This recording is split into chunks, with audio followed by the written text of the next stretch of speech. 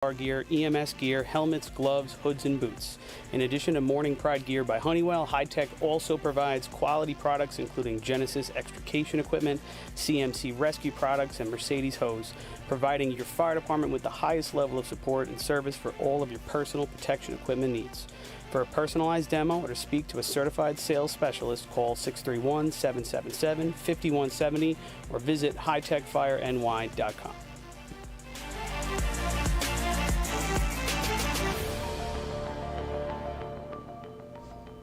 The instantaneous on-scene electronic personnel accountability system used by the FDNY and many other fire departments nationwide is now available from Systems Definition Incorporated or your local Motorola dealer. SDI is a well-known software application developer for FDNY and is the company behind this game-changing technology. SDI has paired with New York State fire departments, including Central Islip, to solve the challenge of accounting for members who respond after the tones go off. Keep track of your members at your next big incident with a proven solution designed with the New York State Volunteer Fire Department in mind. For more information, visit systemsdefinition.com.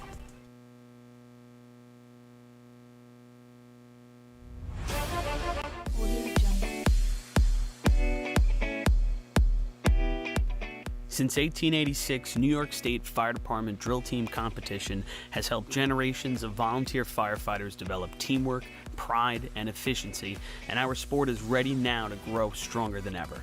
Fans, we need your help to get the word out and continue to grow our audience. Whether you want to watch the drill live or get your drill team fix during the week, head to NYSFDdrillteams on Facebook, Instagram, Twitch, YouTube, and TikTok, and hit those like, follow, join, and subscribe buttons. Thank you, fans, for your passion and your dedication to New York State Fire Department drill teams.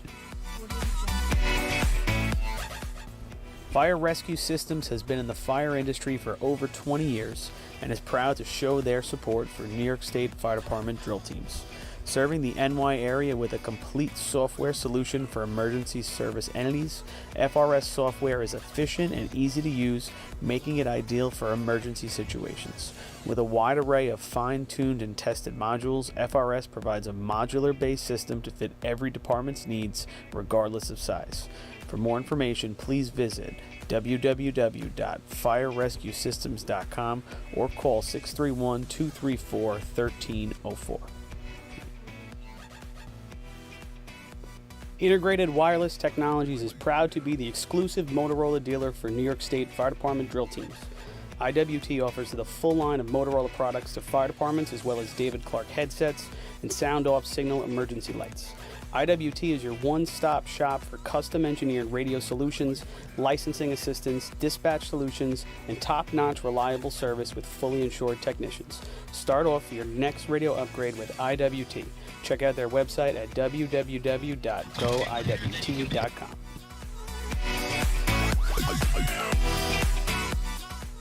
The Bill Fox Company has been in business for over 65 years, specializing in custom championship rings, watches, badges, pins, and awards. The Bill Fox Company has crafted championship rings for past state champions, including the Westerners, Flying Dutchmen, Hobos, Wolves, and Yellow Hornets, as well as the Firefighter Combat Challenge competition. Bill Fox Company is the recognized name and recognizing people. Check them out on Facebook, we have Twitter, one and on the web post-entry at at this point. It will be number 14, the North Babylon Tail Draggers. Number 14, the North Babylon Tail Draggers. Fire News has been a proud supporter of the time-honored tradition of New York State drill team racing. As they approach 50 years covering the fire service throughout New York and beyond, Fire News is honored to continue as the official publication and online coverage of the New York State drill teams. Look for ongoing coverage in Fire News on firenews.com and on Facebook, Twitter, and Instagram.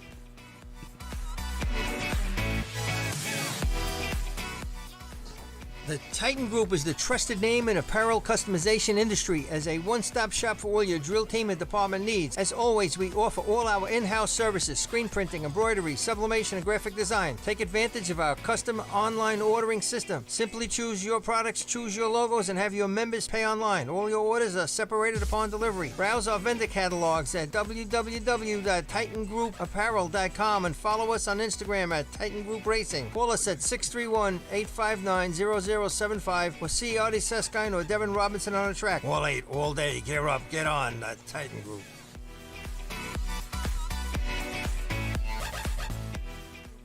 Adept Technology Consulting is proud to be joining the Drill Team family as the exclusive IT professionals for New York State Fire Department drill teams. Adept delivers computer and technology support to fire departments, EMS agencies, businesses, villages, and libraries throughout the tri-state area.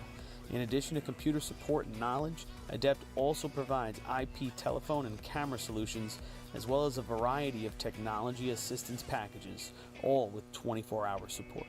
No IT problem is too little or too large for Adept.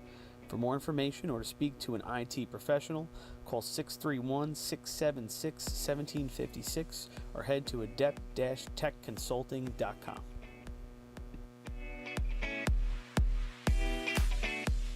Coastal Fire Systems is the official SCBA dealer for New York State drill teams. Scott air packs, cylinders, RIT packs, refill compressor systems, gas detectors, ProTech and Dragon fire gloves, as well as the future in thermal imaging technology.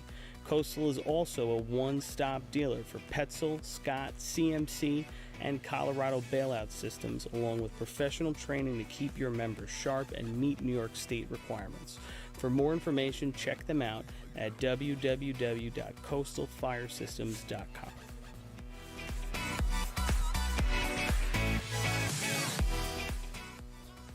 The instantaneous on-scene electronic personnel accountability system used by the FDNY and many other fire departments nationwide is now available from Systems Definition Incorporated or your local Motorola dealer.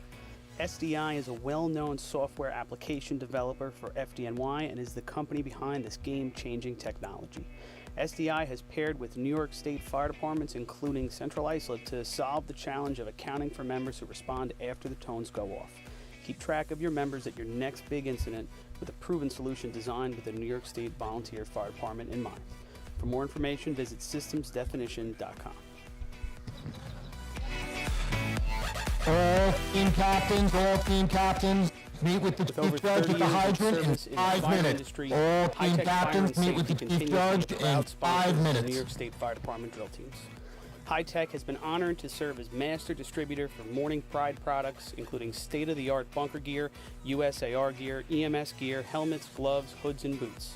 In addition to Morning Pride gear by Honeywell, High-Tech also provides quality products including Genesis extrication equipment, CMC rescue products, and Mercedes hose, providing your fire department with the highest level of support and service for all of your personal protection equipment needs. For a personalized demo or to speak to a certified sales specialist, call 631-777-5170 or visit hightechfireny.com.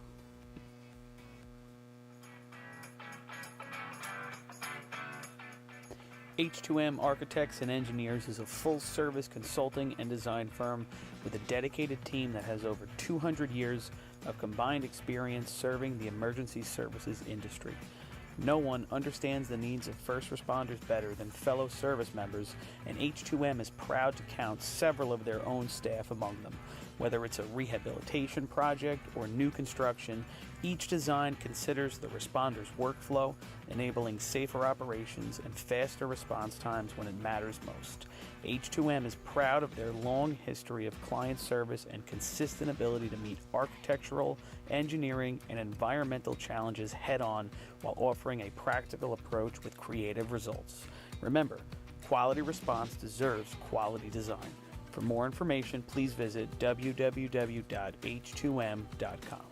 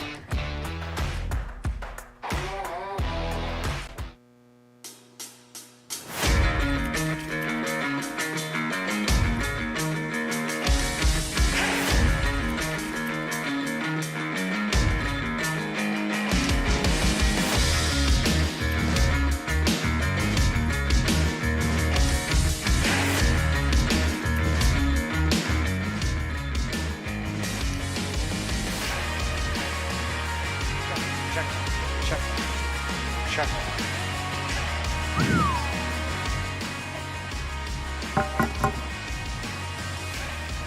Check.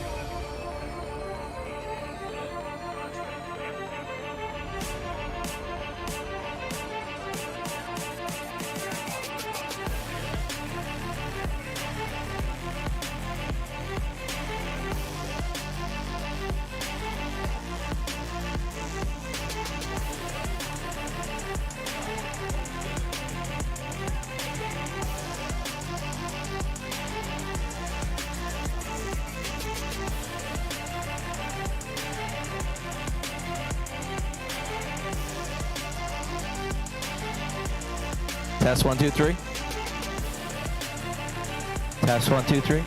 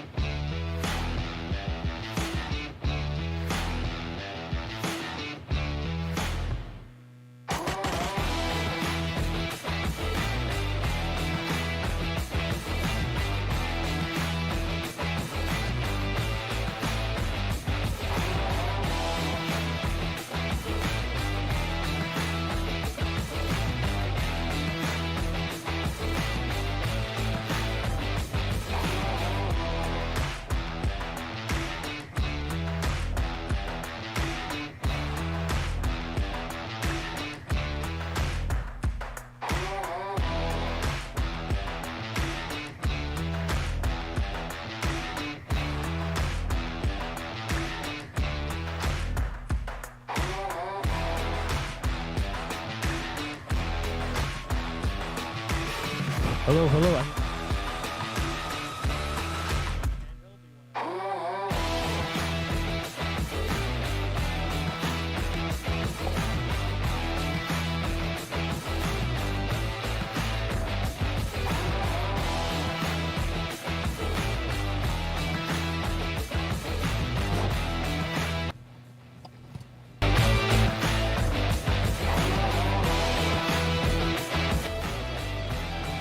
Test 1, 2, 3.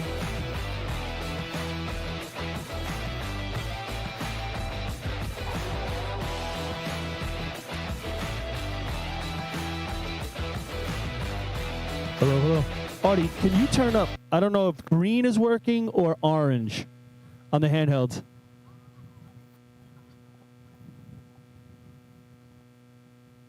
Can he answer you? Artie, can you hear me?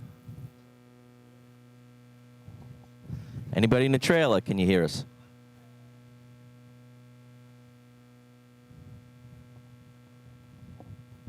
Yeah, I just heard you, just barely.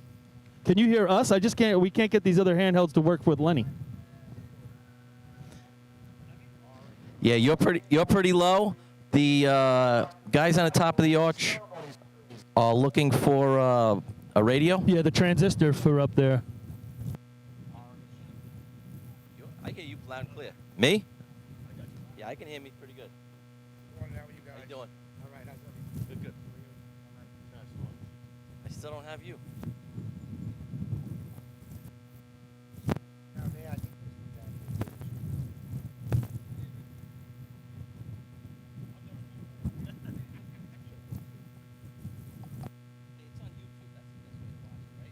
I don't know.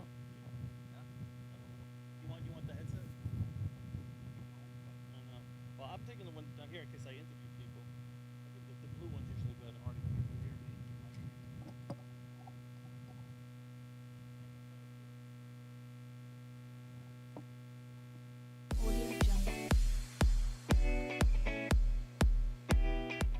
Since 1886, New York State Fire Department Drill Team competition has helped generations of volunteer firefighters develop teamwork, pride, and efficiency, and our sport is ready now to grow stronger than ever. Fans, we need your help to get the word out and continue to grow our audience. Whether you want to watch the drill live or get your drill team fix during the week, head to NYSFD Drill Teams on Facebook, Instagram, Twitch, YouTube, and TikTok, and hit those like, follow, join, and subscribe buttons. Thank you, fans, for your passion and your dedication to New York State Fire Department Drill Teams. Check 1, 2. There we go. Game on. Fire Rescue Systems has been in the fire industry for over 20 years and is proud to You show wanna get their started, or you support wanna for New York State Fire Department Drill Teams. Serving the NY area with a complete software solution for emergency service entities, FRS software is efficient and easy to use, making it ideal for emergency situations. With a wide array of fine-tuned and tested modules, FRS provides a modular-based system to fit every department's needs, regardless Artie, let me of know when we size. can get started. We'll For get started. more information, please visit www.firerescuesystems.com or call 631-234-1304. Roger. Integrated Wireless Technologies is proud to be the exclusive Motorola dealer for New York State Fire Department drill teams. IWT offers the full line of Motorola products to fire departments, as well as David Clark headsets and sound-off signal emergency lights. IWT is your one-stop shop for custom-engineered radio solutions, licensing assistance, dispatch solutions, and top-notch reliable service with fully insured technicians. Start off your next radio upgrade with IWT. Check out their website at www.goiwt.com. As soon as Lenny gets up to the top, we'll start. The Bill Fox Company has been in business for over 65 years, specializing in custom championship rings, watches, badges, pins, and awards. The Bill Fox Company has crafted championship rings for past state champions, including the Westerners, Flying Dutchmen, Hobos, Wolves, and Yellow Hornets, as well as the Firefighter Combat Challenge competition. Bill Fox Company is the recognized name in recognizing people. Check them out on Facebook, Twitter, and on the web at www.billfoxco.com. Let me know when you're ready there, Lenny. Since 1973, Fire News has been a proud supporter of the time-honored tradition of New York State drill team racing, as they approach 50 years covering All right, the fire Paul, let's service go. throughout New York and beyond. Good morning, everybody. Welcome to the Suffolk County drill here at Copeg, Long Island, New York, where we expect it to be a little cloudy, maybe some rain, but boy, the sun is shining and nary a cloud to be seen, so not quite the forecast they were telling us about. Nah, Paul, I think we're good. Pretty windy here at the top of the arch, I got to tell you that. It's windy down here as well, at the bottom of the arch. The setup here at Copeg, we're starting a little bit late. Going to be a 9:30 start. It was a little tough getting into the parking area for a lot of the teams, and so I think we settled it all out. They've met at the captain's meeting, everything's moving forward. Yep. I don't think they're going over, so we can talk as they're talking. So I believe it's going to be myself, Paul Susskind, with Lenny Gombert and Rob Noonan taking you through the day today. I don't know if you've never been to Tanner Park here in Copeg. I mean, we are running right into the Great South Bay. Great South Bay, probably about 3 football fields to our south. Yeah, I can see it well from here, from the top of the arch, Paul. Yeah, clear day. And we're right here on the canal, which is, you know, boy, oh boy, if you got real estate here, you're doing well. Yeah, a long time ago if you got it. This whole arch is shaking with the wind, bro. It ain't because I'm moving. It ain't just me. Maybe you should sit down.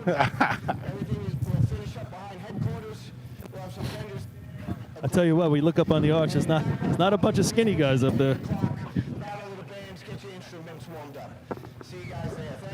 What are you saying, Paul? I mean, saying once that arch gets moving, it's going to be moving. Just because those knees don't work anymore, you know.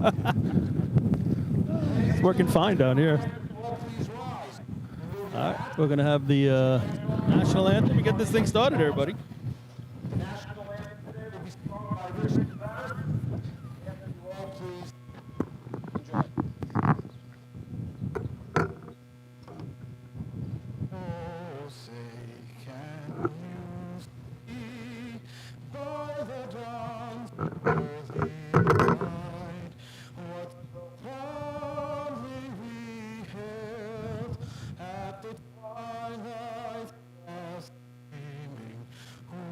Stripes and bright stars through the perilous fight.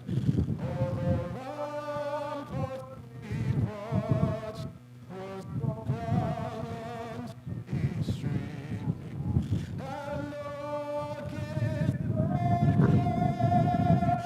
most worth in air, gave proof the night that our flag was still there. Oh, fate has that star-spangled banner yet wave. Oh, the land of the free and the home of the brave. Thank you. Ladies and gentlemen, I ask that you all please remain standing as always. We have a moment of silence for all of our veterans so that we can be out here today and enjoy this wonderful event. With that, we also ask that you keep your thoughts in prayer. Just like the flight of more than 38-year member, lifelong leader, active commissioner, ex-captain, and Suffolk drill official Mitch Lohan, who again is glad to belong. Mitch is a great friend to all his department and the many around Long Island, as well as the drill team and the Ray community. His initiative is involved and inspired many of our young members. His dedication to his family, his department, are impossible to express in words. Everyone who has ever met Mitch knew that his patient smile and fun-loving attitude was the best part of him. Please keep the Lohan family in your thoughts and prayers during this difficult time. Rest in peace, Captain Mitch Lohan, a man of God.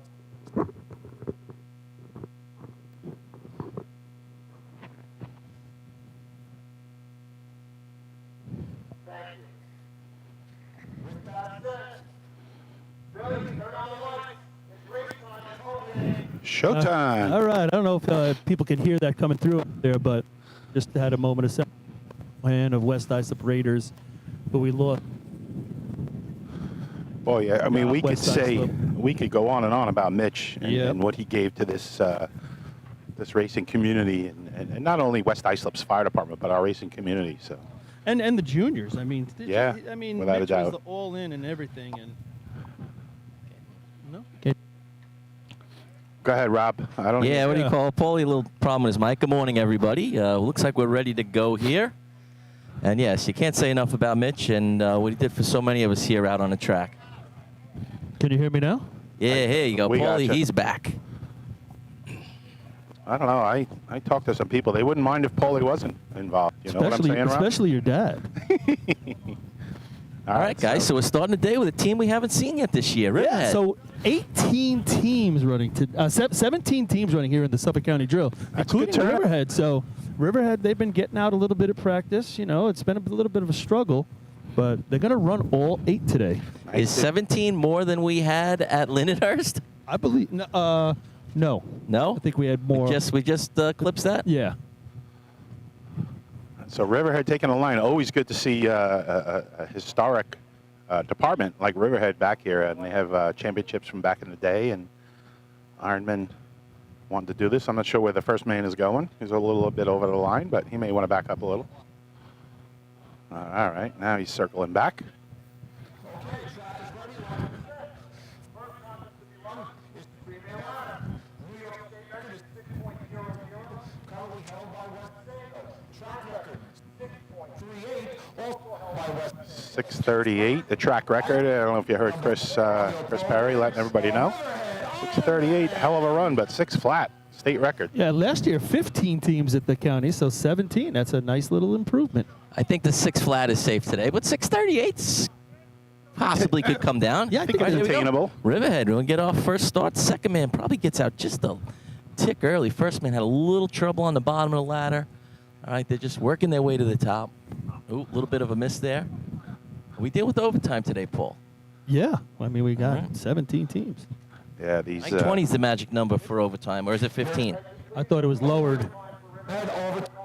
It's not 20 because that was overtime. The officials up here doing a lot of work to look around the first and second man to see when the third man got there, but he did. Next up, your host, Kopek Yellowbirds. It's just going to piss me off tonight. Copeg looking to put on a show for their homies today. And they could do it. Today's actually the first day when all 4 areas are going to be out racing on the same day. The drill up in Deerfield is hosting the northern and western teams, and then we are here in Copeg, and at North Belmar, Westbury hosting the Nassau County drill. So Their 125th Yeah. anniversary, Westbury Fire Department, if you're in Nassau County. try to stop get by you some tonight. updates if you're listening to the Suffolk drill.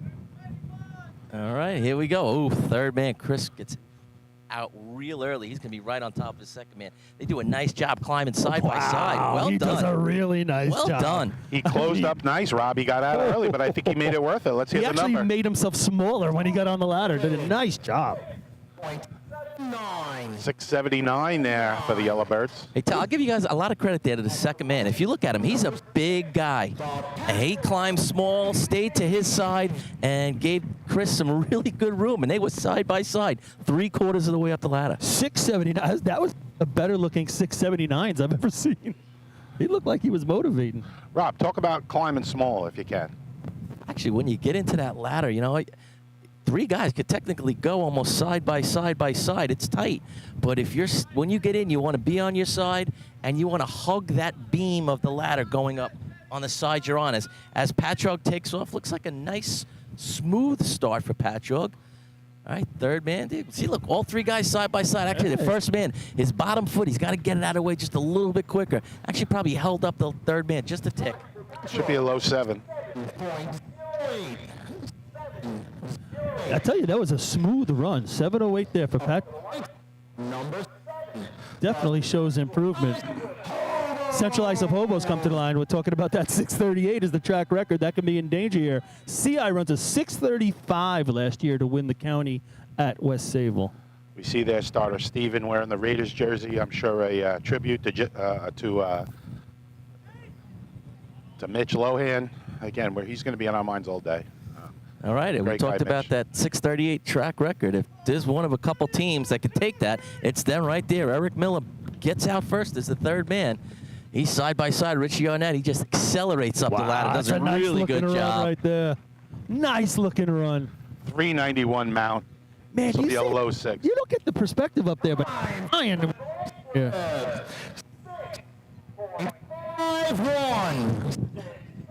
5-1. I thought that was better than a 51. All right, 6:51 for Central Ice up there. Yeah, I would have given that a little bit better myself. That might show us a little bit of what to expect, though. Maybe a little bit slower times than we're accustomed to. Yeah, I was in the 6.3 vicinity on that one. Yeah, I think that run's hard to beat. But here comes Ice, though. If anybody can beat it, it could be these Wolves. All right, here come the Wolves, and they're off. Josh I don't Kaysen, know. he's First got man might have got out. great momentum into that ladder. He slips on his second step. He was carrying some really good momentum. I had him in about 4:05. Then he's really good number. He's going to miss the top rung. I think they're going to get a no time. Yeah, it's going to be a no time. There it is, no time. The Ice Up Wolves. At that point, it's kind of useless anyway after he slips. But 9, the Bayshore Redskins. Bayshore comes to the line. Bayshore hasn't been out since, I guess, what, the first drill? Second? Yeah, we've had him out one time this year. But you talked about a miss there. We even saw it last week where a miss scored in 3-man ladder. So you got to make that quick recovery. Yeah, you're Smaller right. drills like this, point opportunities is still there. Ooh, third man for Bayshore. He was really early, Rob. Full step. But, second man Al, early. he didn't catch Al. Al ran away from him, actually. And he's in there with a decent grab. Yeah, good completion. Yeah, that early. Not the start they're looking for. 7:72 for Bayshore. But you know what? I don't think the early start affects him right there because Al was never in his way because Al's just fast. Well, you guys know, Paul, if you're going to get out early, you better be on top of that second man. Right, and he wasn't. Al ran away from him. He wasn't. So it really did slow up his run. So that was a true, like sometimes at practice, I don't know if you guys have done this, we would just run the third man or a couple guys to see what they could run with nobody in front of them and see what they get. That was a true 7:72 of the third man. I mean, there was nothing in the way. Yeah, he pulled up a little bit, I think. Well, that's still his run. I mean, that was it. All right, North Lyndhurst, 6:51, 6:79. All right, here we go. Piston knockers. All leave in unison. Real nice start there. First man a little off getting in. Hands all over. Ooh. Kevin Kinley, third man, misses. Kind of gets in. Almost as he's getting his second step. I'm not sure if he towed the first rung and slipped off it. This is going to change things for the day. 9.999. 9:39. Yeah, we've been saying how you can maybe miss one race, maybe two in these drills, but can't miss more than that. All right, so North Babylon is coming out. They're number 12, I guess. They're post-entry. They are combined with the Deer Park Bucks, their first tournament this year. East Farmingdale is racing, but not running 3-man.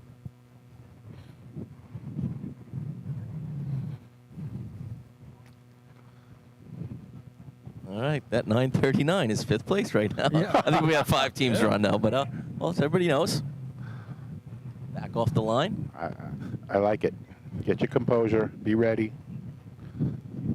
Take a breath. All right, here come the Bucks / North Babylon, whatever they're going as today. Lenny, you could probably see it better, but does the middle guy have his foot way across that line? Yeah, he's across. He's on the double line, and he's on top of the second one. Yeah, all right, here we go. Tail draggers are off. A couple of big steps by the first man getting in. Little hop step by the second man getting in. I don't know that I've ever seen that before. All right, they both grabbed towards the end there, but he kind of got in. He kind of planted the one foot and then jumped with it. So overtime Triple for jumpers North breaking out. Babylon / Deer Park. Come the Guzzlers. East Islip. You know, Paul and Rob, we watch these guys, East Islip, and they have potential. We see Benny as the third man. He can put up some numbers. Yeah, they've been running better hose. Chuck back today, so Sandbag's going to be sandbagged. Chuck's back in, and then Benny, you know, when Benny comes back full time, I think, you know, in the next couple weeks. Yeah, I agree with you, Lenny. All right, let's see what East Islip can do. They're off. First man might have broke the light there. Yep. All right. See if they Third can man make it Benny's work. on a little pause at the bottom, but he has good acceleration as he makes his way up the It's ladder. almost he hesitated to get his first grab on Yeah, before he that could could start be a pulling 6. himself. That's right on the edge. 9-9. You don't get much more than the edge than that, right, Paul? That's it. 699. That is on the edge.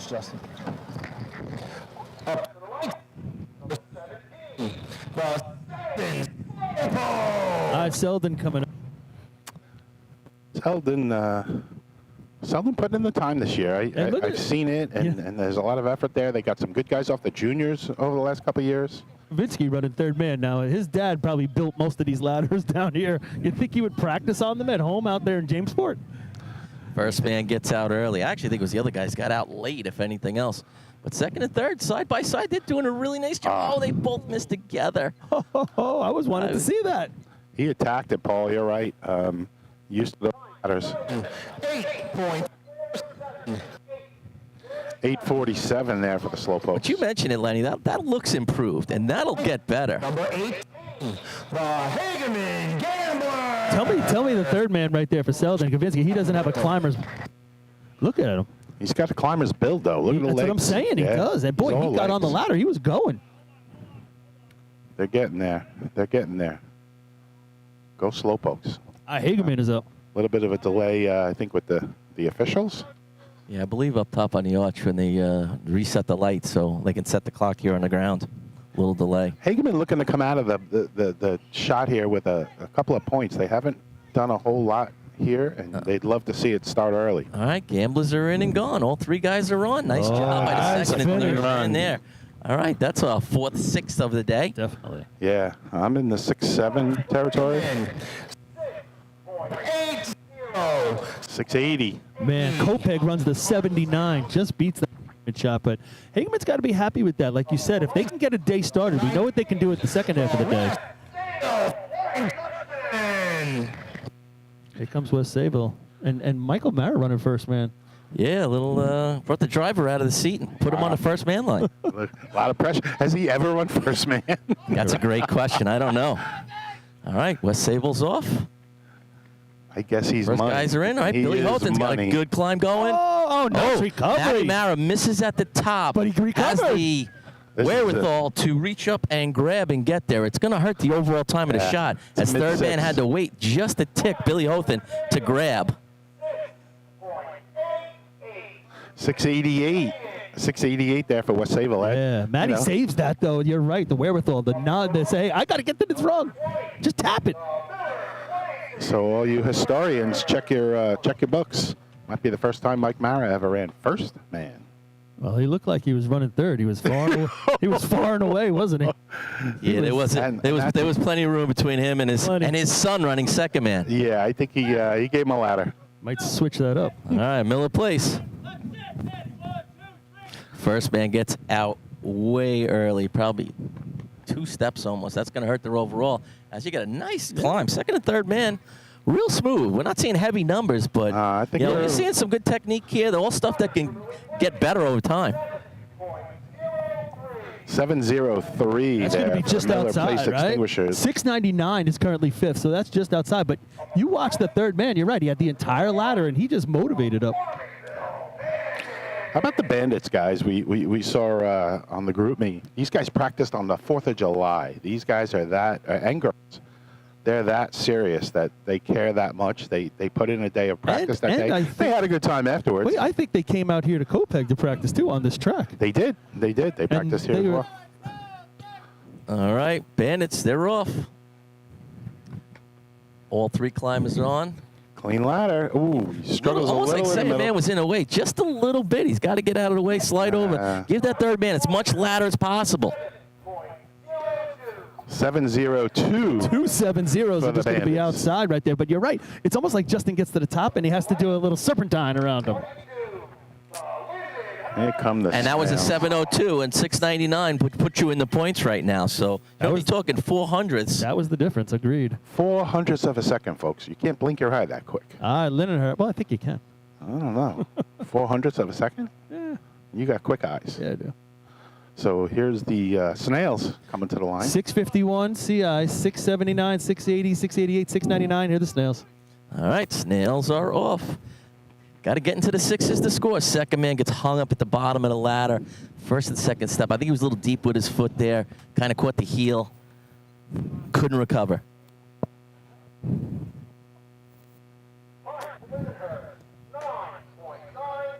$9.90 for the Snails. There's West Islip, I believe, right? Comes to the line. Yeah, last team on the line is going to be the West Islip Raiders. Some heavy hearts here, but they're going to show some pride, I'm sure of it. Absolutely. They're wearing the Mitch shirts. Matt Lohan, his son, is going to call him off right here.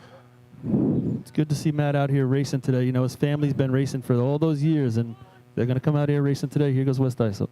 All right, Raiders. Oh, first man, a lot of choppy steps getting in. Yeah, a little trouble getting his making his way up to the ladder. All right. They were able to complete the shot. I think enough to get him a time. 9:53 there for West Islip Raiders.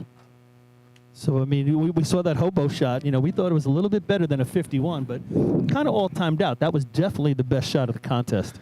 651 for the hobos is going to win it. Second place is going to be Copeg at the home track, 679.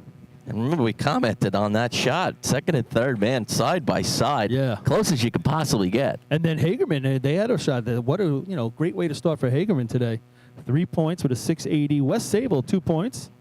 688, and that's 699 sticking around by East Islip. So East Islip and Hagerman getting the jump start they don't usually get. Yeah, I'm going to say Hagerman's the team to watch today, guys. I mean, only Suffolk County teams here, and they're coming out all bullets flying. Let's keep an eye on the Hagerman. Yeah, my daughter and I, we always put our predictions in on the way to the drill, and we both had Hagerman in the top 5 today. All right. Twani just chimed in, listening out there. Hope all is well at home, Twan. But he was talking about split times. We talk about in times for third man. He said in time for first man, Mike Mara probably smashed the hell out of that. Yeah, we always wanted the first man if from that spot. You know, if they could run their individual ladder run, maybe a 4.7, 4.8. You take a 5.0 sometimes from that guy. Sure. As long as he's out of the way, Paul, I agree. 5.0 in most cases is more than sufficient. And he probably just ran a 4.2 or something like that, right? He's up there waiting for everybody. Come on. You know, we joke around about Mike and stuff, but it's all about getting out of the way. It's get up there, get out of the way. Let the second and third man do their job. You know, and if he's not out of the way, you saw that when Matt Mara had to a correction after he didn't get his hand there. If the first man's not out of the way, I don't know if you can make that correction because somebody's standing right there. Exactly. It would have been a lot harder for sure. I mean, depending on how your team runs, left, right, left, or right, left, right, that first man is in the lane of the third man, and he's got to get out of the way. All right, I think we can go to commercial because it's not going to come over anyway with the actual points. We've given them already. Audie, you ready for a commercial in there? Maybe? Anybody in the truck? Let us know if you go to commercial. I guess we'll keep talking until we hear from you. All right, so Artie's going to throw some commercials up. We'll be back with B-Ladder shortly. With over 30 years of service in the fire industry, High Tech Fire and Safety continues to be a proud sponsor of the New York State Fire Department drill teams. High-Tech has been honored to serve as master distributor for Morning Pride products, including state-of-the-art bunker gear, USAR gear, EMS gear, helmets, gloves, hoods, and boots. In addition to Morning Pride gear by Honeywell, High-Tech also provides quality products including Genesis extrication equipment, CMC rescue products, and Mercedes hose, providing your fire department with the highest level of support and service for all of your personal protection equipment needs. For a personalized demo or to speak to a certified sales specialist, call 631-777-5170 or visit hightechfireny.com.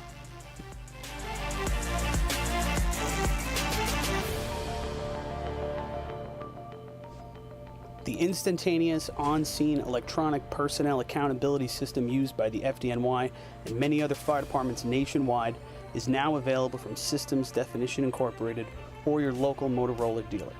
SDI is a well-known software application developer for FDNY and is the company behind this game-changing technology. SDI has paired with New York State fire departments, including Central Islip, to solve the challenge of accounting for members who respond after the tones go off. Keep track of your members at your next big incident with a proven solution designed with the New York State Stephen, Volunteer just so Fire you know, we're Department not in mind. getting the commercials. For more on our information, headset. visit systemsdefinition.com.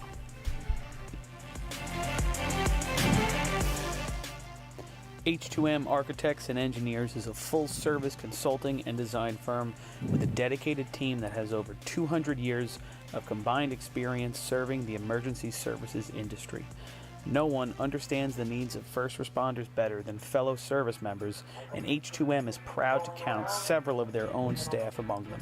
Whether it's a rehabilitation project or new construction, each design considers the responder's workflow, enabling safer operations and faster response times when it matters most.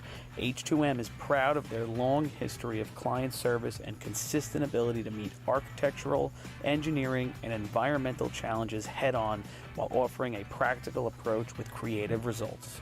Remember, quality response deserves quality design. For more information, please visit www.h2m.com.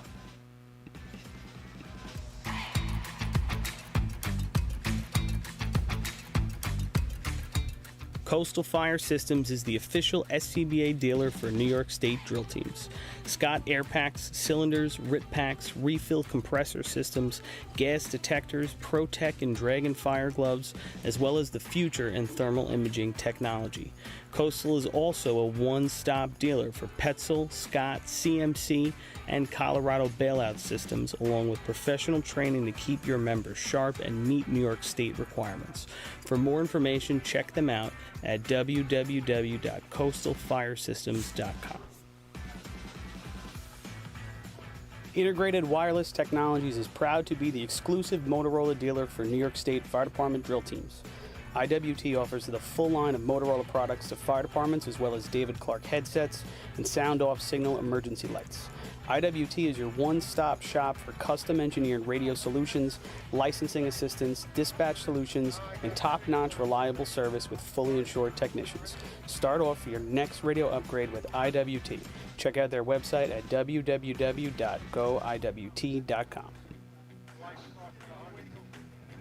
Fire Rescue Systems has been in the fire industry for over 20 years and is proud to show their support for New York State Fire Department drill teams. Serving the NY area with a complete software solution for emergency service entities, FRS software is efficient and easy to use, making it ideal for emergency situations. With a wide array of fine-tuned and tested modules, FRS provides a modular-based system to fit every department's needs, regardless of size. For more information, please visit www.firerescuesystems.com or call 631-234-1304.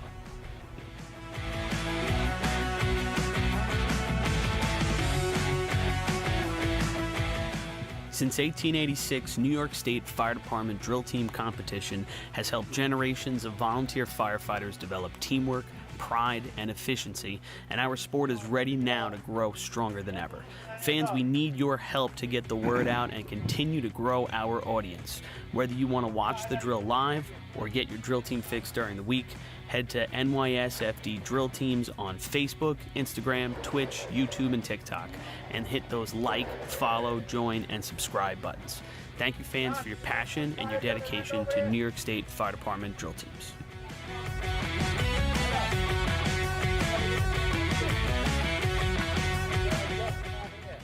Adept Technology Consulting is proud to be joining the drill team family as the exclusive IT professionals for New York State Fire Department drill teams. Adept delivers computer and technology support to fire departments, EMS agencies, businesses, villages, and libraries throughout the tri-state area. In addition to computer support and knowledge, Adept also provides IP telephone and camera solutions, as well as a variety of technology assistance packages, all with 24-hour support. No IT problem is too little or too large for Adept. For more information or to speak to an IT professional, call 631-676-1756 or head to adept-techconsulting.com.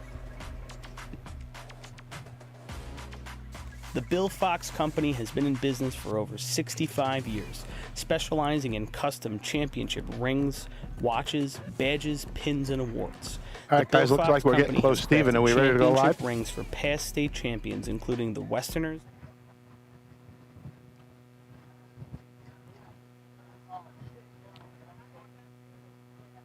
How are we doing, Steven?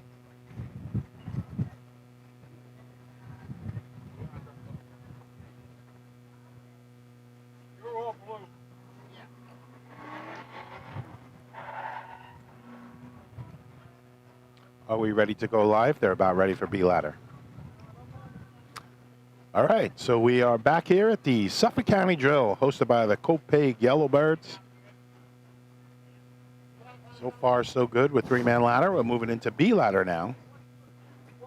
Paul, you down there? Yeah, can you hear me now? Yeah, I got you. Do you hear clear? You're jumping in and out, actually. They're just trying to get the safety rope. Yeah, they're working on it right in front of me. They're they were about 6 feet short one way. Now they're about 6 feet short the other way. All right, so let's talk about that. How about a topic of a safety rope, Paul? Safety rope being there if a team should put the spikes in the ground a little too early, and maybe the ladder is not going to reach the arch. That safety rope will catch the ladder, and ideally everybody will be okay. And all the Right now, it might catch the B truck. It's that low, huh? You guys are. I'm on top. You guys are. I don't know if you can you hear me again. Yeah, we got you, Paul. I don't know in all the years we've been doing this, not just on the radio, but actually racing. When we've been racing, or how many times have you seen the ladder hit the safety rope? It's probably been a handful, right? I can count on one hand. I can remember Henrietta, maybe 8 or 10 years ago, over there in Hempstead. It wasn't pretty, and it caught the ladder, and everybody was okay. But it's there for a reason. That it's there. You don't want it not to be there if you're in that situation. No, and you know what? I've gone to some practice tracks where I don't see that safety rope, and I don't know why. But we never did it. It's at practice. Hate to bring up the obvious, but it's safety. You know, like if something happens. A lot of times when you're on the back of the truck, especially with veteran team, and you're running, you know if you're digging in a certain spot. I agree. You all start saying, "Yeah, don't climb, go do it, whatever." But there are times, guys met that ladder so quick they're halfway up before a blink of an eye, and if it doesn't hit the arch, a lot of times it'll hit, at least at the facing. This facing of the arch is very thin. You know what I'm saying? So there's some arches the facing goes down a lot further, and the ladder will catch at least the facing. So Paul, that's why they measure from. Sorry, Len. That's why they measure from the bottom of that fascia. Yeah. So you guys are on the track right now. What does the face on this one look like? 18 inches, 2 feet? What do you think? It's a steel I-beam. It's probably 12 inches. Okay. They painted it, lettered it, made it look pretty, but yeah, it's a 12-inch steel I-beam. All right, so we're going to get ready for the B-Ladder contest. The Riverhead Ironmen taking the line. Love to see them out. They got a great history.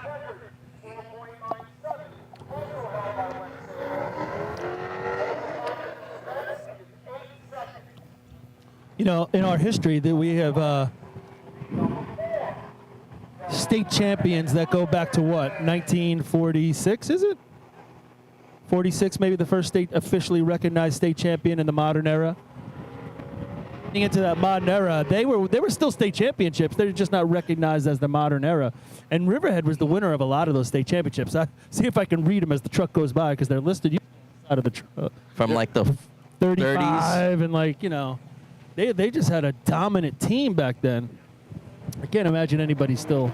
How about that? Left I mean, team, right? an East End fire department, you don't hear a lot about that. You don't hear much, honestly, from North Shore fire departments. It's usually South Shore But and back in the Nassau. day, I mean, Riverhead was a huge hub. There were probably more people there than, it might end in Patchogue, and then there was hardly anybody till you got to Riverhead. Oh, it was like Hempstead. There was people used to stop out in like that Sayville area on their way out to Riverhead. Here come the Ironmen. They've been, getting a little bit of practice together, not a lot. All right, Ironmen through the light. Little extra step there as they get the ladder to the arch. Really slow getting to the arch, but Hey, they're gonna deliberate. complete But hey, the they shot. completed the shot clean. They got to be happy. Look at Argenti. He's struggling to get up on his knees right there. He's been doing it a long time. So overtime for Riverhead, but I thought the climber made a nice mount. The ladder didn't quite go up as quick as they wanted to, but You're talking about, I mean, that's the old, I think that's the old school climber that they used to have. But you think about, there's a couple other guys on the back of that truck. They've never really done this before. 325 in the ground for A the Ironman. handful of practices at best. So I'm just happy they got a team back on the track. I think it's important for our sport, and especially the East End. There's a lot of people that are all combining out on the East End, and Riverhead's a pretty big department. I believe it's the largest department in the New York State in terms of land area coverage. Really? I believe so. Look at you pulling that one out of your butt. No, I'm pretty I would sure. honestly be surprised by that because upstate you has some really, really huge. I remember hearing that, and districts. I was as shocked as you sound right now. But I'm pretty sure they cover more land area. Island, than I would any other give you. Upstate, I don't think so. I'm telling you, I think it's New York State. All right, here come the I would- Copaig Yellowbirds on their home track. All right, Yellowbirds. Held that break a little bit just outside the 6 foot. Got a good climb. He Wow, climbs right through that's that a ladder. nice run. Hitting the arch. Real nice shot for our host. 272 in the ground. I got a 5.3, guys. This is That going might to be be a better hot than time. that. 5:37 for the Yellowbirds. They're pretty. Look at that. They're pumped, man. They are gotta be pumped, as pumped. they should be. Yeah, that's a good After shot. 4 points out of three-man ladder to do that now, they're going to like where they're sitting after this contest. No doubt about it. So a solid 5.3 right there from the Copaig Yellowbirds. Not that it puts pressure on CI, but we know they're a B ladder team. Well, we know they're an every race team, but they got to put up a shot now. Paulie, in terms of lineup for today, the rule has no impact, right? Who's where? You explain that real quick as we have for CI? Only if there's 20 teams pre-entered in the drill will the lineup go into where the teams that are higher in total points for the area be in the back. So today it's just, the draw is 1 through 17. Got it, all right. Danny Jackson and the Hobos. Here we go. Patchogue not running B ladder. All right. Leaves him hard. Going to be a full staircase. Richie Arnett got in hard. A little bit of a pause after that second and third step, and then reaches, makes a really tough grab there. 283 in the ground. I thought Danny dragged him across the line. This is going to be around a 5.4. Maybe not.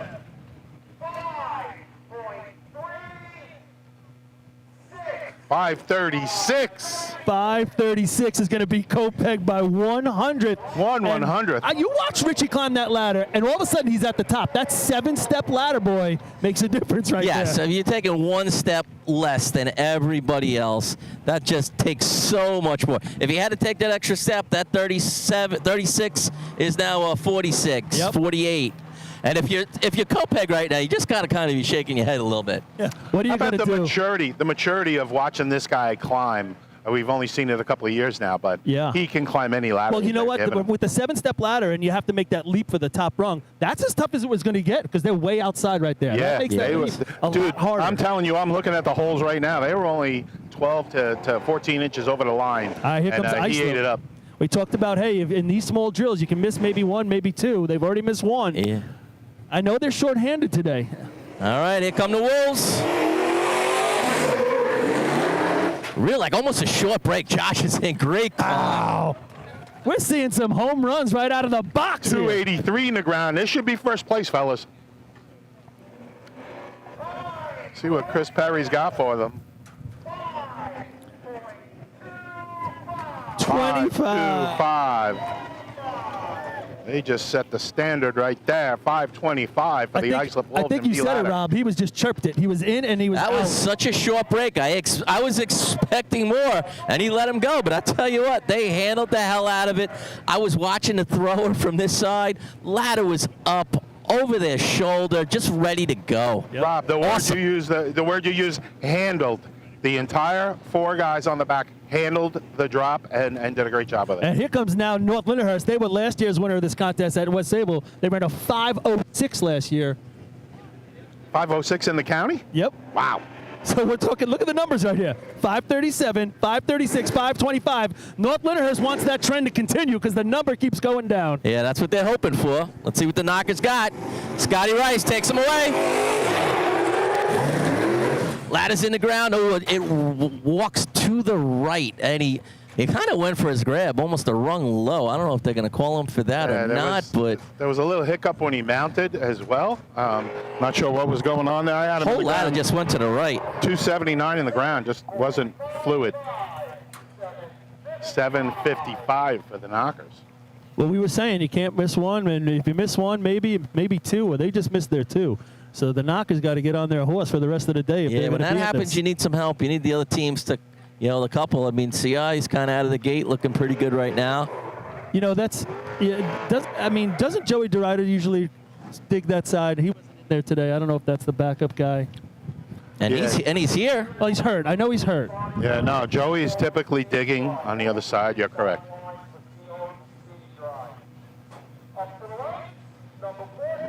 North Babylon / Deer Park. All right, so Bayshore didn't run. East Farmingdale not running ladders as well. Here comes North Babylon.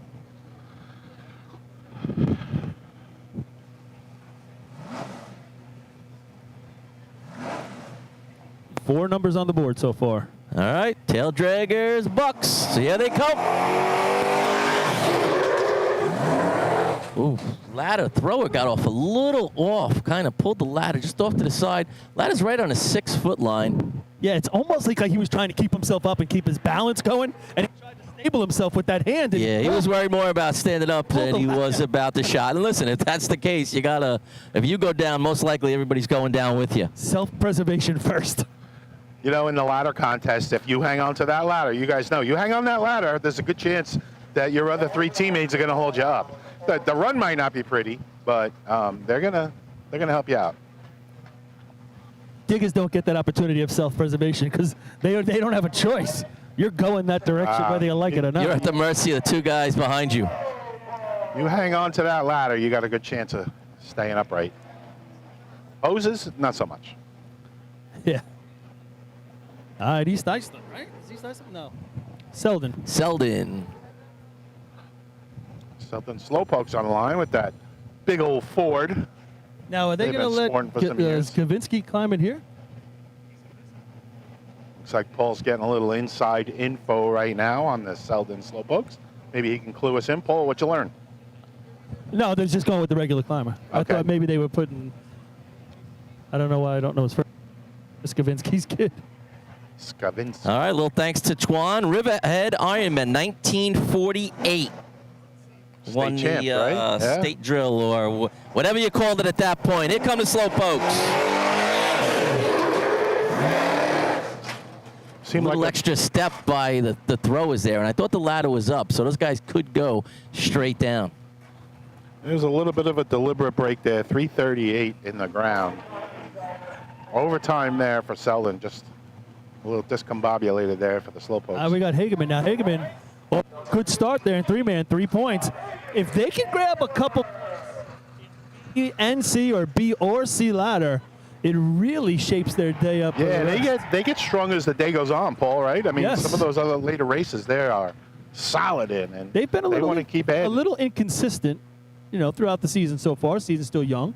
I got another little Twanny tidbit. We go back to Kopek Twanny tidbit. That 536. His personal best is a 532, so he just missed it. But Right now at the 537, I'm sorry. He's sitting in third place with it, and I'm sure he'd love for that to hold right there. 20 tidbit. That sounds like a new highlight. Come the Hagerman Gamblers. On the line, ready to rock and roll. Couple of revs, and here come the Gamblers. All right, Gamblers are off. Lets him go with some momentum. Ladder's going to go outside the safety zone. We had one, actually both diggers not even holding on to the ladder at this point. He did let him go fast, but man, if they can handle that, that was going to be a nice looking shot. I don't know if they can handle that, but I had him in the ground 269. It was crooked all the way.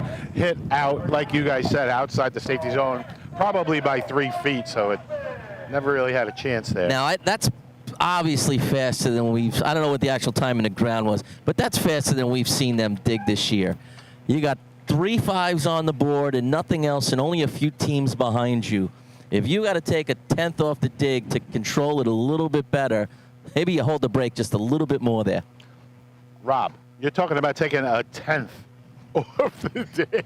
I know what you're saying. Take a 10th off, and those guys might handle it. A 10th is a huge number digging in this sport. I get it, but a 10th, to say, all right, we're going to take a 10th off.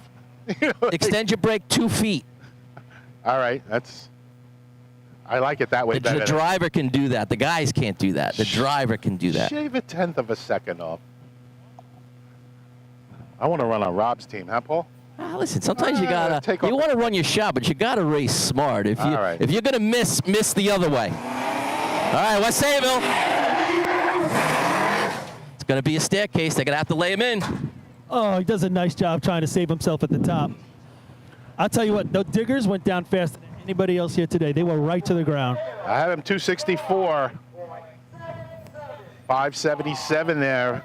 For West Sayville, they're about a foot over the yellow caution line. They went down hard. Yeah, they could not have gone down quicker. No, I agree, Paul.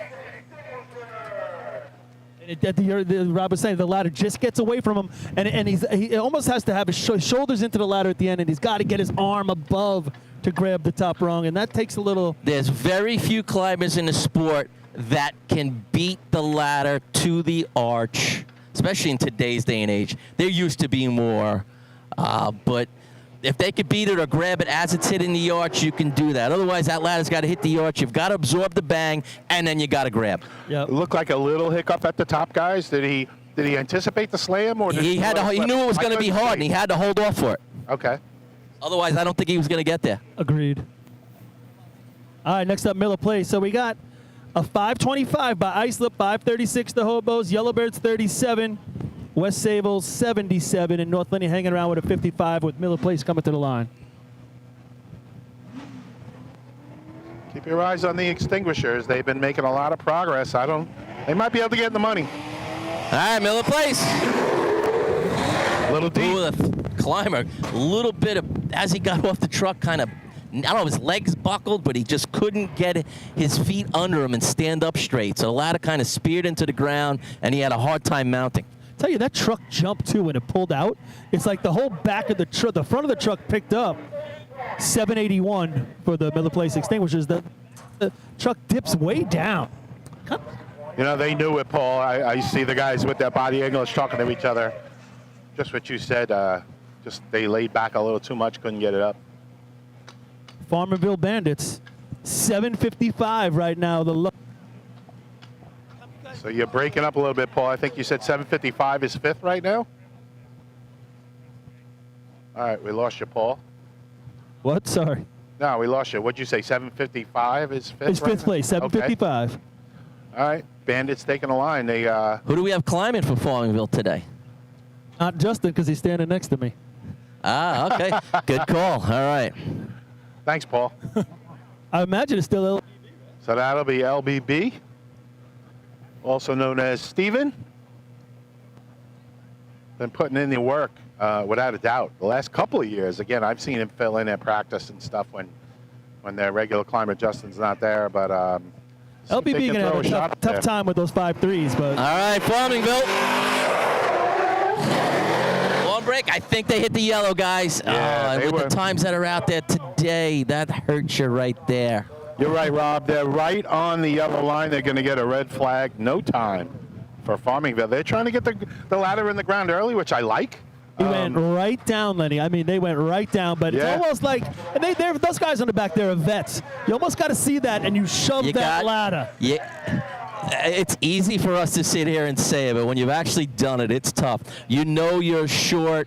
You know it's going to be close, and if you're those two diggers, you got to say, I got to lunge a little bit. I got to actually do opposite of everything I've ever been taught, and I've got to hold the ladder out of the ground for another foot and hope I can get there. Well, Rob, it's basically taking another step, and if your co-digger isn't with you, not to mention the guys in the back, if he's not with you, I mean, just what you said, you're so trained to come off and down, and that's a hard adjustment. Once you've done it enough times, you know the drop, and you know you were short. True. As soon as it go into the break, I would know if we were in trouble or not. Absolutely, and track awareness. Like in that situation, as being a digger in those situations, sometimes you really are just extending your body and your arm just to get over that line. Yeah, it's going to take away a little bit. I think but right it's a now, whole step. Right now, they needed to beat a 7:55. They didn't need a step, Lenny, and if they extend and get in there, they probably beat the 55. Yeah, I mean, they were right on the line, guys, so I don't know if you can reach forward. I wasn't a digger for a long time. Here comes the snail. Right. Lindenhurst.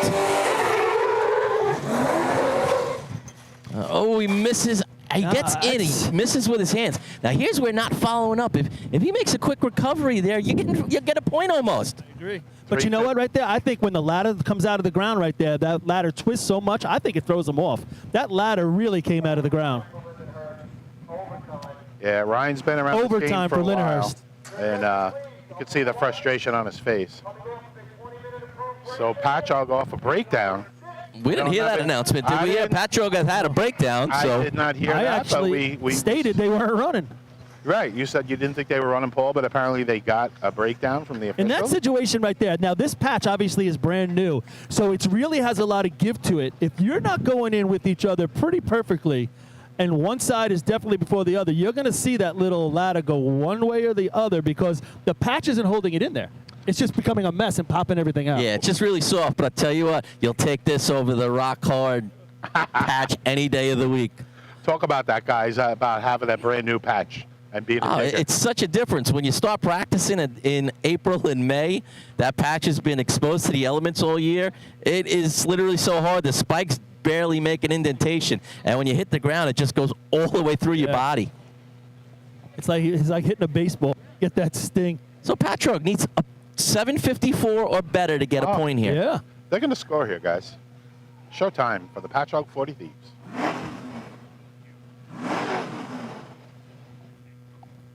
All right, here come the 40 Thieves.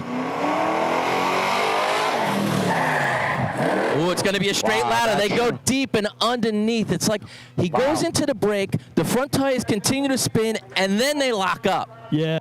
That truck did not break down at all. No, the truck just did not stop. I don't know what their issue was for that breakdown, but a no time going under the arch right there because the truck doesn't stop. But if you're Patchogue and you need a 577 and you really need a 755, but you could beat a 577.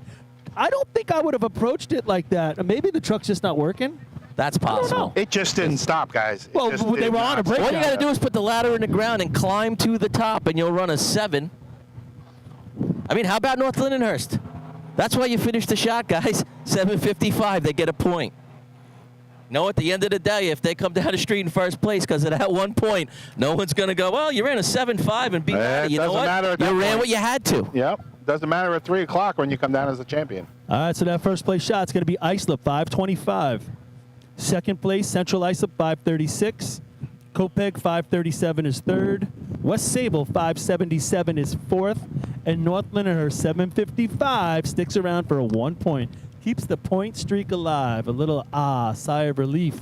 Not that they thought they were going to go bone today, but that's been a long streak. All CI, right. 9 out of 10. We're going to take a break here from beautiful Tanner Park down in Copeg, New York. If you're in the neighborhood, come on down. Plenty of parking. Lots of seats still in the stands and lots of entertainment. Come on down.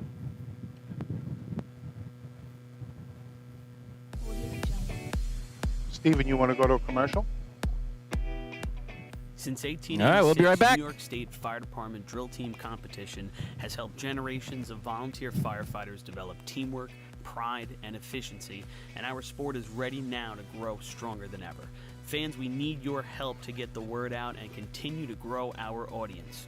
Whether you want to watch the drill live or get your drill team fix during the week, head to NYSFDdrillteams on Facebook, Instagram, Twitch, YouTube, and TikTok, and hit those like, follow, join, and subscribe buttons. Thank you, fans, for your passion and your dedication to New York State Fire Department drill teams. Fire Rescue Systems has been in the fire industry for over 20 years and is proud to show their support for New York State Fire Department drill teams. Serving the NY area with a complete software solution for emergency service entities, FRS software is efficient and easy to use, making it ideal for emergency situations. With a wide array of fine-tuned and tested modules, FRS provides a modular-based system to fit every department's needs, regardless of size. For more information, please visit www.firerescuesystems.com or call 631-234-1304. Integrated Wireless Technologies is proud to be the exclusive Motorola dealer for New York State Fire Department drill teams. IWT offers the full line of Motorola products to fire departments, as well as David Clark headsets and sound-off signal emergency lights. IWT is your one-stop shop for custom-engineered radio solutions, licensing assistance, dispatch solutions, and top-notch reliable service with fully insured technicians. Start off your next radio upgrade with IWT. Check out their website at www.goiwt.com.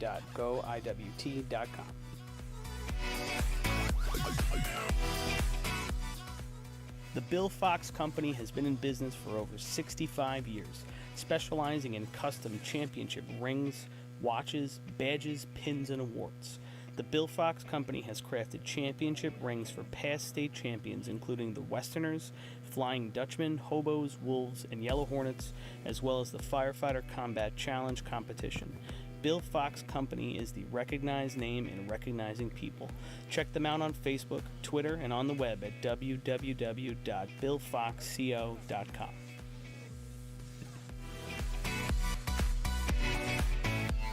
Since 1973, Fire News has been a proud supporter of the time-honored tradition of New York State drill team racing.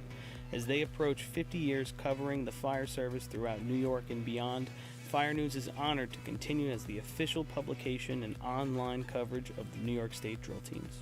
Look for ongoing coverage in Fire News on firenews.com and on Facebook, Twitter, and Instagram.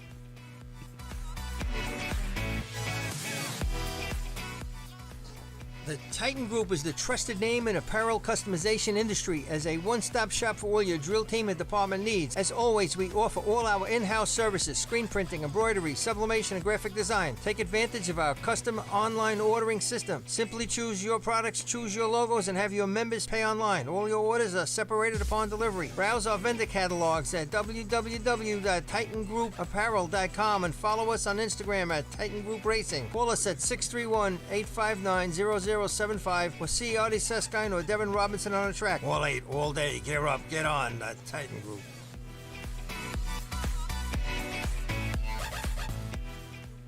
Adept Technology Consulting is proud to be joining the drill team family as the exclusive IT professionals for New York State Fire Department drill teams.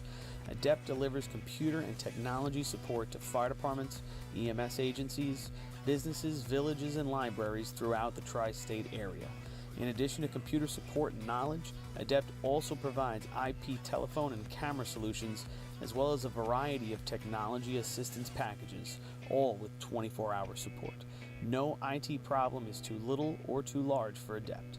For more information or to speak to an IT professional, call 631-676-1756 or head to adept-techconsulting.com.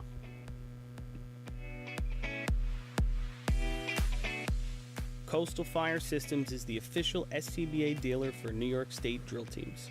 Scott air packs, cylinders, RIT packs, refill compressor systems, gas detectors, ProTech and Dragon fire gloves, as well as the future in thermal imaging technology. Coastal is also a one-stop dealer for Petzl, Scott, CMC, and Colorado bailout systems, along with professional training to keep your members sharp and meet New York State requirements. For more information, check them out at www.coastalfiresystems.com. We back there? The instantaneous on-scene electronic Let us know if we're back, accountability fellas. system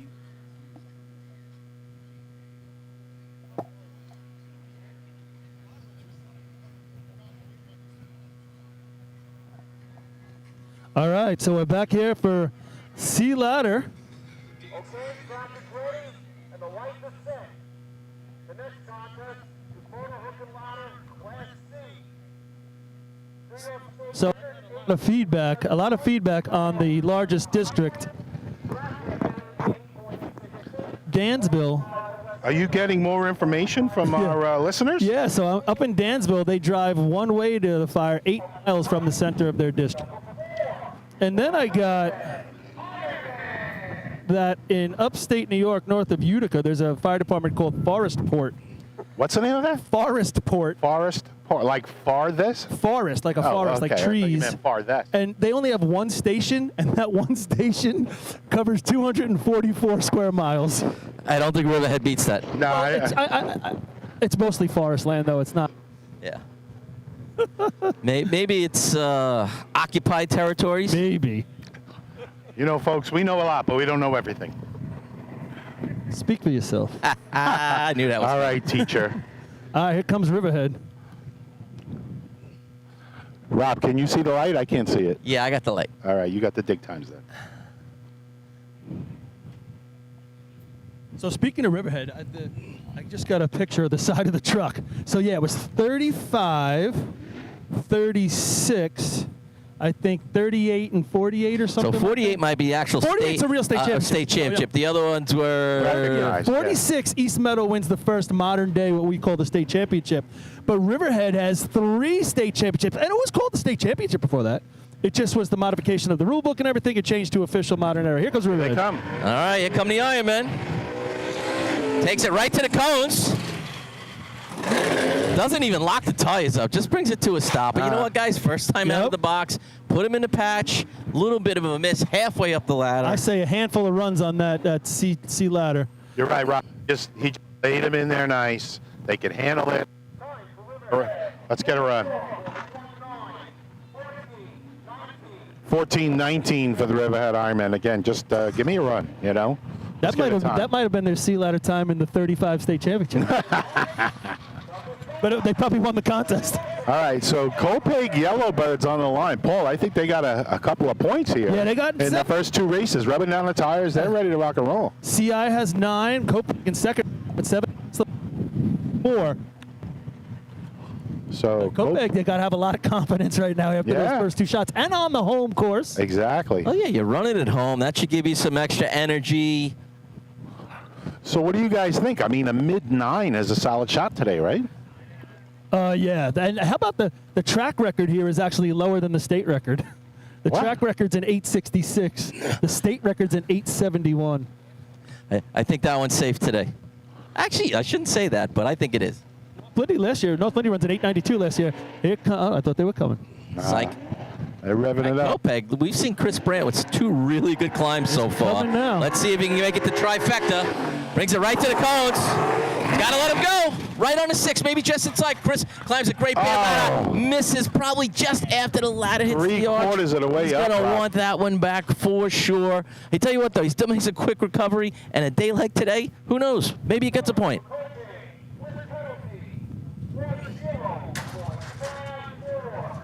So 10:54 with a cone time penalty and the slip. Rob, you're right. That might steal a point. Obviously, it's not the exact run they wanted, but good recovery, and you stay with it. And that's that old lesson we all learn, right? Finish the run. How about the drops today from Copeg? I mean, 2 hot drops handled by the guys on the back easily. Ladder Both walks a little, situations. Paul. I don't know if you catch that. I don't think it helped him a little bit. I thought he climbed through it right at the beginning. I mean, he was all the way to almost the top before he slipped. Yeah, it was about It walks 3/4 of one the way way. and then it comes back. That's where I think maybe just a little bit of that, and a ladder hitting the arch throws him off just a little bit. The second thing I noticed about Copeg is the trucks are running today. We've seen Did we get cone times? Inconsistent truck. I could probably get you a number. Let's watch this run. I didn't even notice when Chris announced them. He has been the last couple of weeks, which is very helpful. We'll try and pass those along. Yes. CI, our drill leader, Danny Jackson, little pop. He lets him go. Richie Arnett's in. He's got a great climb going. Nice. Boy, does he stretch for that top rung. Good thing he is tall and lanky. I had 628 in the ground, guys. And what is he, about 6'3" in stature?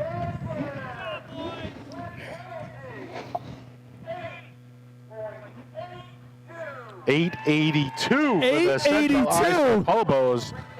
Very good shot right there. I mean, do they have ladders dialed in or what right now? Yeah, listen, when you got a driver like Danny Jackson, the guys on the back have nothing to worry about. 3:47 to the cone, so cone time penalty and C ladder, and he puts them right just about on the 6.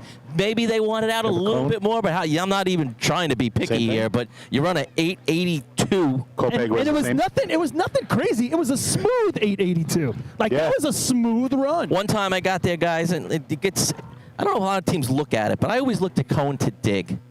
Anything under 310 to me is really good. If you get 3 flat or better, you know you've got momentum. I had 303 right there, guys. As a digger, that was not painful. They were off pretty easily. Oh, they love that. That was a piece of cake. So both CI and Copeg were 347. And now here comes Islip. Yes. Here comes Islip now. But you're right, Rob. Islip top CI in the last one. Let's see what they're going to do here. 882. All right, Mikey Weltman, bring him down the street. Truck moves a little bit on him. Not the best break down the street. Josh Kaysen misses on his second step.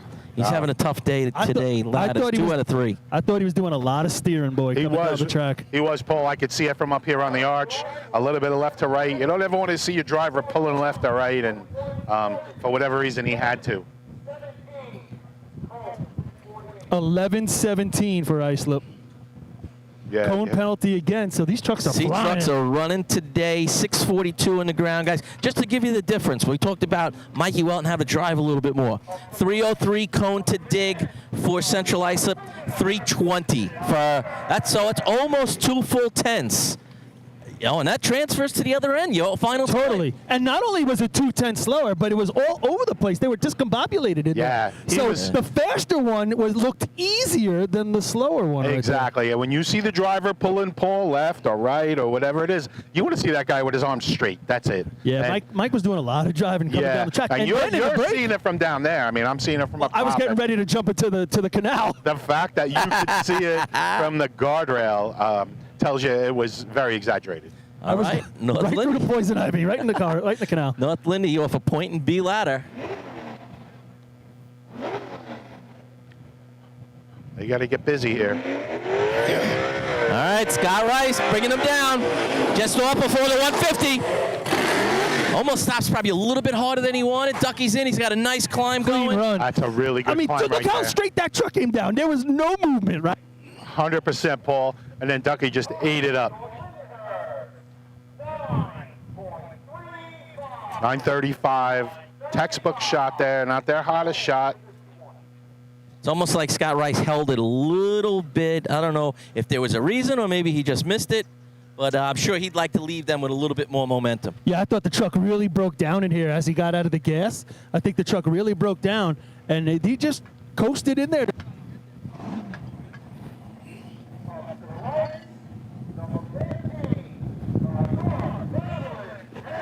Did we get North Lindenhurst cone time? I can get it for you. Yeah, 51. 51, all right. 9:30. Lindenhurst, 51 of the cone. You would expect North Lindy would be under the time as well if everybody else is. They're pretty much right on point with everybody. 200 or 300. Yeah, it's not a lot, but I mean, we have ideal conditions here today, right, guys? He didn't carry the momentum when he got out of the gas into the hard brake. He lost momentum somewhere there. You know, sometimes maybe your foot just sits on the brake a little bit. Truck stops a little better than you anticipate, and you can't make it go faster and then go slower again. That's catastrophic when you're on the back. No. I don't want to hear that. You already get your hand off the truck, and now you're just holding the ladder, and he lets it go a little bit. Let me let it out a little bit. Whoops. Nope. No. When he's on the gas, he's on the gas. Babylon using Deer Park C-Truck. slightly deep, they guys. take an extra step. Yeah, they go they're- underneath. I also noticed no rear brakes at all. All fronts. You know, you want the rear brakes just to engage a little bit, just to help you out. Maybe in that case, they needed another couple feet. Yeah, I don't know how many times they've practiced as well as this is their first tournament out, but obviously they need to work on that. I kept on waiting for the hard break. Like, all right, when's he going to lock it up? When's he going to lock it up? Yeah, it didn't happen, Paul. They were right on the plumb line. They weren't able to save that one. All right, here comes the Hagerman Gamblers. Now, Hagerman's sitting there with 3 points. We said if they could score some in B or C, well, they were hoping for both. They didn't get any in B. Yeah, they could score a couple points here, and look what we got on the board. We got an 8-8 and a 9-3.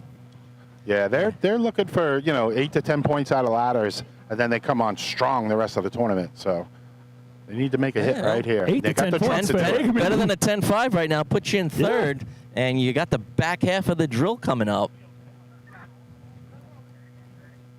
I think that, if you get a third spot right now, you probably can say, hey, I get at least a point out of this. Oh, I agree. All right, here comes Hagerman. Just off before the cones. Gonna be deep. He lets him go with momentum. He needed to. Straight ladder. Nice job. Slows up towards the top. I tell you what, hard job climb. holding on there. If you bring that whole thing out 5 feet, that is going to be an impressive run. It just was a little. I mean, he does a nice job climbing it.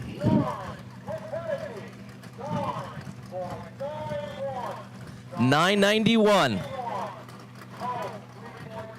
So 345. Fastest cone of the day, 345. But they were deep. Again, we said they were almost on the plumb line. Great job by the ladder team putting it in the ground, giving the climber a chance. He fought it all the way. He got a 9 out of it, but they were looking for more. I'm telling you, that was a pretty run if you move it back 5 to 7 feet. The way he mounted the ladder right there. Well, we talked about, it was them in B ladder, right? Who hit the line, hit the yellow? We talked about Diggers having lunch. I'll tell you what, I'll give the Diggers kudos there because they had to go down where they did to save the shot and keep them without going under. And right now. So nice job there. And third place right now. So, Rob, you're talking about two different things. You're talking about in B ladder saying, hey, maybe take an extra step or reach. Now you're saying you better go right down. 100%. They made an adjustment there tough. out of necessity. Yep, that's tough. Right down. It's amazing the adjustments you can make within a couple of tenths of a second here and there. Split second, yeah. I hear you. All right, what's Sayville? 4 points. Michael Mara bringing him down to the cones. Hard break. Kind of held it. It's going to be a straight ladder. Billy Houghton with a nice climb going. He drifted a little bit to the opposite side of the hydrant, but they kept it in the safety zone. He faded left a little bit.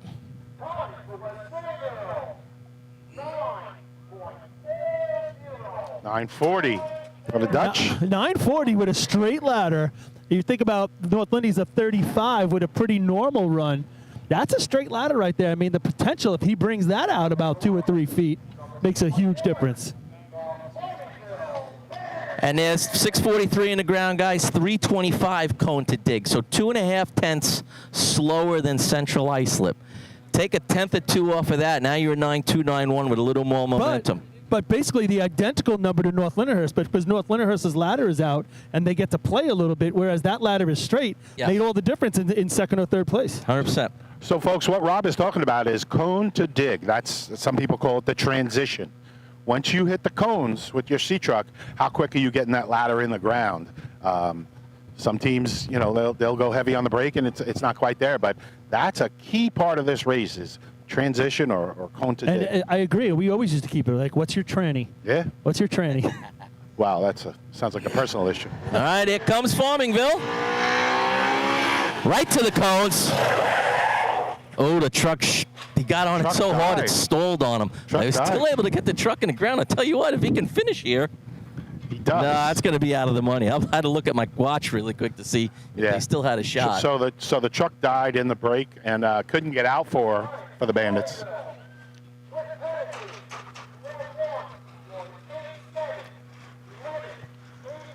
$11.87. 347 to the cone. And I think, like you said, Rob, he took it all the way to the cone. He had to get on that hard brake so hard, it just killed the truck.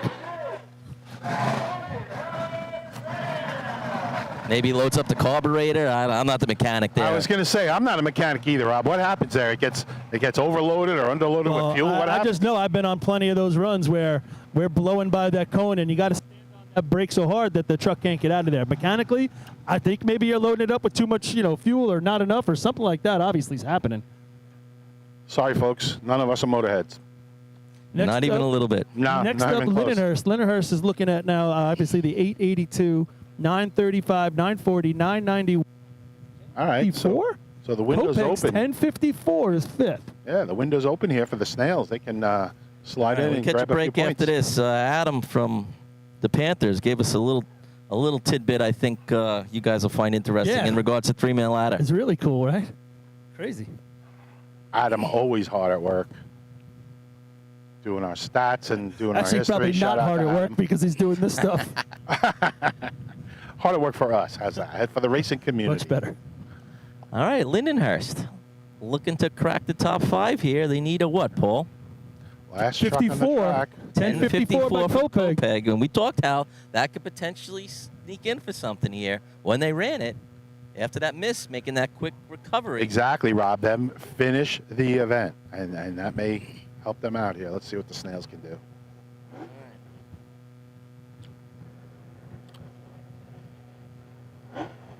Tommy Weck making it sound real badass down there. Here they come. All right, Tommy Weckley bringing them down. Gets off just before the cones. Oh, he stops short. They're going to have to take an extra step or two. They're off to the side. And a lot of Ryan swirly. Killy never even got into the ladder there. That's got to be a little frustrating. Left spike's not even in the patch. Yeah, again, some swirliness, a little too much steering from the driver. Whatever happened on the way down, I'm not sure, but too much steering. 1471 for the snails.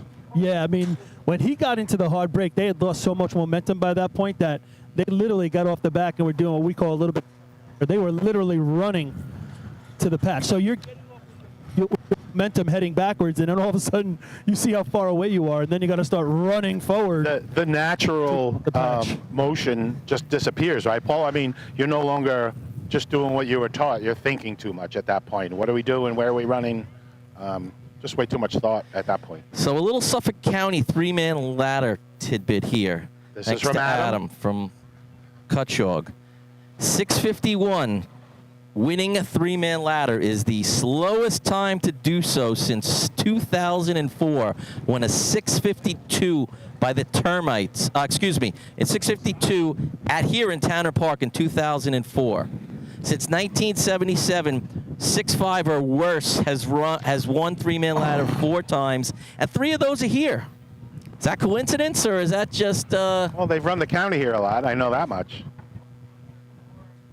But the fact that the 6'5s are better are here, you just look into that and say, yeah, that's just a coincidence, or the wind off the water. I'm going there with that. So our top 5, Paul, you got that for us? Yep, top 5. So Central Islip, 882. Great shot. We talked about it when they ran. They got 14 out of 15. They win the contest. North Lindenhurst back in it right here, 935. Second place, 940. Third place for the Dutch.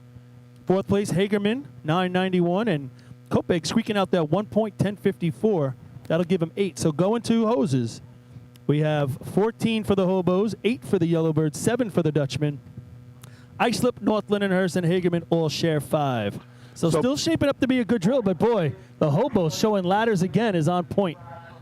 Yeah, just an update I'm getting from Nassau County after ladders. Oyster Bay 11, the Rinky Dinks 11, West Hempstead 8, Westbury 6, and Hicksville with 5.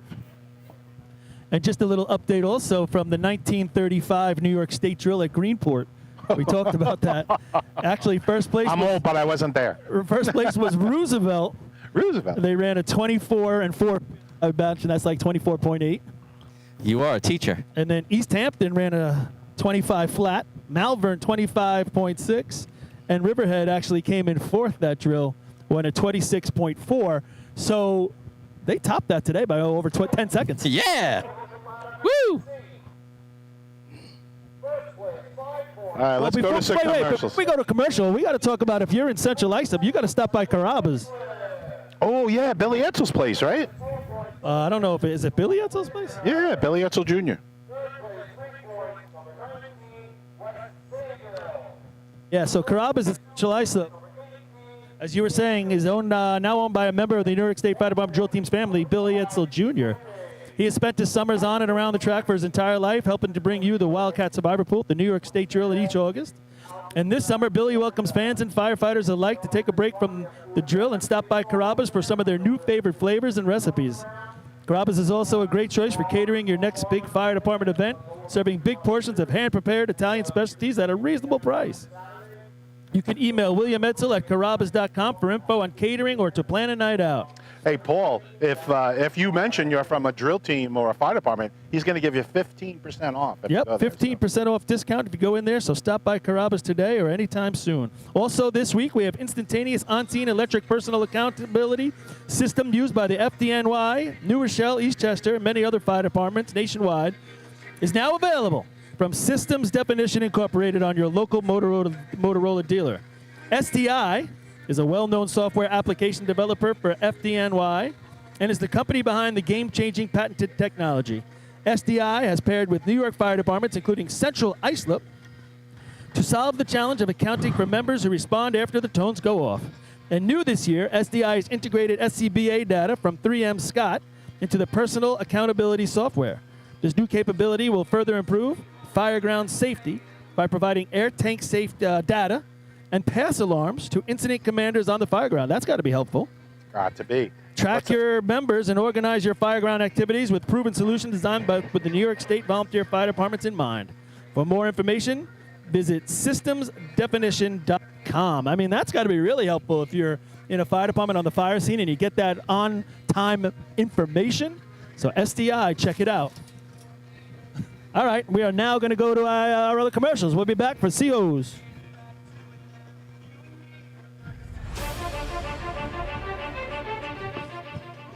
With over 30 years of service in the fire industry, High Tech Fire and Safety continues to be a proud sponsor of the New York State Fire Department drill teams. High Tech has been honored to serve as master distributor for Morning Pride products, including state-of-the-art bunker gear, USAR gear, EMS gear, helmets, gloves, hoods, and boots. In addition to Morning Pride gear by Honeywell, High Tech also provides quality products including Genesis extrication equipment, CMC rescue products, and Mercedes hose, providing your fire department with the highest level of support and service for all of your personal protection equipment needs. For a personalized demo or to speak to a certified sales specialist, call 631-777-5170 or visit hightechfireny.com.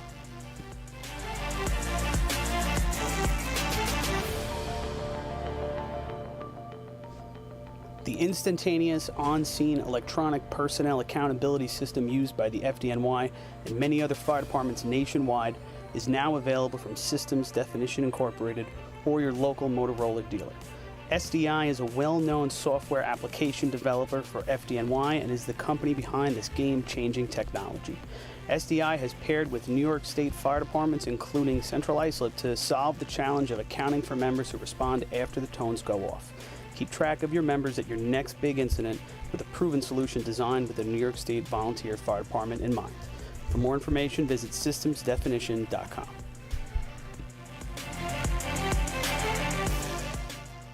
H2M Architects and Engineers is a full-service consulting and design firm with a dedicated team that has over 200 years of combined experience serving the emergency services industry.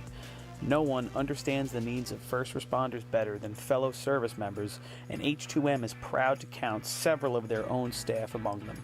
Whether it's a rehabilitation project or new construction, each design considers the responder's workflow, enabling safer operations Can you guys hear and me? faster response times when it matters most. H2M is proud of their long history of client service and consistent Nothing. I think I'm going to sit by the hydrant, and we'll have somebody sit by the nozzle. And I guess Lenny will be up top. We'll cover all the angles if you can hear me with the mic all the way down here. Results. Remember, quality response deserves quality design. For more information, please visit www.h2m.com.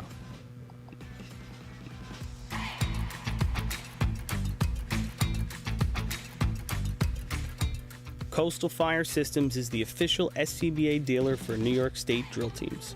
Scott air packs, cylinders, RIT packs, refill compressor systems, gas detectors, ProTech and Dragon fire gloves, as well as the future in thermal imaging technology. Coastal is also a one-stop dealer for Petzl, Scott, CMC, and Colorado bailout systems, along with professional training to keep your members sharp and meet New York State requirements. For more information, check them out at www.coastalfiresystems.com. Integrated Wireless Technologies is proud to be the exclusive Motorola dealer for New York State Fire Department drill teams. IWT offers the full line of Motorola products to fire departments, as well as David Clark headsets and sound-off signal emergency lights. IWT is your one-stop shop for custom-engineered radio solutions, licensing assistance, dispatch solutions, and top-notch reliable service with fully insured technicians. Start off your next radio upgrade with IWT. Check out their website at www.goiwt.com.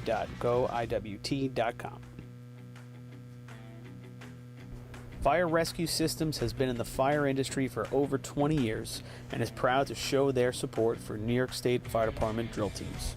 Serving the NY area with a complete software solution for emergency service entities, FRS software is efficient and easy to use, making it ideal for emergency situations. With a wide array of fine-tuned and tested modules, FRS provides a modular-based system to fit every department's needs, regardless of size. For more information, please visit www.firerescuesystems.com or call 631-234-1304.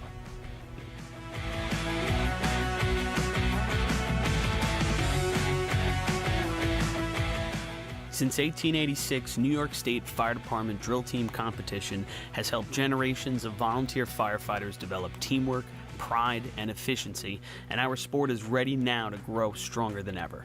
Fans, we need your help to get the word out and continue to grow our audience. Whether you want to watch the drill live or get your drill team fix during the week, head to NYSFD Drill Teams on Facebook, Instagram, Twitch, YouTube, and TikTok, and hit those like, follow, join, and subscribe buttons. Thank you, fans, for your passion and your dedication to New York State Fire Department drill teams.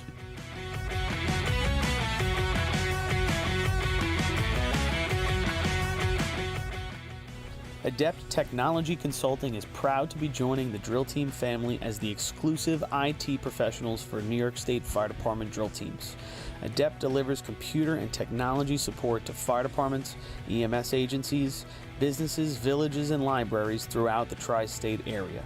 In addition to computer support and knowledge, Adept also provides IP telephone and camera solutions, as well as a variety of technology assistance packages, all with 24-hour support. No IT problem is too little or too large for Adept. For more information or to speak to an IT professional, call 631-676-1756 or head to adept-techconsulting.com. The Bill Fox Company has been in business for over 65 years, specializing in custom championship rings, watches, badges, pins, and awards. The Bill Fox Company has crafted championship rings for past state champions, including the Westerners, Flying Dutchmen, Hobos, Wolves, and Yellow Hornets, as well as the Firefighter Combat Challenge competition. Bill Fox Company is the recognized name in recognizing people. Check them out on Facebook, Twitter, and on the web at www.billfoxco.com.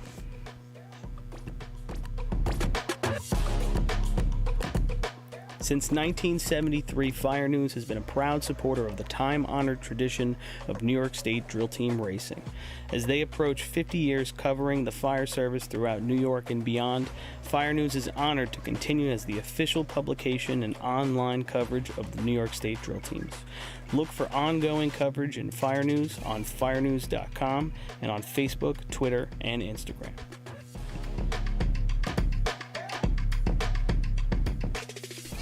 The Titan Group is the trusted name in apparel customization industry as a one-stop shop for all your drill team and department needs. As always, we offer all our in-house services, screen printing, embroidery, sublimation, and graphic design. Take advantage of our custom online ordering system. Simply choose your products, choose your logos, and have your members pay online. All your orders are separated upon delivery. Browse our vendor catalogs at www.titangrouapparel.com and follow us on Instagram at Titan Group Racing. Call us at 631-859-0075 or see Artie Seskine or Devin Robinson on the track. All 8, all day. Gear up, get on. That Titan Group.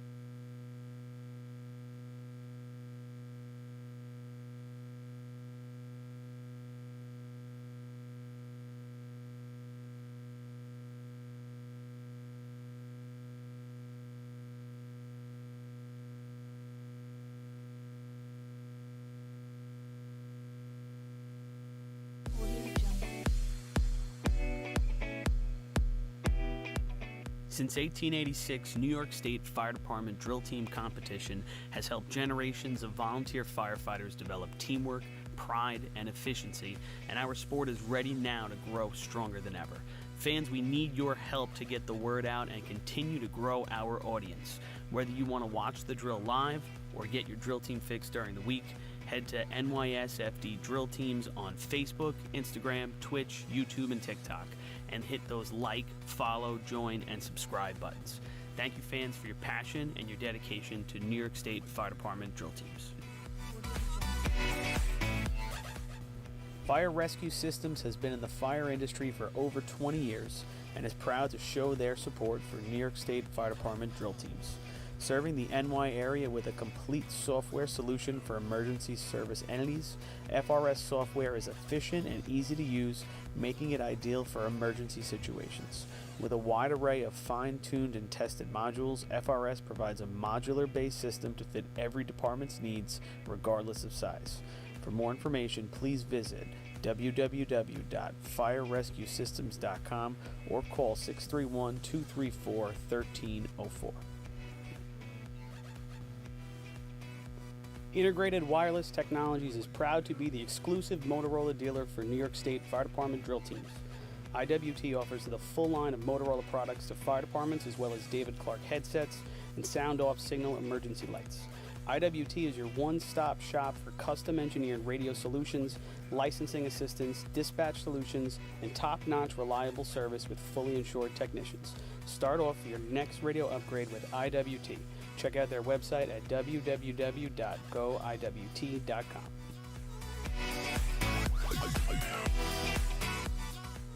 The Bill Fox Company has been in business for over 65 years, specializing in custom championship rings, watches, badges, pins, and awards. The Bill Fox Company has crafted championship rings for past state champions, including the Westerners, Flying Dutchmen, Hobos, Wolves, and Yellow Hornets, as well as the Firefighter Combat Challenge competition. Bill Fox Company is the recognized name in recognizing people. Check them out on Facebook, Twitter, and on the web at www.billfoxco.com.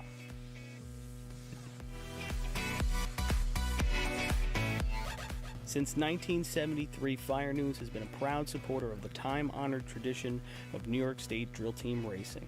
As they approach 50 years covering the fire service throughout New York and beyond, Fire News is honored to continue as the official publication and online coverage of the New York State drill teams. Look for ongoing coverage in Fire News on firenews.com and on Facebook, Twitter, and Instagram.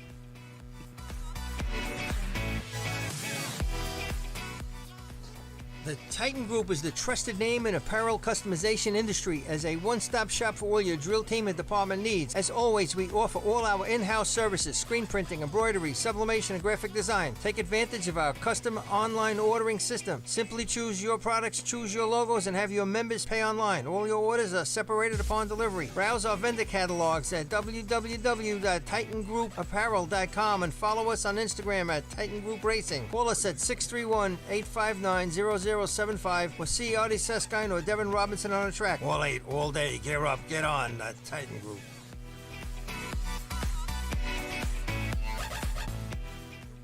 Adept Technology Consulting is proud to be joining the drill team family as the exclusive IT professionals for New York State Fire Department drill teams. Adept delivers computer and technology support to fire departments, EMS agencies, businesses, villages, and libraries throughout the tri-state area. In addition to computer support and knowledge, Adept also provides IP telephone and camera solutions, as well as a variety of technology assistance packages, all with 24-hour support. No IT problem is too little or too large for Adept. For more information or to speak to an IT professional, call 631-676-1756 or head to adept-techconsulting.com.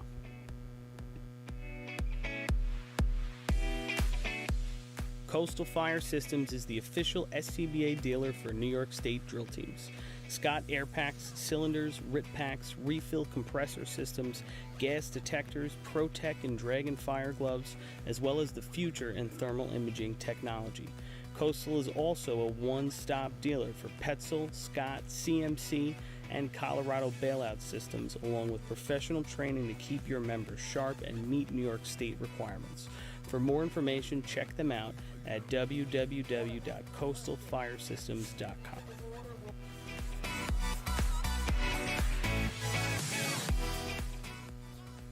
The instantaneous on-scene electronic personnel accountability system used by the FDNY and many other fire departments nationwide is now available from Systems Definition Incorporated or your local Motorola dealer. SDI is a well-known software application developer for FDNY and is the company behind this game-changing technology. SDI has paired with New York State fire departments, including Central Islip, to solve the challenge of accounting for members who respond after the tones go off. Keep track of your members at your next big incident with a proven solution designed with the New York State Volunteer Fire Department in mind. For more information, visit systemsdefinition.com.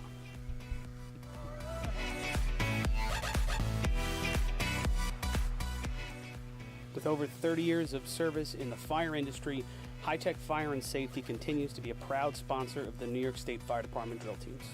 High Tech has been honored to serve as master distributor for Morning Pride products, including state-of-the-art bunker gear, USAR gear, EMS gear, helmets, gloves, hoods, and boots. In addition to Morning Pride gear by Honeywell, High Tech also provides quality products including Genesis extrication equipment, CMC rescue products, and Mercedes hose, providing your fire department with the highest level of support and service for all of your personal protection equipment needs. For a personalized demo or to speak to a certified sales specialist, call 631-777-5170 or visit hightechfireny.com.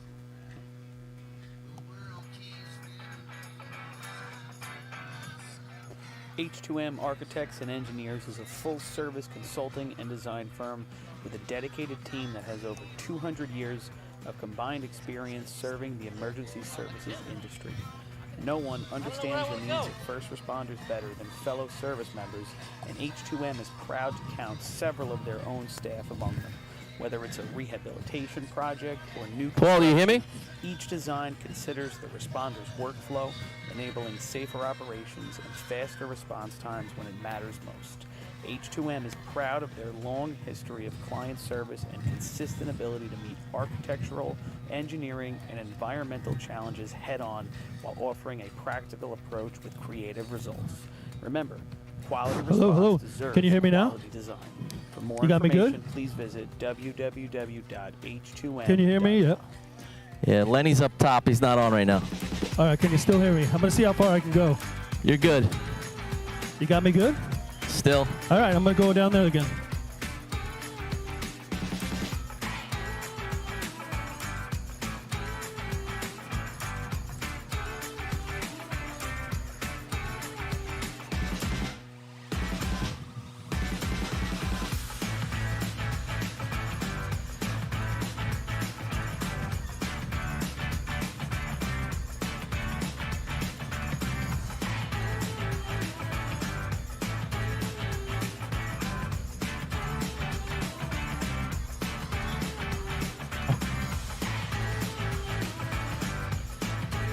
Anybody hear me? Now you got me? A little lower, but I still got you. All right. I'll move a little closer.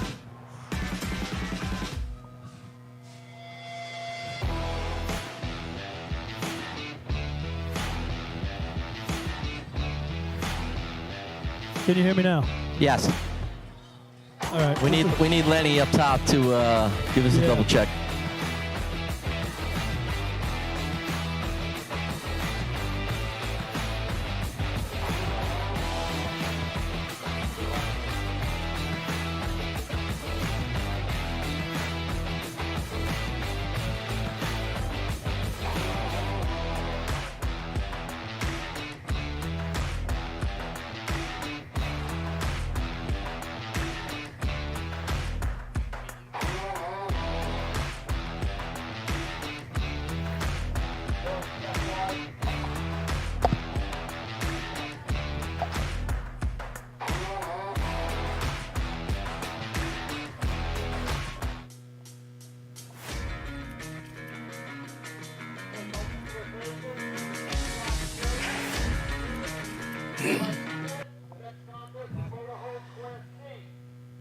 Lenny, you read us up there? Can you still hear me? You good? Showtime. All right. You guys got me? You got me clear or no? Yes. Paul, where are you hiding? I'm down by the hydrant. Okay, I'm cool. gonna cover down here. All right, sounds good. I'm on the arch. Rob's about halfway down. I think we got the whole crew back together. All right, we're about to get started here. What's up? So Riverhead's going to start it off here. Now they're going to run with a breaker man. I don't think he's going to. He's a guy that really hasn't gotten off much. They're putting him on there for weight. They got a new guy running slack back here. As we talked about Riverhead a little bit, starting to slowly get their way up back on the track. So just some things to look for up there. He's going to try to break it by himself right here. So he's running ballast, is what I like to say. Yeah. Right, Paul? Ballast? Yep. He's there for a reason. His body's on the truck for a reason. It's going to help the driver, hopefully. Last year, 12:38 wins this contest at West Sable. Boy, at CI won it them. They would love that today. Paulie, me or you? You can do it. You could probably see the whole track better than I can. I can only see this little area. All right, looks like Riverhead's been given the white flag, and we are ready to resume the drill. What is 4.73? Yeah, that's either. Actually, you know what? Let's try this, Rob. I'll take it to the hydrant. Can you take it from the hydrant up? You got it. We'll try it. I thought that water test took a little while, boys. Yeah, they took a while. The water was really fast. Then it got really slow, and they settled it out about at 73. They were in the low 50s, then they were in the low 60s. Hopefully And- it stays solid, right? That's what we want to solid. Please. I mean, we got a parade soon. Here comes Riverhead. He floats out in the middle of the track. Now he's coming in towards the hydrant. Over the cone into the hard break at the hydrant. He's got a little bit of a run. Take it, Rob. Water on. Nope. All right, nozzle man goes past. Quick recovery, finally getting water up here. All right, good target hit for Riverhead. Yeah, he gets off back here, and he has a little bit of problem putting it onto the coupling on the hydrant. Took about 3 shots at it.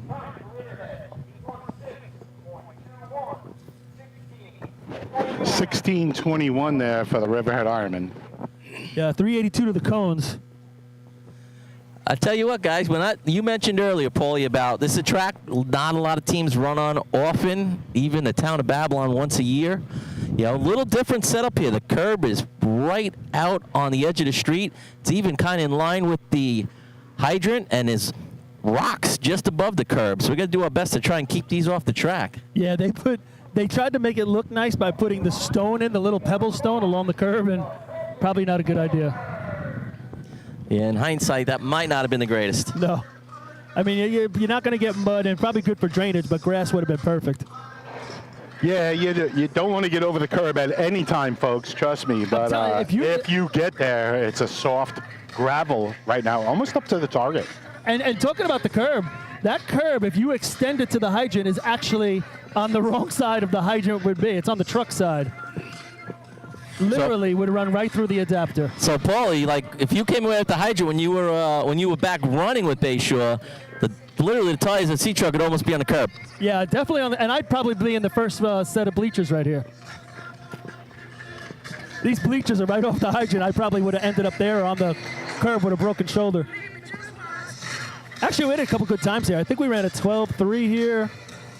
I don't know about maybe a 12.2, 12.4. I know we did.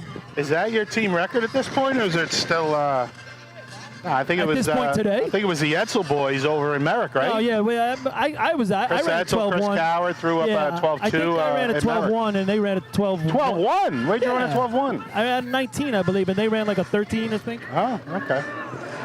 You say so. It's not the way I hear this. That's not the way I hear the story told. At Riverhead, we ran lower than that, but we got disqualified. Wow, that's that hose you were running. You believe this guy, Rob? Not at all. What are you talking about? That's 100%. Hot damn. All right, Kopech's going to come Bruno up Mars cranking out right here on the at Yeah, the it's loud facility. down here, boy. And these stands are full, guys, right? They're at 85% full. Good for Kopech. Here come the Yellowbirds. Looks like Kopech's about to get the track. They get the flag.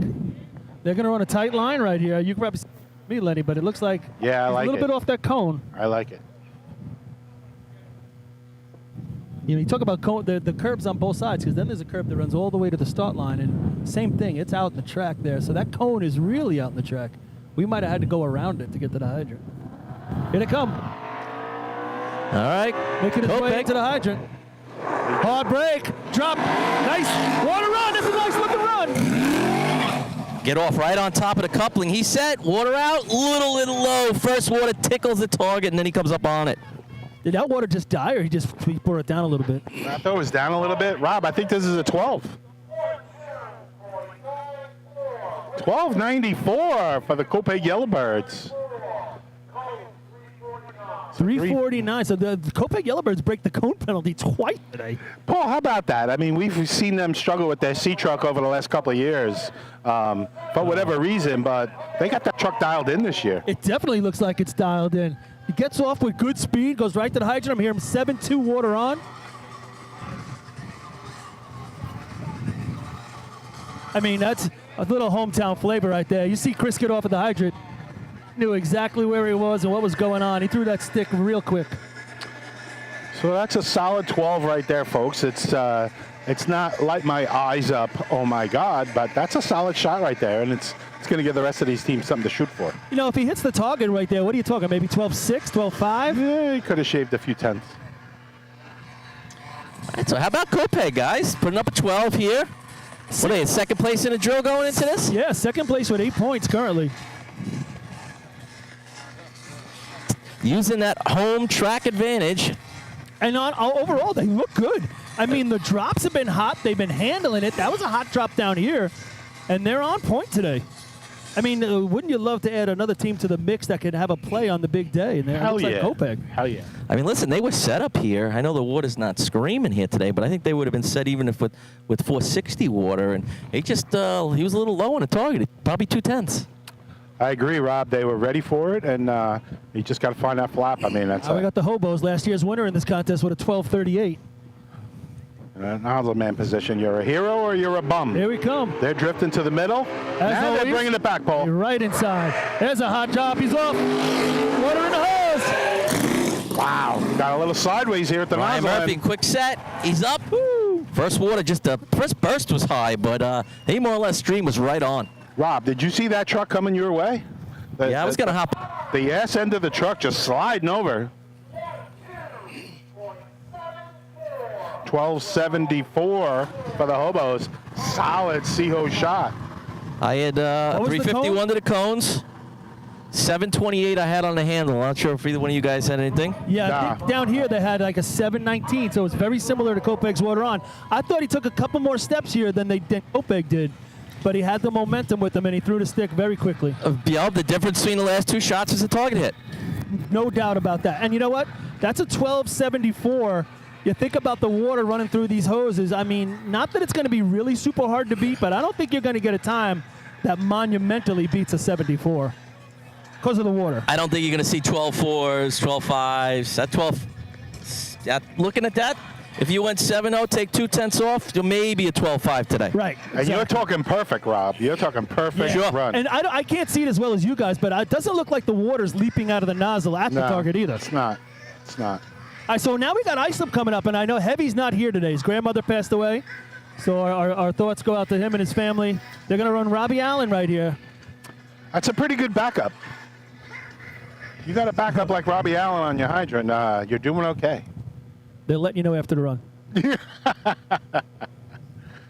Robbie Allen, many years over there in Brentwood, right, with the Tigers? Yep.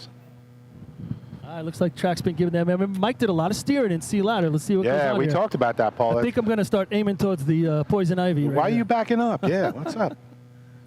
It's not Mike. It's maybe the truck. Here come the Wolves. Let's see where he drops him right here. They're making away almost at the cone. They're tried and true. Oh, yeah, right there. Looks like he brought him in a little deep. He was Paul, a deep. little He had to go dancing. backwards to get to that hydrant. He's given up on the run almost. Hey, Paul, I think Mike knew it at the hydrant that he had the truck, issues. it And didn't stop. Like it was hopping or something. Yeah, it was like dancing. breaking and breaking. And then it was dancing in there, and he something kind of going gave on. up after that. 14.77 for the Wolves, but yeah, with a penalty, 349. 49, but right? he just couldn't control it coming into the hydrant. Am I right? Right. He's doing a lot of steering. The truck's dancing all over, and then it's like hopping, like when it's breaking. And he just, the first time that he could get off, he was past the hydrant. If you're on the back, you got to say, oh, which bounce am I getting off on? It's the truth. And at the state tournament, you leap off that and probably break your arm. But of course. Pick the hop. But guys, talk about it. We've all been on the back. Like, the last thing you want to do is start thinking about the driver or the drop or why is it hopping or whatever. Like you're focused on what your job is, and last thing you want to be thinking about is what's the truck doing. Am I Looks correct? like they're having some truck issues. They're looking for a push down at the end of the track. who's that? Bayshore? I'm sorry. Oh, I slipped. He got it started. They started pushing, and then he got it started. Old school, like push start. Yeah, no, I slips off the track, but just talking again, Rob. You've been on the back plenty of times. Like, the last thing you want to do is start thinking about what the driver's doing. Like, why is the truck making this noise, or why am I here, or why am I there? Like, you got your own focus, and once the truck starts doing things like that, you just say, "All right, I want to get off." yeah, I want to. Where's the hydrant? I want to get off. I want to see my wife tomorrow. But yeah, it's you don't want to be. You don't want that much in your head, folks, is what we're saying. So everybody's focused on their job and everything else. And when the truck does something a little bit different, it creeps in your head and it makes your mind wander. Yeah, especially when you're going a little side to side there, and when you get the double brake or something, or it feels like that, you're right. It really throws you off, and there's no thinking involved. You just feel it in your body. Going on down there? I got a little bit of oil right pretty much by where the nozzle might come down here on the top end, so we're just getting a towel to soak it up. Yeah, I see what you're looking at, Rob. I could see a few kind of glassy spots that are oil. Don't know what truck it came from, but our officials in the local committee are taking care of that with the towels. I think Bayshore's going to back off the line right here, actually. So how about that, Mr. Rules Committee? That's something that started, I don't know, 10 years ago, where we come out with towels and get rid of those oil spots. Yeah, well, there's nothing in the rules about it, but we found it's the right thing to do. That the towels literally picked up the oil better. Right. Who was the one? Who can we crown for coming up with that idea? I always thought Seems it was pretty A-Rock. basic, but I thought it was A-Rock. Yeah, it was A-Rock. Yeah, okay. when he was officiating. In his officiating days, right? Yeah. He'd run by at like 40 miles an hour with a towel in his hand. Yeah. So shout out to A-Rock. I can't believe it took I don't know us. if it was his idea. Well, whatever. It took us all these years to figure out. Put down a towel, stomp on it, and absorb it. Yeah, you would think it's better than pushing it with a roller. You would we think know that. all the years that Gary Sham had a towel around his neck, he could have left it a little while. Drop it like it's hot. Could have had this taken care of years ago. All right, here we go. Looks like we're about ready, right? Bayshore? Bayshore Redskins. Been a little hit and miss this year, but they could throw up a 12. Not been out. Well, they've only been out to one drill. They haven't been running ladders. And you talked about this, how that can throw you off. You're sitting around. And they could throw a 12 up that pole. Oh, no doubt. And right now it's 1270, 1294 and 1274. Your 212s. This truck's running. They got the athletes. Got the driver. Still dancing around the truck a little bit, longer than I would like, but skid's getting ready to go. Every time, we've talked about this, when you get to the line and all of a sudden you got to hurry up and wait. Yeah, you got that delay. The whole it thing just sucks. messes you up a little bit. All right, skins are loaded up and ready to go.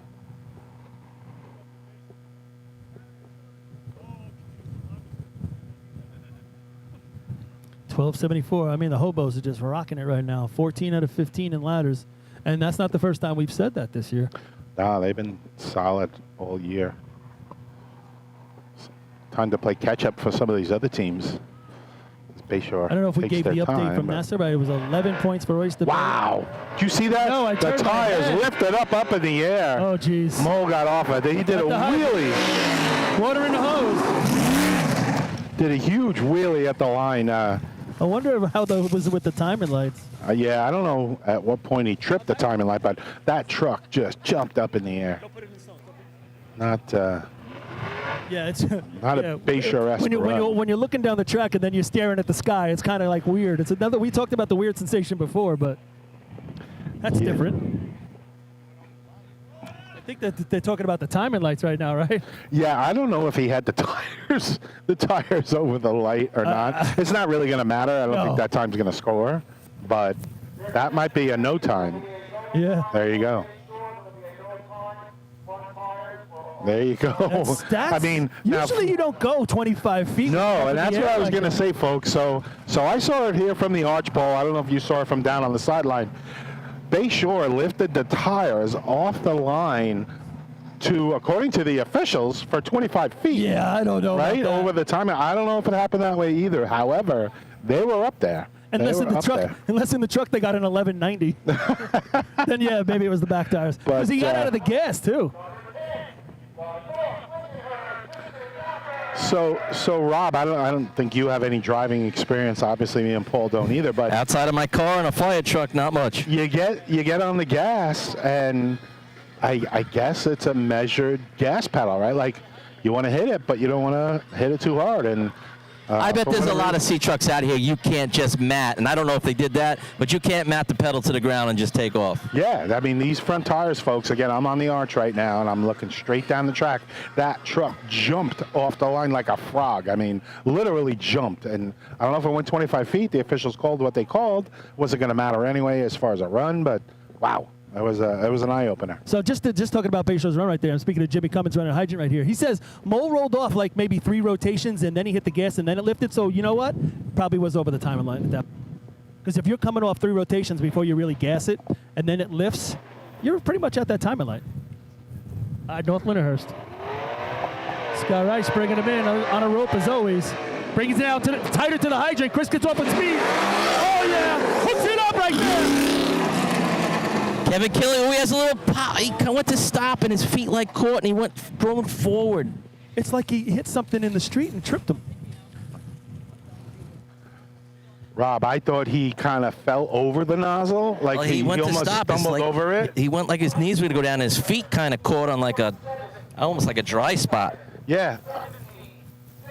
1767. Kevin not happy with that, but almost looked like, I don't know if he planted his last plant foot, sent his body forward, but he fell forward. I mean, I would love to watch that on a video back, but he fell forward over it, and great athlete that Kevin is. From back here, it looked like he was trying to get himself just creeping in, and he looks like he stumbled, like there was a stone in the street. He went over it, Paul. He definitely went over it. So, water on was special. I had to stick with 708. Yeah, I think they had 6 9s down here. All right, so he got that's a couple tenths better. 2 to 3 step drop, and he was just on it. That was going to look like, I mean, with the water here, if he hits the target, that's going to. Yeah, so if you had a 7 flat open and 4.7 or 4.8 water, wow, hit the target, you're in the mid to high 12s. Hello. So North Lindenhurst leaving the track, not happy there after the CO shot. A lot of heads hanging. Here comes East Farmingdale. This is going to be their maiden voyage of the year. They didn't run the first 3 races. I think they're just running hoses today. I don't know if they're running the end of the day. East Farm combined with Huntington Manor. I believe they got 1 guy from Huntington Manor racing with them. Another team, it's good to see another team back out on the track today. Yeah, always good to see different colors out there. Here they come. Yeah, you can hear it in the truck. I don't know if it's got it all. He got off it, Paul. Oh, boy, they go down hard at the hydrant. Man, I'll tell you what, the hydrant man jumps off the side, and the slack man was nowhere to be seen because he was rolling behind the truck.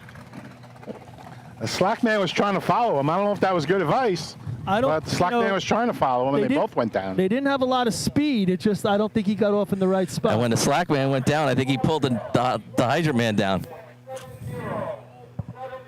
So 1770.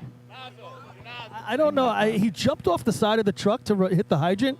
I think I would have laid back a little bit and let the truck actually momentum slow down a little bit more. He carried that momentum of the truck right past the hydrant. I didn't think it mattered what the slack man did, but you're right. The slack man was giving him no help if that was the case. No, that was a tough drop, and got to go back to the video and study, right? I don't know what their cone time was. I can find out for you. Even if it's not fast, I don't think they had the truck slowed down in here when you need it most.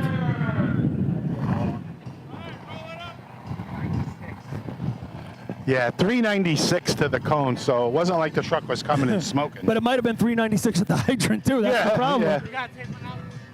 I hear you.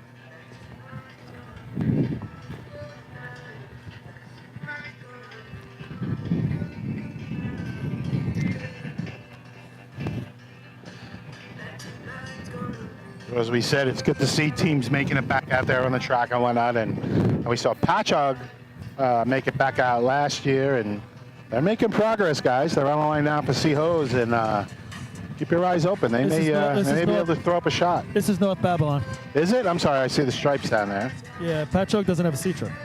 My bad. I saw the stripes.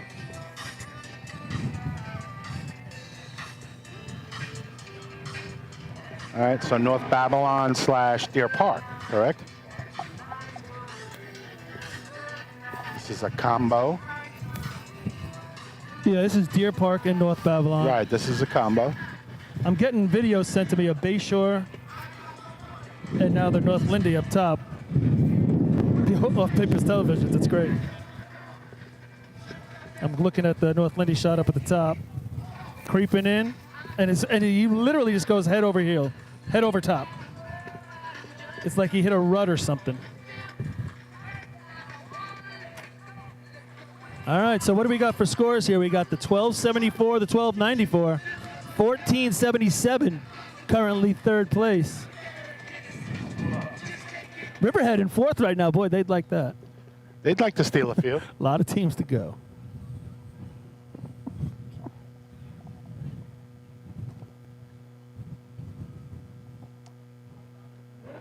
Looks like North Bab's getting ready to leave the line. Right now, if you're on that line, you're North Bab, you got to just put water with the hose. Let him get off and put it on. Approaching the hydrant. Man, that was a hot. Just against what I was saying. Big loop at the hydrant. He just gets the nozzle on just in time. Did that coupling break itself, guys, or did he? No, it didn't. Okay.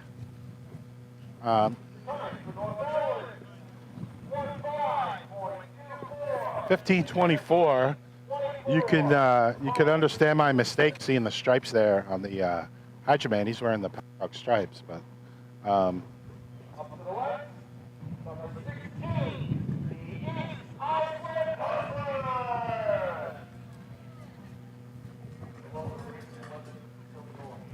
East Islip coming up. We saw last time out that, East Islip had to run, sandbag running hydrant, first time out of the box, runs a 12. Guys, Chuck Tregley is back, so... talk about the C-Hose contest and the East Islip Guzzlers. I mean... Yeah, going to be a little delay here, guys. They're going to measure North Babylon's hose. They look like they're a little short. If they'd smart, they'd straighten it out. It's definitely not straight down the street here. Yeah. So while Rob is on top of that, just to talk about the history of C-Hose and the East Islip Guzzlers over the last, Paul, 8-10 years, right? I mean, yeah. they've they been got the state record. when they're on, man, get out of the way.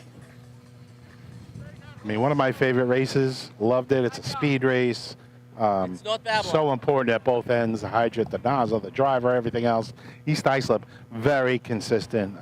Tommy Drywell behind the wheel, doing a great job. And then, of course, pretty talented people at both the hydrant and the nozzle end pole. Yeah, well, outside of Tommy and Chuck, I mean, this is a different group. This is a different group that's running on the back. So, they're making their way back into the 12s already, and that was without Chuck. So you expect it to be there, now, all of a sudden, you think if you put sandbag running a hydrant, right, and then you're running nozzle, maybe you say to yourself, oh, a little relaxed, I'll just do my thing. But then when you get Chuck back there, all of a sudden in the back of your head, you're like, oh, I got to get busy here a little bit more. Game on. All right, looks like they are just good, guys, right on the edge. Living on the edge. Nice little Aerosmith there. Paul doing his best. Wasn't great, but it was a hell of a try.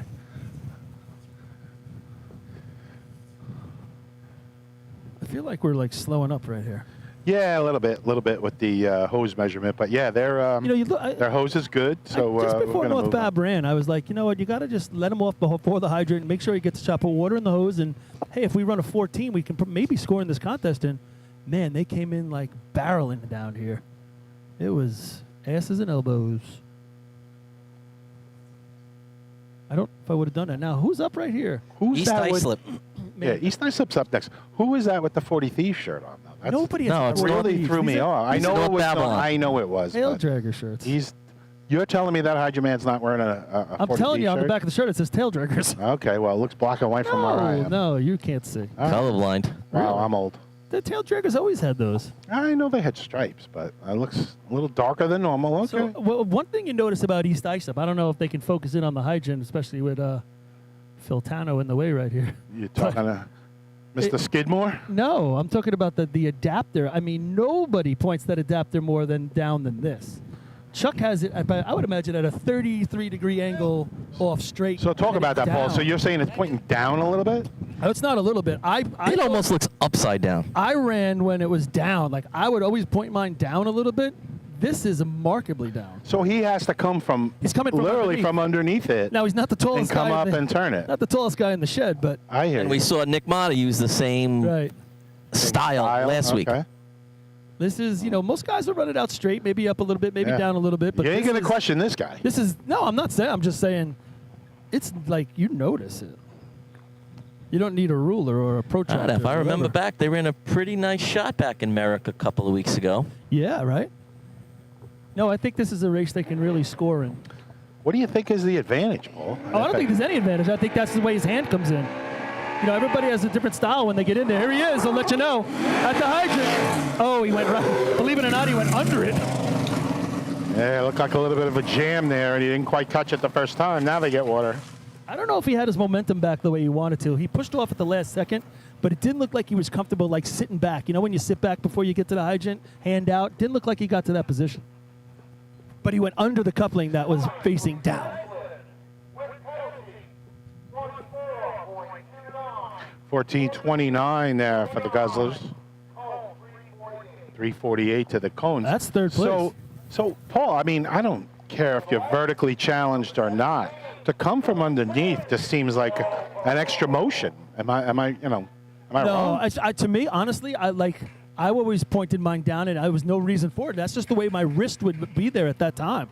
I I would realized just that think this position top was the or way it side would be the way to go to attack it the quickest. Nah, you'd be surprised. I don't think pointing up is the way to go. That's definitely not. All You'd right. get more cross threads doing that. Remember, you're hitting down on it or across it. Rob, what's your experience? You ever run there? You ever run the hydrant? Or oh, he's on another call, so we'll get back to Rob in a little while. He just gave me a wave. But yeah, I would just think coming in naturally, you'd be, I don't know, 1 o'clock, 2 o'clock ball. That's natural. What the hell do I know? I'm a nozzle man.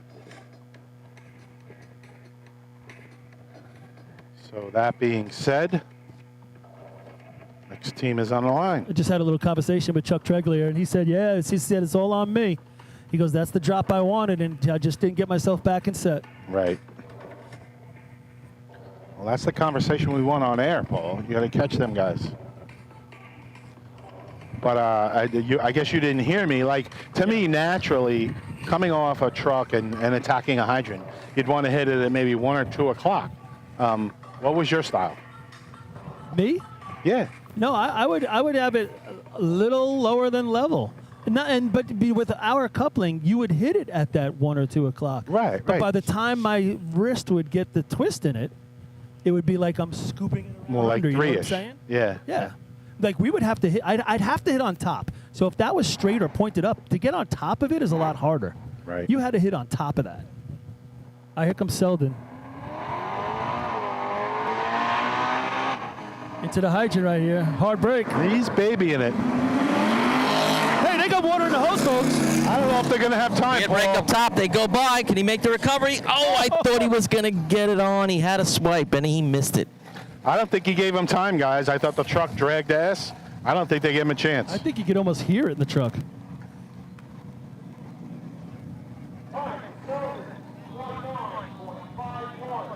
$11.51. Excuse me. We're on. Oh, now we got a red flag. Looks like he broke the nozzle on the track. Correct, Rob. But no, I don't think the driver gave him a chance. Just, you want to baby the truck a little bit because you have new people. I get it, but you can't do it from the hydrant to the nozzle. You got to give that guy a chance. it looked like a good water on. It ends up to be like an 814. Yeah, but the truck's got to get the nozzle man in the breaker. 825. Yeah, I don't give him think a that truck chance. is motivating obviously much.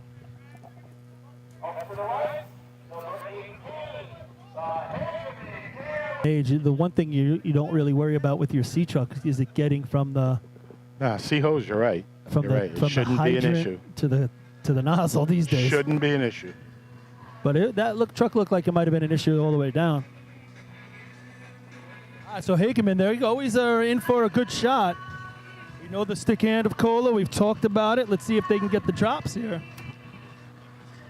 Yeah, they'll make your highlight reel, the Hageman Gamblers. Right, wrong, or indifferent, they'll make the highlight. Exactly. Right? I know the feeling. Listen, to beat those first 2 times right now, you're going to have to run very well. After that, though, it's wide open. Rob, I seen Paul make many a highlight film, and the water wasn't in the hose. You know what I'm saying? During ladders. Yeah, a lot of pictures of him airborne. Oh, there's quite a few with water. Flying. With water in the hose. Yeah, this track's mighty dry. Bay Shore it definitely hasn't run with If you Paul watch on this it. shoe where Cola's got his where Cola's got his coupling right there, he has ahead. it pointed down similar to the way I would have run it, just Right. a little bit down. Looks pretty wet at that hydrant area. No, too, it's Paul. really not. It's a very small area. Okay. All right, here he comes. Hard break.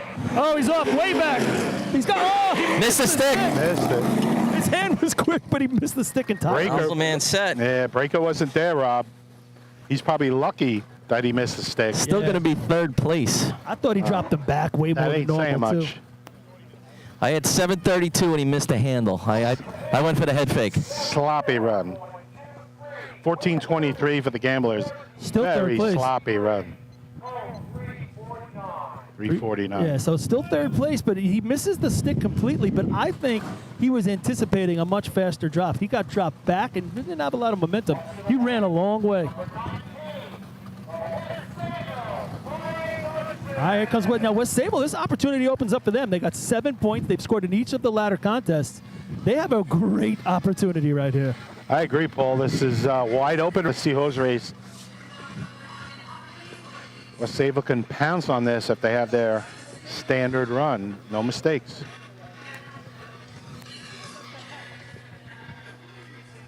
With Motley Crue playing on the music here. And Talk Dirty to Me. Tell me about it, Paul. Rob's all quiet. Behind the woodshed. All right, so I don't know if I lost both of you guys or No, I'm still here. chime in. I'm You being wanna- overwhelmed by you're- Motley Crue here. you're afraid to talk? Come on. Talk dirty to me. All right, please talk. If Paul's going to sing, I'd rather we talk. Motley Crue. I was watching a documentary. Oh, we probably can't talk about this. We'll get kicked off the air. But I was watching a doc. It's so good to watch the stories of these guys back then. Yeah, I mean, they lived the life we would all want, and then it only lasted 10 years, and now, man, they don't look so good. As opposed to us, we all look still great. Yeah, we're sterling. Here comes West Sable. Now he's got it. He's got that adapter. That's going straight. Yeah, out and to the top. he's out a little bit in the middle, Paul. I'll Here we let you go. know what I Hey, see. he's run on this hydrant plenty of Drifting times. middle. Now he's bringing no, it in. This is going to be Tenny. Water in the hose. Wow. Looks like he just got it on. Did it Just give him? did get it on. He ran about 35, 40 feet. Yeah, I don't think he gave him a lot of time, Rob. But great job by the nozzle man and the breaker setting up. 13:04 for West Sable. 13:04. Rob, they didn't have much time down this end. No, They, you got to they- you got to be down the street further. He was pretty much where Howie from Lindenhurst is where they got off the truck, so they ran way, way too far. What was the? What'd you get water on for that? I had 736 on the handle. Yeah, I thought his. If he blaps the target there, it's around that CI time. He's walking off a little gingerly. He had a very good stick hand right there, and he was right on top of it. He pushed off at the last second. Did a nice job. I thought at first it was Billy, but no, I forgot it was Tenny doing it. You guys know I like to blow the horn of the nozzle man and the breaker, but they saved the Not run only right the horn. there. They hustled. They got there. not a lot of time and a nice hit on the target. They saved the run right there. So 1274 still leading the pack. We said that would be tough to beat. That was a pretty good shot. 1294, Kopeg is CI leading. Kopeg second, so Kopeg really happy right now. 1304 by the Dutch is third. 1423 Hageman. 1429 East Islip's top 5. But we got Miller Place coming to the line, and we've been talking a lot about them and how they've changed it up, and maybe hose races coming their way. Yeah, they got a lot going on right now out there in Miller Place. They've looked pretty good in hose the last couple times we've seen them. Yep. They picked up Freddie Mercury from CI. Fat bottom girls, they make my... Yeah. And we still got Lindenhurst back there. So we had a couple of hose teams left that could threaten. Oh, yeah, you're only talking about 1429. Well, even on high 12 right now. If you can put the water on in 7-3, you got a shot to... You're going to have West Islip? You got a shot to run at 12.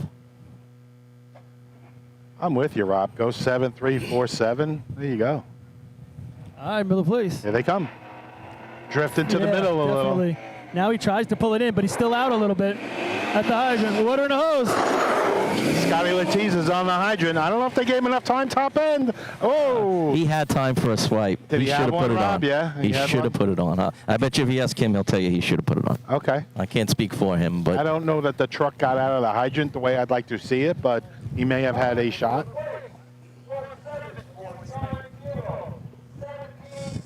1790 for Miller Place. Did you have a stick time there, Rob? 7-5. Yeah. And you're So it talking- might not have got that 12-9, 13-0, but it's sure, it's sure a low 13 still.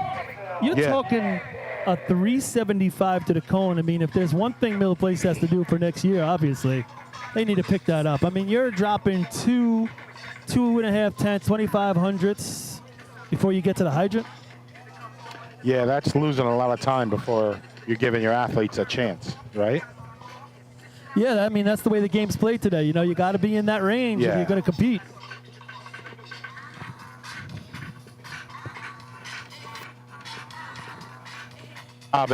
He had an eyelash of a chance there, I guess, at the nozzle. I think it would have had been perfect. But even with a clean exchange there and a good hit, I don't know if that would have been the money. That's 4th place.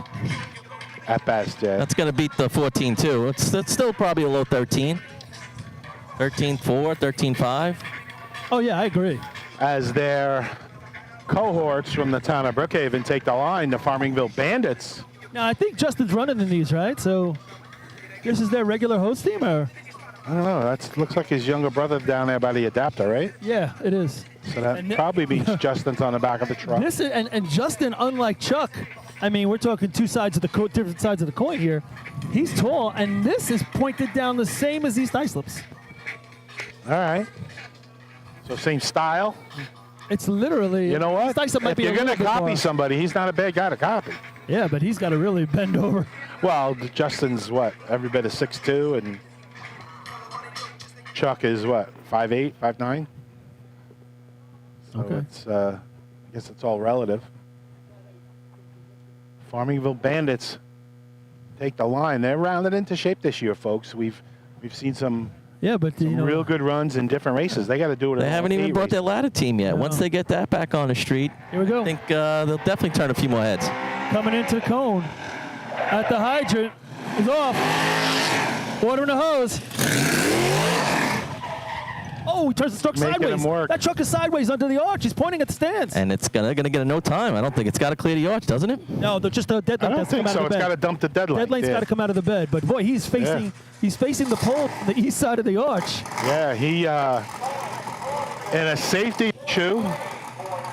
Eddie Stewart stopped the truck, did not hit the guardrail, did not hit anything. Realized his, as we'll say, ass end slid out a little bit at the nozzle end, and he saved it. Didn't hit anything, and I think that little spin helped that last of that dummy length come out. Probably it tossed it out, Rob. I agree. Oh, that put them into 4th, I think. Yeah, so that 1389, what did you just say, right, is but 4th. Is it 4th or 3rd? No, it's 4th. Yeah, and I mean, what'd you get? Did you say water on? I wasn't listening. I was talking to these guys. 7:53. Yeah, I mean, He ran a lot. 350 cone. He ran a lot. Yeah, Didn't he have was a lot back. of momentum. He was back. And then they left them back at the at the nozzle end as well.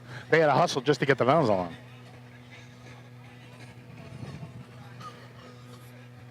Eddie Stewart still getting it done on the nozzle end. He's no spring chicken either, Paul. You and I raced against him, and Yep. Rob, you too. I mean, he's in his 40s now. All right, Lineker Snails. We keep waiting for somebody else to get in the 12s right here. Here's a shot at it. 1389 by the Bandits. So that's fifth right That's now, Paul? fourth. I believe that's fourth. Fourth, yes. 1423 by Hagerman is sitting in fifth, but the Snails coming to the line. Snails want to get off the schneid right here. No points so far. So the Slugs are struggling a little bit today. Going a little slow. So much for a cloudy, rainy day, right? Scorching out here. Perfect. Oh, it's nice on the arch. All right, here comes Lineker. Oh, he's doing a little squirrely driving. Still is. I gotta get up. Water in the hose.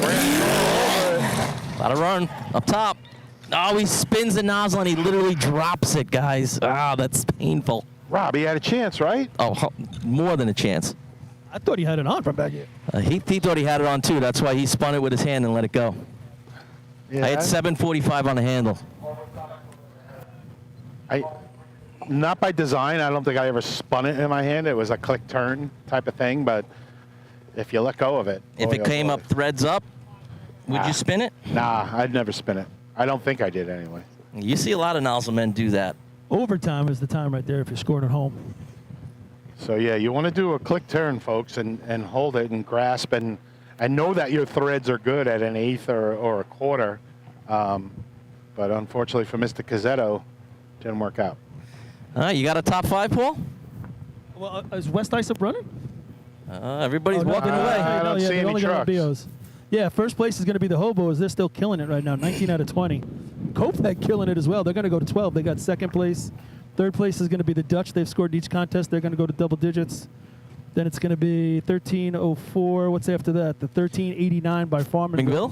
And then fifth place is going to be the Hagerman Gamblers with 1 point, 1423. So they hung around. All right, so we're halfway through the drill here. Suffolk County Championship.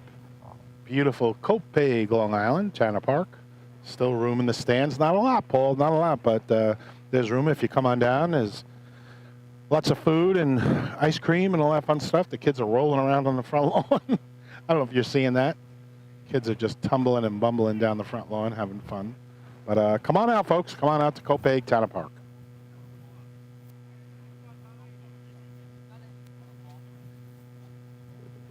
All right, Steven, you want to go to commercial? All right.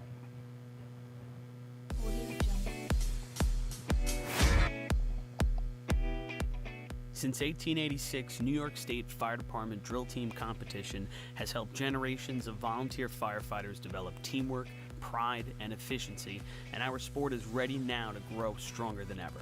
Fans, we need your help to get the word out and continue to grow our audience.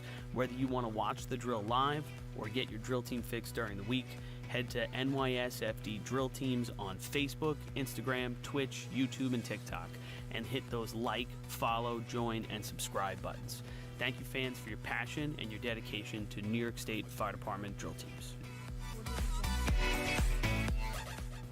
Fire Rescue Systems has been in the fire industry for over 20 years and is proud to show their support for New York State Fire Department Drill Teams. Serving the NY area with a complete software solution for emergency service entities, FRS software is efficient and easy to use, making it ideal for emergency situations. With a wide array of fine-tuned and tested modules, FRS provides a modular-based system to fit every department's needs, regardless of size. For more information, please visit www.firerescuesystems.com or call 631-234-1304. Integrated Wireless Technologies is proud to be the exclusive Motorola dealer for New York State Fire Department Drill Teams. IWT offers the full line of Motorola products to fire departments as well as David Clark headsets and sound-off signal emergency lights. IWT is your one-stop shop for custom-engineered radio solutions, licensing assistance, dispatch solutions, and top-notch reliable service with fully insured technicians.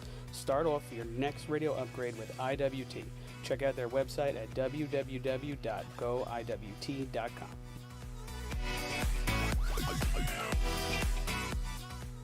The Bill Fox Company has been in business for over 65 years, specializing in custom championship rings, watches, badges, pins, and awards.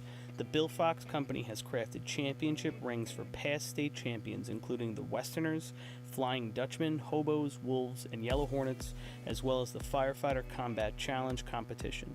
Bill Fox Company is the recognized name in recognizing people. Check them out on Facebook, Twitter, and on the web at www.billfoxco.com.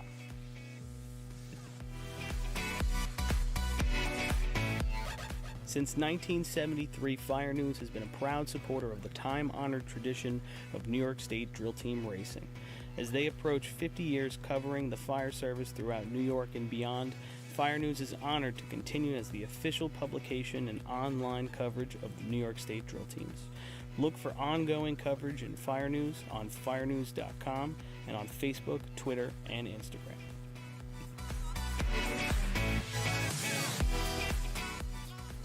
The Titan Group is the trusted name in apparel customization industry as a one-stop shop for all your drill team and department needs. As always, we offer all our in-house services, screen printing, embroidery, sublimation, and graphic design. Take advantage of our custom online ordering system. Simply choose your products, choose your logos, and have your members pay online. All your orders are separated upon delivery. Browse our vendor catalogs at www.titangrouapparel.com and follow us on Instagram at Titan Group Racing. Call us at 631-859-0075 or see Artie Seskine or Devin Robinson on the track. All 8, all day. Gear up, get on, the Titan Group.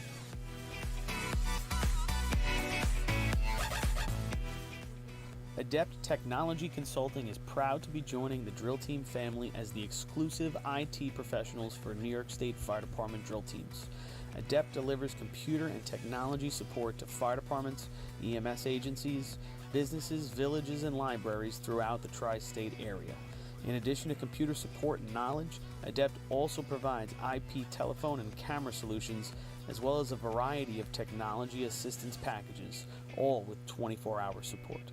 No IT problem is too little or too large for Adept. For more information or to speak to an IT professional, call 631-676-1756 or head to adept-techconsulting.com.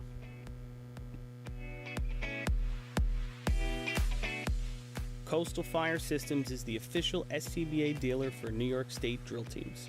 Scott air packs, cylinders, RIP packs, refill compressor systems, gas detectors, ProTech and Dragon fire gloves, as well as the future in thermal imaging technology. Coastal is also a one-stop dealer for Petzl, Scott, CMC, and Colorado bailout systems, along with professional training to keep your members sharp and meet New York State requirements. For more information, check them out at www.coastalfiresystems.com.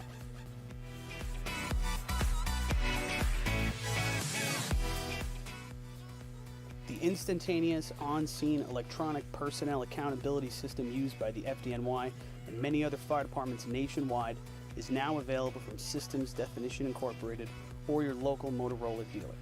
SDI is a well-known software application developer for FDNY and is the company behind this game-changing technology.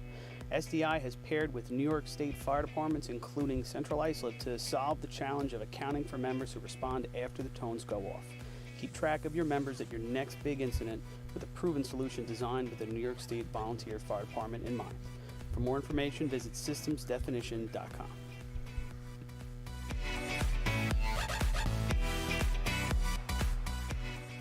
With over 30 years of service in the fire industry, High-Tech Fire and Safety continues to be a proud sponsor of the New York State Fire. High-Tech has been honored to serve as master distributor for Morning Pride products, including state-of-the-art bunker gear, USAR gear, EMS gear, helmets, gloves, hoods, and boots. In addition to Morning Pride gear by Honeywell, High-Tech also provides quality products including Genesis extrication equipment, CMC rescue products, and Mercedes hose, providing your fire department with the highest level of support and service for all of your personal protection equipment needs.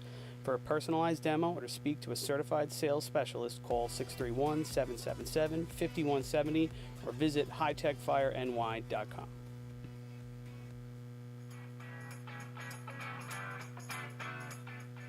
H2M Architects and Engineers is a full-service consulting and design firm with a dedicated team that has over 200 years of combined experience serving the emergency services industry. No one understands the needs of first responders better than fellow service members, and H2M is proud to count several of their own staff among them. Whether it's a rehabilitation project or new construction, each design considers the responder's workflow, enabling safer operations and faster response times when it matters most. H2M is proud of their long history of client service and consistent ability to meet architectural, engineering, and environmental challenges head-on while offering a practical approach with creative results. Remember, quality response deserves quality design. For more information, please visit www.h2m.com.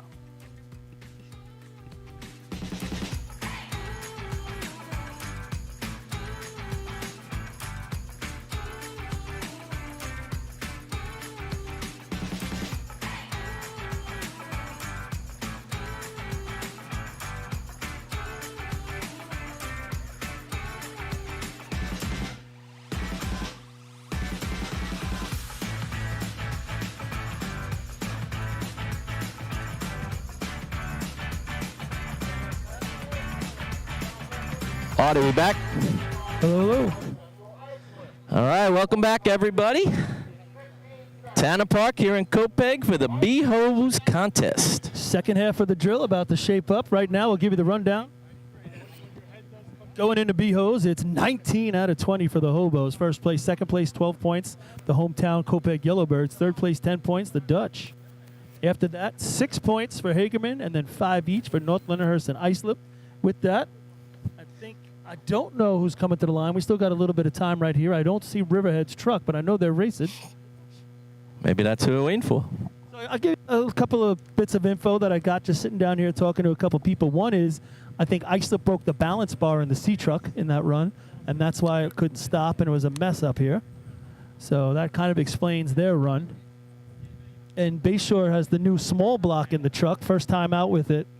And I guess when he mashed the gas and talking about it over here, just stood it straight up. Then Have they practiced with it? Yeah, they practiced the other night with it, and he said he was rolling out and it didn't happen. But then I guess, you get probably a little bit more adrenaline going.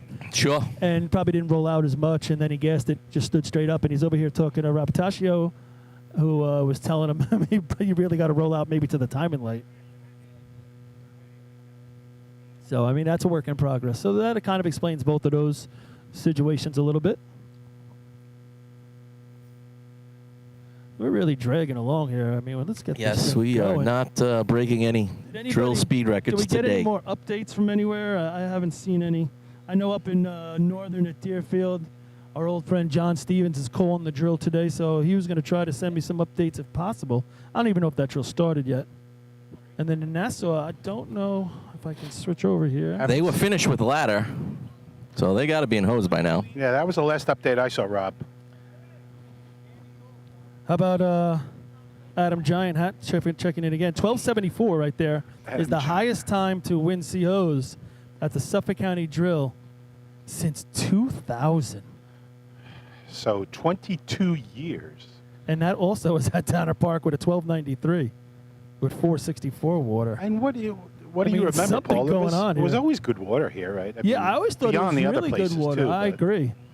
I thought it was really good water here. Adequate. I'd say adequate. Yeah, right. But 22 years since a time that high. Wow. Good stats today. Adam's all over it. And we always love what Adam does with his stats. Thank you. But that being said, Paul, we've seen spurts in different races this year. We've seen, some great B ladder times. Yeah, We've seen some great B hose. We've seen some efficiency. With the water today, like I said when that CI ran that shot, it was going to be hard to be under 12.5. And, there's only so many teams, and Islip's truck didn't run, and a couple other teams didn't put it together at the top end. All right, looks like Riverhead wound their way through traffic. Yes, here they come, Rob. What a great looking B truck. My favorite. Totally my Your favorite. favorite? I love the color. The Riverhead? Yeah. The fade from light blue to white? The blue, the dark blue to the light blue. Good looking truck. You know, not everybody can have a truck that's 80 years old and barely running. Bayshore. You think about it, Bayshore's truck was that. We should ask Bayshore's truck if it could talk. It was, when Riverhead won the state tournament, it was there. I'm sure it probably talked like Harry or those other old guys. Yeah, you're starting to sound old, Paul. No, not me, the truck. No, you're sounding old, trust me. Tell him, Rob. All right, back to racing. All right, here we go. Thank you. Thank goodness. B-Hose contest. Here comes Riverhead. Game on. Whoa! He's got water in the hose, and he gave him a... All right, long break. Long Breaker run. man He's gotta do it stays himself. on. He leaves the dummy link right in front, a little bit in way of the nozzle, but he did break it himself. Nice job. I'll tell you what, not a bad completion for Riverhead, considering the amount of times they practice and some new guys running right here. 9:21 for the Iron. I thought it was a short break, or an early break at least, at the hydrant, Paul. What do you think? Yeah, they were way back. He was back so far that he got off with his momentum going back and then realized he had actually run. And then he started to stride to the hydrant, so he had to stand up. Anytime you got to think that much, folks, We're not doing it's these not hoses usually again, going to are be we? good. Are they measuring the hose again? Trying to look. Tell you what, does a nice job putting it on. All right, Kopeg here, Let's talk about the Kopeg Yellowbirds. taking full advantage of the home track here. It'd be amazing if next week they go somewhere else and it just, you know, don't race well. Like, they need to have the state tournament here, you know, like, they're going to put in for it. Talk about home field. But, you know, you think about Kopeg, they've been missing guys, right?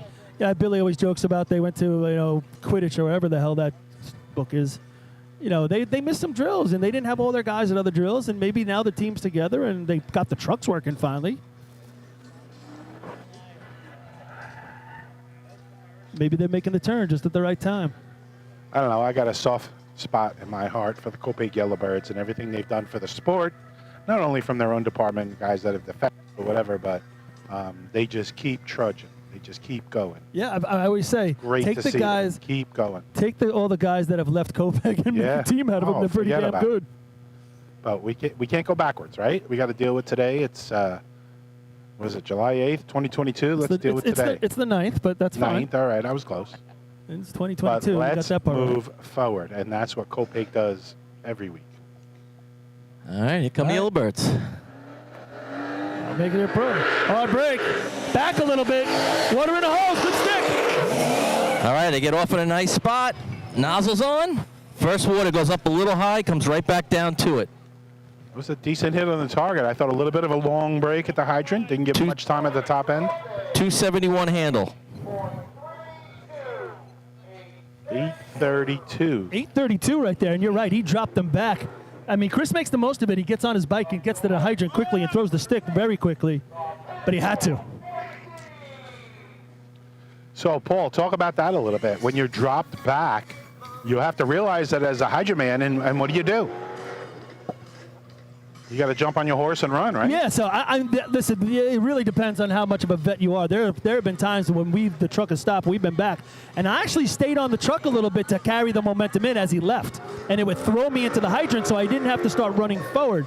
I always like to be like on the defensive position where you're fading backwards. You really got your head back and your ass back and and you're bringing the momentum's bringing you to the hydrant. So you could recognize it and say, wow, he got in the brake a little bit early, and I'm going to ride this to the end and then release with a momentum. Right. Not only the end, he would get the tires going forward, and it would throw you into the hydrant just because I didn't want to be so far back where you actually have to stand up and then run, because for me personally, and I'm sure it happens to a lot of guys, that's when you short arm it, because then your arms start to swing in a running motion.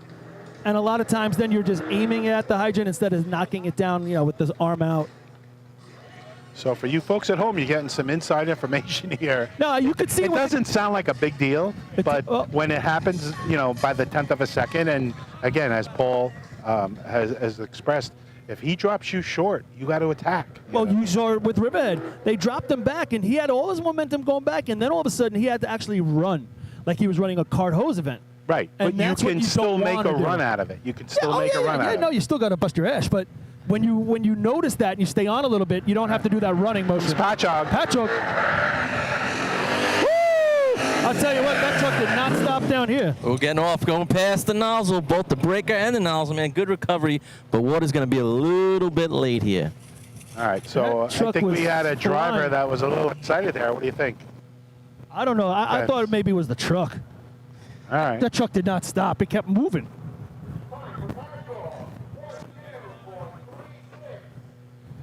$12.36 there for the Patchogue 40 Thieves.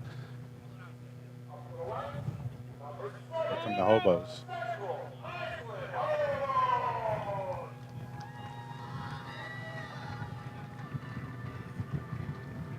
All right, Central Islip, guys. 19 out of 20.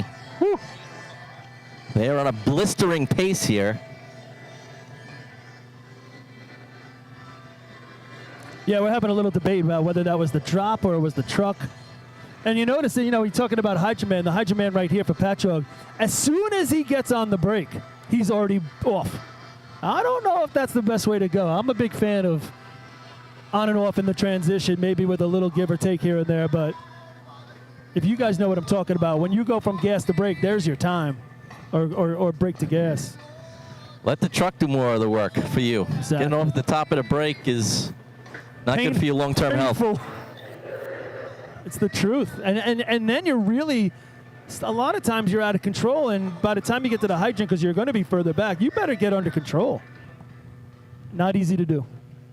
And what did you need, Paul? 3, 4 steps? I would try to do 3. 2 steps and a leap. And folks, again, what we're talking about is getting under control. Like, you can drop off the back of this truck and Well, let's be see how they standing. do it right. Here they go.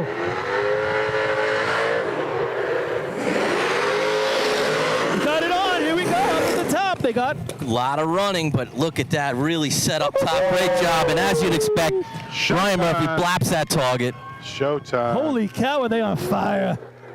That's it. 266 on the handle. I had 791.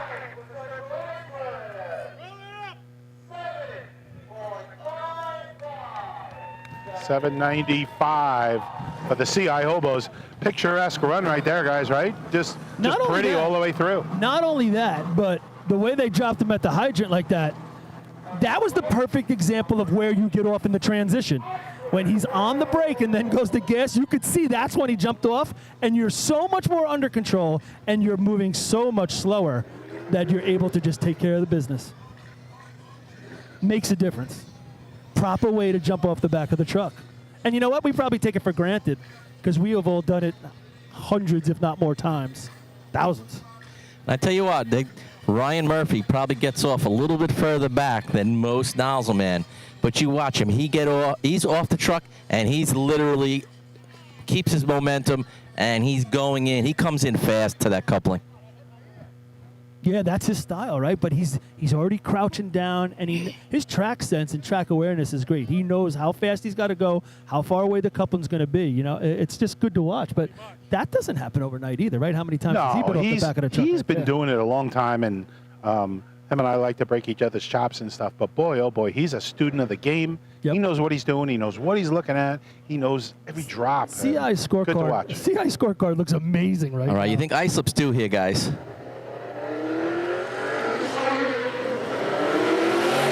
He's got water in the hose, Robbie Allen. Smasher. Matt Rodden, he's set. Water out. Little high, comes down to it. Not going to beat that No. 7.9, but probably second place. Yeah, the water on wasn't where CI's was.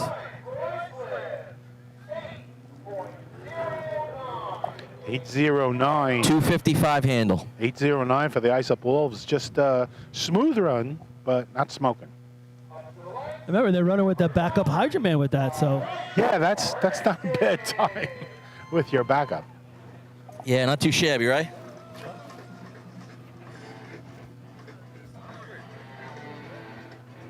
Big Shaw's coming to the line.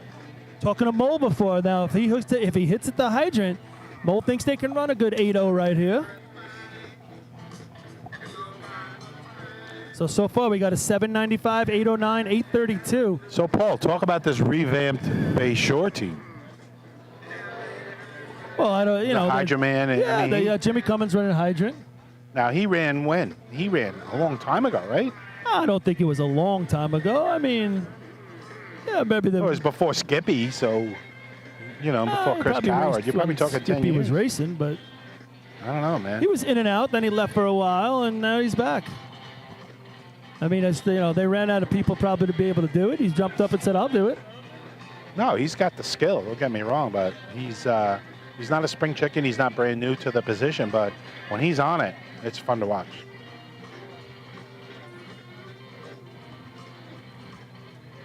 So Kopech's 832. You know, we saw that shot, and they got 12 points. And now all of a sudden, you know, are they going to get any points in this contest? Kopech, Central Islip, and West Sable, their top three, all scored in every contest so far. But I was saying earlier, I mean, you look at Central Islip scorecard right through this race. Boy, it's pretty. It's pretty, is right.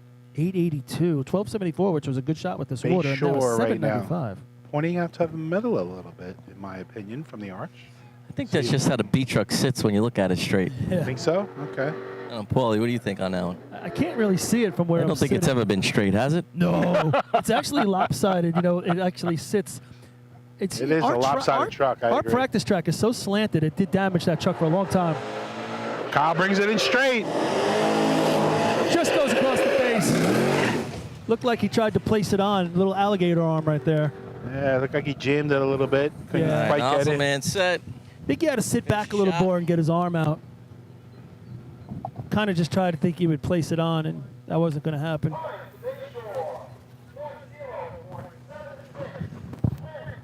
$10.76 for the Redskins.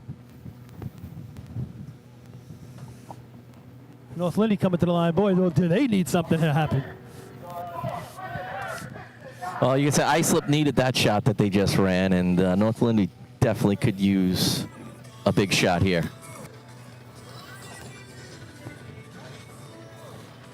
So North Lindy's playing a little catch-up. Am I correct, boys?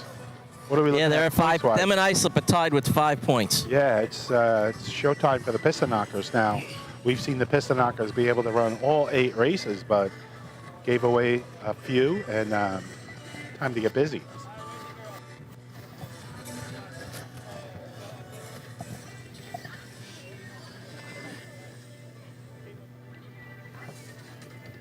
I could be wrong, but is this their most solid race? I mean, B-Hose for the Piston Knockers over the years. You want to teach a team what to do and how to do it, you say, watch these guys in B-Hose.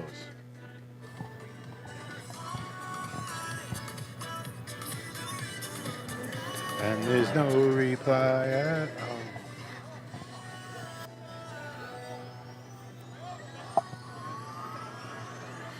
So North Lindy is being given the track right now. Chris Connell on the hydrant. If you're watching on the video, watch this guy tackle the hydrant. I mean, he just tackles him.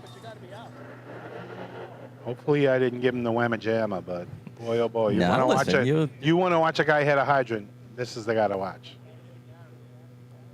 Am I right, Rob? It definitely, and it helps when you have a driver like Scott Rice who puts him in yeah. that spot every time. The consistency of where he gets off the truck is pretty amazing. All right, here we go. Big hook up and see it. It didn't finish the contest. Let's see. Man, he's got water in the hose. Woo! All right, Kevin Kinley's down, set, nozzle on. Whoa, that's a shot. That's right in there with CI, guys. So I had 257 on the handle. It's going to be a solid shot for North Lindenhurst. Just a clean run. 795 was first. 786. North Man, Lindenhurst you jumping could to just the see top. the speed that Chris gets off right there. He takes short steps, so it looks like it's a lot, but there are not a lot of them, and they are quick. They're little short, choppy steps. Yep. And that's how he keeps himself in control. Does a real nice job. It's so true. Like that word you just used, control. Like when you see him get off, and then you see all these other teams, and they're coming in the same speed, if not maybe slower. Chris coming a little hotter, but you're right. The control, Paul, his body control is Paul, just really talk good. about it. I remember JoJo from the Hornets. Same thing, those little tip-tap baby steps, like just gets under control. And, Well, you know, They were short, choppy. Right. He'd call them stopping steps. And I always said that about Danny Jackson when he ran hydrant. Was the same thing. It was like those little short steps at the end, and he always had his head back and his arm out and was lighting it up.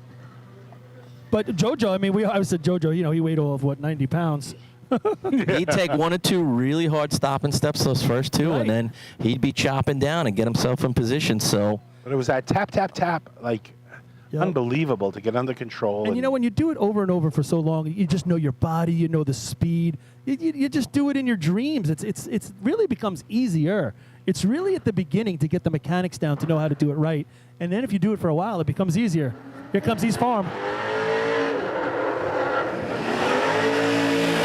Man, tell me that wasn't identical. Oh, he's wrapped in the hose. Turn it off. Oh, man. he's got water. Yeah, but I'm telling you, down here, it was like a picture identical of sea hose. Same thing happened. This guy can't get off the side of the truck like that, and the other guy's got to get off.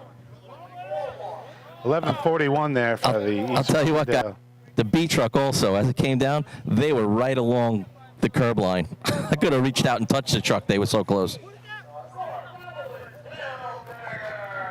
Yeah, I mean, he is leaping off the side of that truck at the hydrant, and he's running away from his slack man, who's then getting off. Well, I wouldn't say getting off. He's just falling off later. It's like, it looks rough. It looks hard. The poor slack guy's had a rough day. Really rough. I don't know. I mean, I'd have to look at the back of that truck. I don't know if it's set up right for them to get them. So it doesn't look like they're sitting back for the momentum. You know, it looks like they're standing up straight. Or maybe they're not pushing off, or who knows. So their heads need to be back a little, Paul, and maybe just lean back a little more? I'm a big fan of getting your ass back and your head back and throw your shoulders back when you get off. Because the momentum of the truck's going to get you there. Especially if you're going to drop them like that, right? Those were pretty hot drops. And like I said before, if I'm East Farmerdale, do we have to drop them that hot day one right here? Like, right? I hear you. I hear you. You're going to see it again right here at North Bab. Same thing, yeah. Opening day. Do we have to? Let's get a run. Let's complete a run. Yeah, like, guys, just give me a chance. All right, tail draggers. We see tail draggers, yeah. Hagerman warming up on the burnout zone. 921, the lucky dog right now. Yeah, I mean, we got some good shots, and then the 9-foot Riverhead again hanging around. Boy, they'd like that.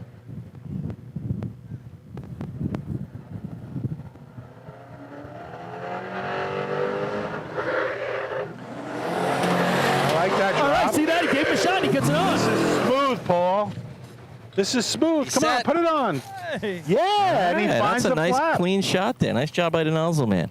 He got off, though. He took 2 or 3 stopping steps, came to a complete stop, found where the coupling was, and then started running again. 874 there for North 74. Babylon. And you know what? He gave him a chance, and he got it on. Exactly. It's- The driver hey, gave him a chance at both ends.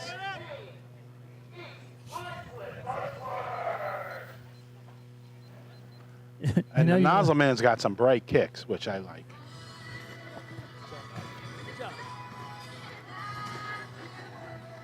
Yeah, I think they're pretty happy with that. I would say Is that in the money right now, Paul? that's fifth. All right, so North But you Babylon know what? putting up a fifth You're place coming out shot. opening day, and you're running 8 right there in B-Hose, which Yeah. is always what we call the man's contest. Put it on, hit the target, and see what happens. That's what I'm saying about East Farm. We're like, just give me a chance. Well, and that's what the driver did, Paul. He gave him a chance at both ends, and the guys did their job, and you let the athletes do what And athletes they do. got a good mix of Deer Park guys. These Deer Park guys know how to run hose. Oh, yeah. Now, let's go to East Islip. Once again, boy, that adapter is really pointed down. But if you look, I mean, they're really going to be on the curb right here. Yeah, I can see from the arch they are tight, and I know you like that. Yeah. But they got this big Chris- old Ford. Chris could put it on without even getting off the truck. Exactly. So, Rob, you're seeing the same thing I'm seeing, right? They're right on the curb line here. I wouldn't want to drive these, but I definitely wouldn't want to drive that close. Tommy, they love Tommy as a driver, and he's solid as a driver, and he's going to bring them right down the edge of the track, folks. Hey, if that's where they line you up, that's where you go. I just Wouldn't be a fan. Not a lot of room for a hiccup. But that, I think, is the point, is, you know, even if you make an error, you got a chance. You're going to pass that hydrant close enough to hit it whether you like it or not. They're tighter than anybody. Not even close to the other brake marks. Oh, man. I swear to God, I thought he had it on. He thought he had it on. He turned it with authority and then threw the stick. All right. Robbie set up top. But, Paul, talk about it. I mean, they're, what, 6 to 8 feet inside everybody else's brake marks? I mean, Yeah, I don't know about they're that much, but Way, they're I'm in telling there. you from the arch, I could see it. 1389 there. Didn't look as because of- close when he got close to the hydrant. They are way inside everybody else.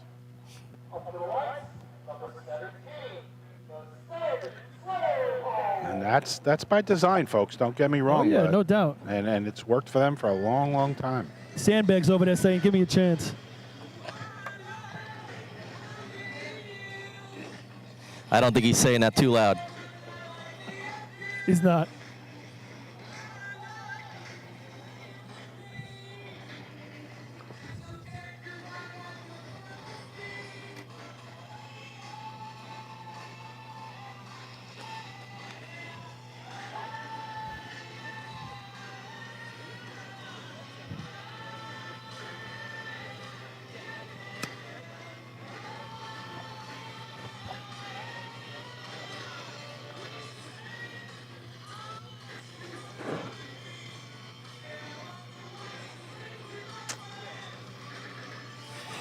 Guys, you think that trip to Hawaii last week that Chuck made had any bearing on us?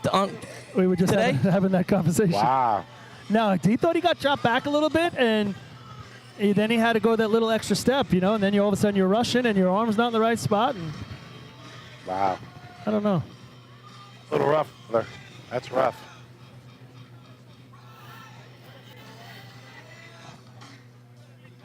You have a full track drying going on right now. Yeah, well, we haven't we don't see a lot of that, actually. No, we haven't seen a lot of water in the street today. Listen, it's a hot day. It's going to drop real quick. And you know what? There's not a lot of water behind the hydrant. It's not, you know, a lot of times you'd worry about when that truck's leaving, you'd be spinning.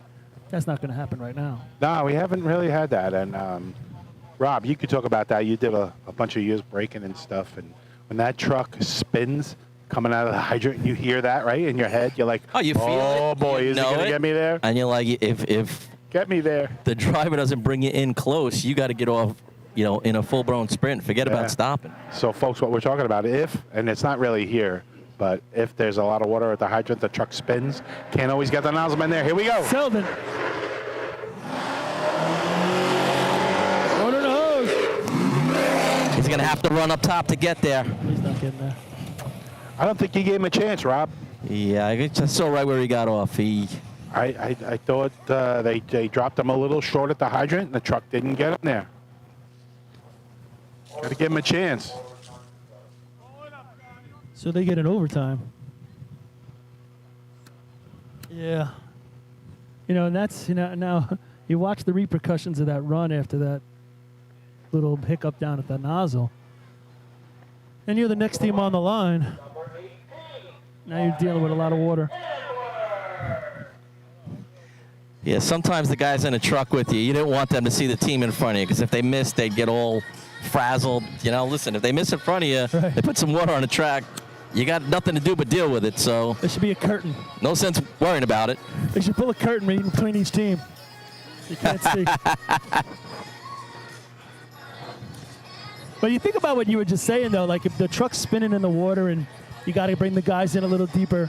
Think about the instantaneous decisions that are made within split seconds of the guys on the back, but the driver as well, about things that got to be done, right? It's about the driver, yeah. It's pretty crazy that you can make those less than a split second decision. But how about that? It goes through your head. It goes through your head as a driver. yeah. It goes through your head as a hydrant man, as a nozzle man. Like, OMG, what is he going to do? You know, is my driver going to put me in a good spot? Are we going to spin?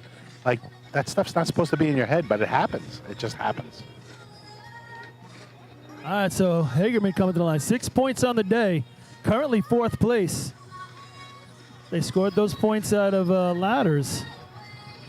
Gave him a nice little boost for the rest of the day. They're going to need this race. This probably is their best race, unless they keep running buckets like they ran a couple times. Yeah, it's showtime for the Hageman Gamblers. 786 North Lindy, 795. Two great shots with the water here. Oh, your two. If I centralize up top two, 809.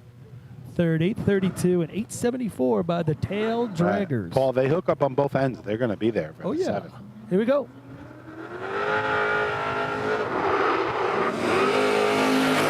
Man, he dropped him back a little bit with speed. Boy, Johnny gets off weird. Did you see that? Low, he's low on the target. Wow. Oh, he washed at least a half a second. The way he got off, I thought he was going to go down. Looked like he kind of kept his hands on a little longer than he would have liked. That's rough. 8:59 for the Hageman Gamblers here in Behoes. Probably could have been an 8-0, guys. What do you think? Yeah, I would agree. Yeah, that was a with solid half second. I thought they dropped Cola back as well. He had a lot of momentum. I had him 256. Yeah, with a lot That's of pretty momentum. good. He was back. I mean, he was probably 2 steps over that 25 right there. That's a long run.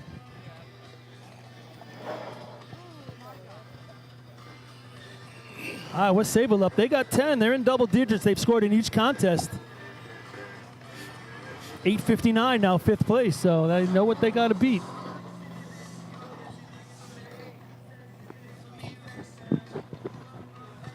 Yeah, they could make a statement right here and jump right back into the drill, the West Sable Flying Dutchman. Yeah, the Dutch could use a great day, especially, they can run buckets. They need a great day overall because, last week was definitely a downer for them. You can speak to that, Rob. Yeah, it wasn't the best night in a camp. No. At the Hunter Drill, Yeah. but you got to bounce back. Those are the signs of quality teams, if you can bounce back. How does that carry over to practice, Rob? Like, do things change on whatever nights you guys run, Monday or Tuesday or whatever? Things change? We looked at some video, and a lot of the mistakes that were made were very fixable mental ones. That's the nice part of it. Use that tape and try and look at how and what you need to do to improve. And today the numbers haven't been stellar, but consistent. Running contest clean. Does the team hang around and watch all the video? Most everybody, yeah. Good. Hydrant. Oh, nice water on. First water just went under. That's probably going to be in that 4th place range. 260 on the handle.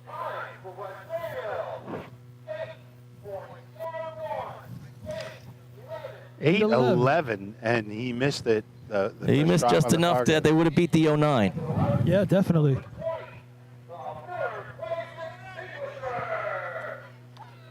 So an 8.11, a solid shot there. Yeah, does a West nice Sable. job. What'd you get for water on, Rob? 260. Yeah, That's a nice job by Ryan Tenney, first-year hydrant man. Definitely. He's been racing a long time. He's got a lot of wins under his belt, braking and doing some other things, but he stepped up and put a lot of time and effort in. And every night while we're running 3-man ladder, he's practicing. He's starting to get the drop, and 260 is probably his best handle of the year. So hopefully we can get that down a little bit more.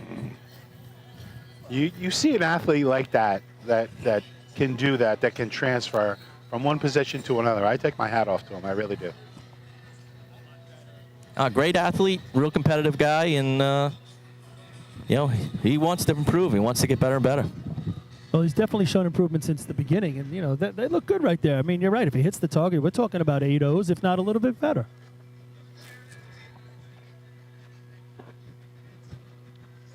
Paul, here we are picking apart an 8.11, Yeah. which is a really good run. Yeah, it's 4th place. But I mean, I get it. But you got to touch it up. It's like any other race. Listen, you got to be a little bit better here and there, and then you're getting 5 instead of 1 or 2. I'm looking up at the scoreboard. I mean, this is a pretty decent BOs contest, and we still got Miller Place, Farmanville, Lindenhurst to go, and West Iceland. Kopeg hanging around right now with that 832. And here's Miller Place. They wanna have something to say about it. I've seen them run some BHOs. Keep your eyes open, folks. You might see something special here. Extinguishers on the line. Yeah. But they're going to have to do it, though. All right, here we go.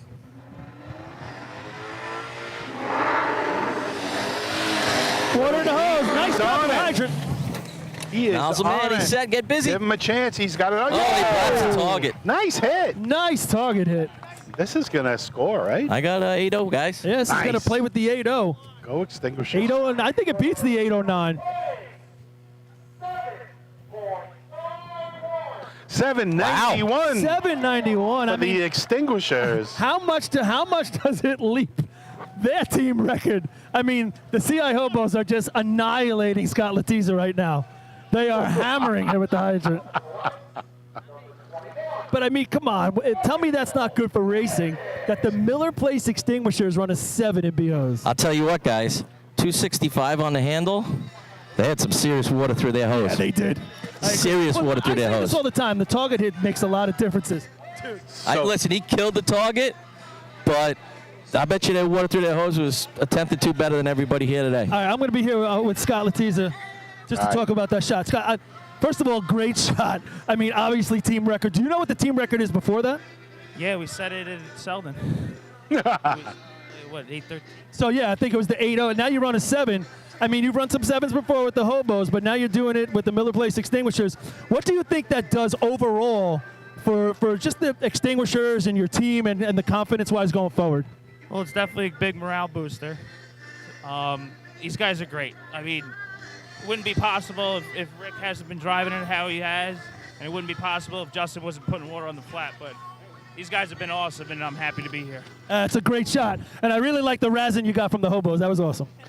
So how about that? Scott brings something to the table, obviously, a lot to the table there in Miller Place. And you know where it started we for just him? see them extend where it started each for and him? every race. Go ahead, Paul. In 5th grade, he was in my class. It's a true story. You let him out early to go practice the hydrant? Here come the Bandits. Whoa, he misses the handle. That was a hot drop. He missed the stick. Nozzle man is set. First water a little high, then comes back under it and back up. That's not going to be in the money. So Farmingville not able to match what their Town of Brookhaven cohorts. 894. A second slower than the Miller Place. I believe he missed the stick, though. That's going to... Completely missed it. I had 247 when he pulled it the first time and didn't pull it. Visually, it looked like the best drop and coupling on of the day. But, yeah, he completely missed the stick. And it was shocking. Like, it wasn't going past. He was standing right there, and he's got long arms. All right, Lindenhurst, guys. They've run some B-hose this year. 3 7s on the board. 3 7s on the board right now at the county drill. Smoking it, and with this water, it's a hell of a job. Well, listen, we finally found a contest that the top 5 places will be, what we would consider, quality shots. Competitive, yes. Now that 8-11 by West Sables in 5th, and we still got some play to go. 8-11 is 5th? Wow. 8-11 is 5th. I mean, it's just crazy. You look up on the board, you see all the classics are up there. Islip, North Lindenhurst, Central Islip, Miller Place. Yeah, man. I love it. I love it too. Somebody get them a C truck. So here's Lindenhurst Snails on the line. We know they can run some real good B-hose. Don't be sleeping on the Hydra Man. Yeah, I used to love getting on the line and knowing we had to run a big run to get the points. Yeah. There was nothing to do. You're just going to go for it. You just I get love juiced, that. right, bro? You get juiced. Yep. Oh, yeah, you're on the line now. You know you're going to have to put it out there. All right, at the hydrant. Whoa, he's got a good stick. Man, be about talking it. Oh. He had the swipe again. I think he made the same mistake. Did he have a chance? C-hose. Did he have a chance? Oh, completely. Completely had a good swipe. I mean, I believe in C-hose he dropped the nozzle. What'd you Here have he first? just didn't look clean. 245 on the handle. Wow. That might be the 249. Excuse me.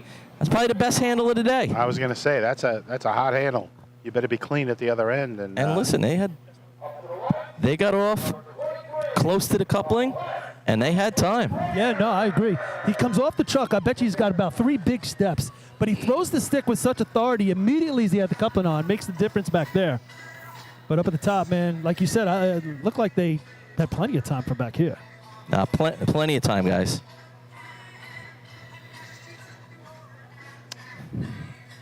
We got West Islip coming to the truck. Now, if you get a look at this truck, you know, we were there the other night for the week for Mitch Lohan.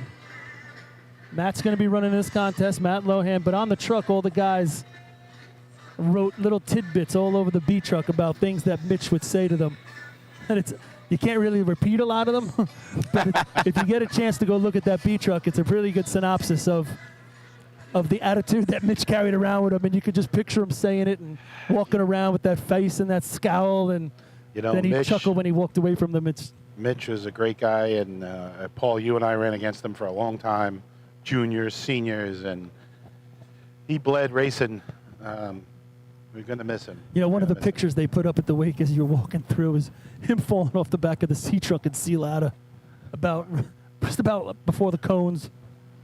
I mean, it was just crazy stuff. Tight line at the hydrant. Water's in the hose. Up at the top. Oh.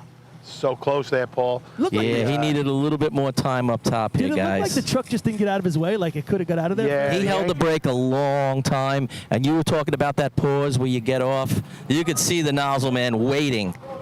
You know, he waited till he started to pull out, and then he jumped. He just held that brake probably a little too long. It was a 1466. 1466. Nice job. Did a nice job down here at the hydrant, I gotta say. All right, so we had a quality contest there. I like it. Yeah, we did. First place is going to be the heavy 786 from North Lindenhurst.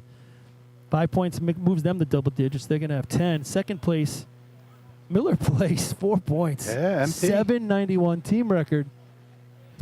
Third place is going to be 795. The Central Islip Hobos, like, you know, what's wrong with us? We can only get 3 points. But a 795. 795, I like it. They go to 22 out of 25. Like, woe is me right now. Next, Islip 809 gets them a couple more points since B ladder. They're going to go to 7. And fifth place is going to be West Sable. They still have scored in every contest.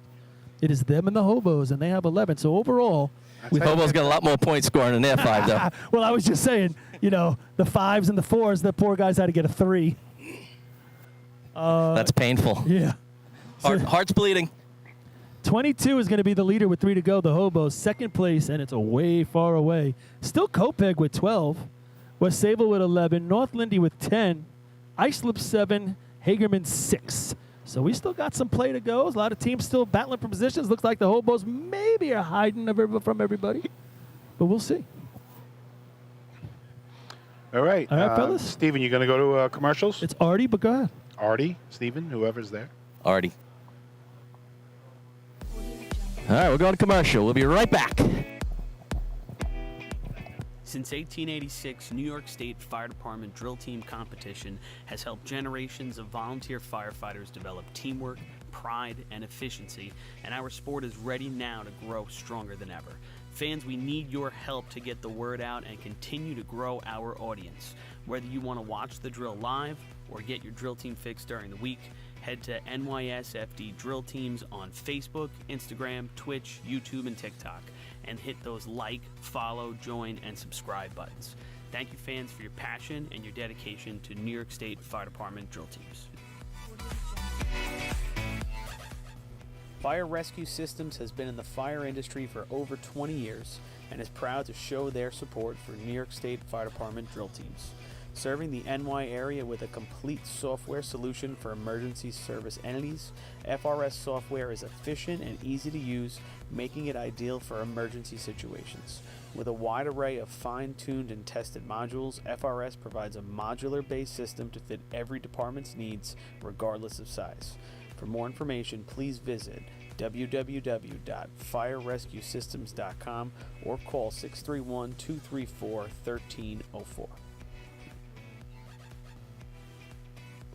Integrated Wireless Technologies is proud to be the exclusive Motorola dealer for New York State Fire Department Drill Teams. IWT offers the full line of Motorola products to fire departments, as well as David Clark headsets and sound-off signal emergency lights. IWT is your one-stop shop for custom-engineered radio solutions, licensing assistance, dispatch solutions, and top-notch reliable service with fully insured technicians. Start off your next radio upgrade with IWT. Check out their website at www.goiwt.com.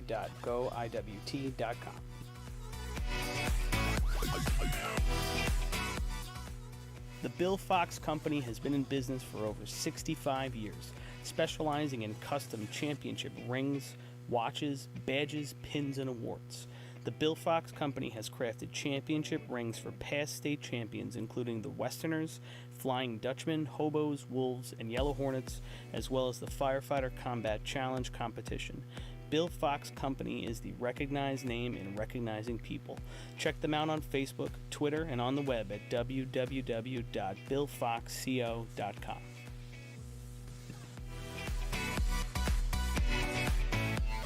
Since 1973, Fire News has been a proud supporter of the time-honored tradition of New York State drill team racing. As they approach 50 years covering the fire service throughout New York and beyond, Fire News is honored to continue as the official publication and online coverage of the New York State drill teams.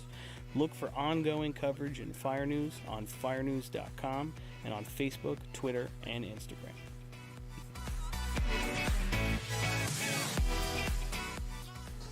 The Titan Group is the trusted name in apparel customization industry as a one-stop shop for all your drill team and department needs. As always, we offer all our in-house services, screen printing, embroidery, sublimation, and graphic design. Take advantage of our custom online ordering system. Simply choose your products, choose your logos, and have your members pay online. All your orders are separated upon delivery. Browse our vendor catalogs at www.titangrouapparel.com and follow us on Instagram at Titan Group Racing. Call us at 631-859-0075 or see Artie Seskine or Devin Robinson on the track. All 8, all day. Gear up, get on, the Titan Group.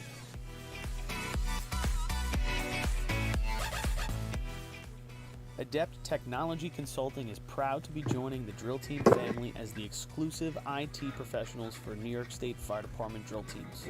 Adept delivers computer and technology support to fire departments, EMS agencies, businesses, villages, and libraries throughout the tri-state area.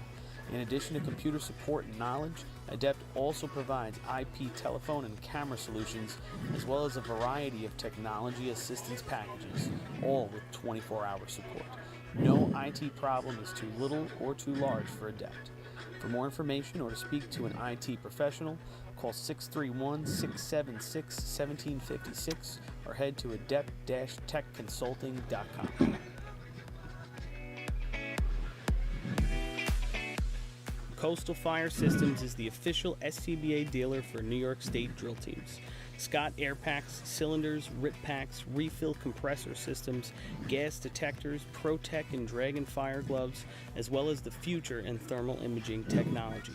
Coastal is also a one-stop dealer for Petzl, Scott, CMC, and Colorado bailout systems, along with professional training to keep your members sharp and meet New York State requirements. For more information, check them out at www.coastalfiresystems.com.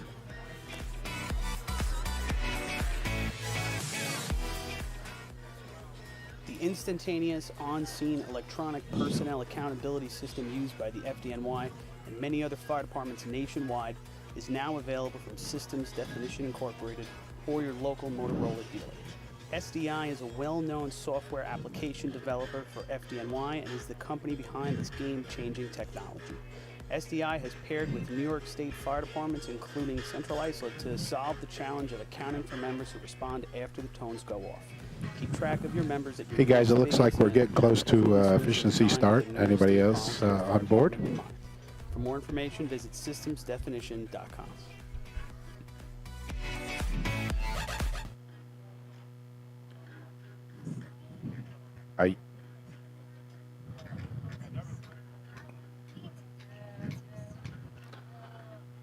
Sorry I haven't given you props. Artie Murray working the trailer today, doing a fine job.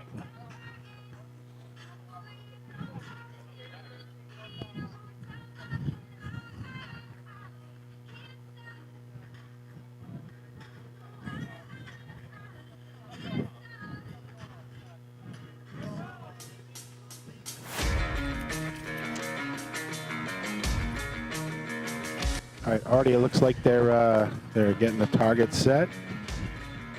Our illustrious officials, a little bit of help from Jay Skidmore and Kevin Connell from the Rules Committee, making sure the target is set right. Very important. Get it in the right spot. Get that flap right over the back of the line. Make it official. You never know, we may get a state record.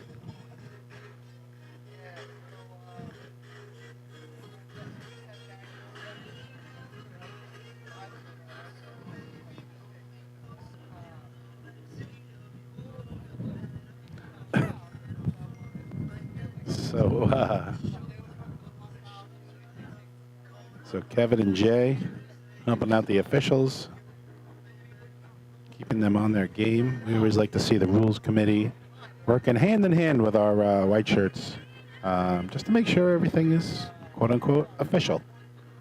So we're getting that green light right now, I believe. They're tripping the target. Everything is good. And should be ready to go. Riverhead Ironman taking the line. Hello. I got you, Paul. All right. Yeah, so we're getting ready for the efficiency contest.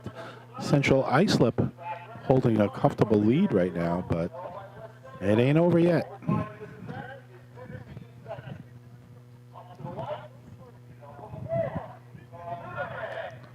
So the Ironmen will lead us off here in the efficiency contest. As we talked about earlier in the day, good to see Riverhead back on the track.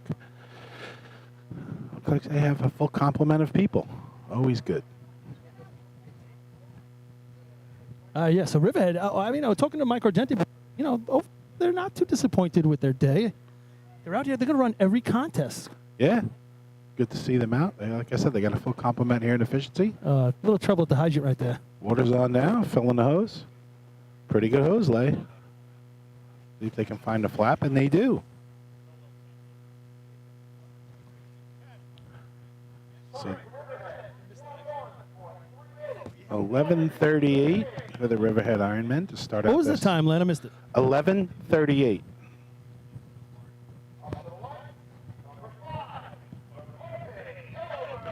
So now here comes Copeg, Paul. They got some points today, right? Yeah, they're in place right now, and this is a big shot for Copeg, to come down the track.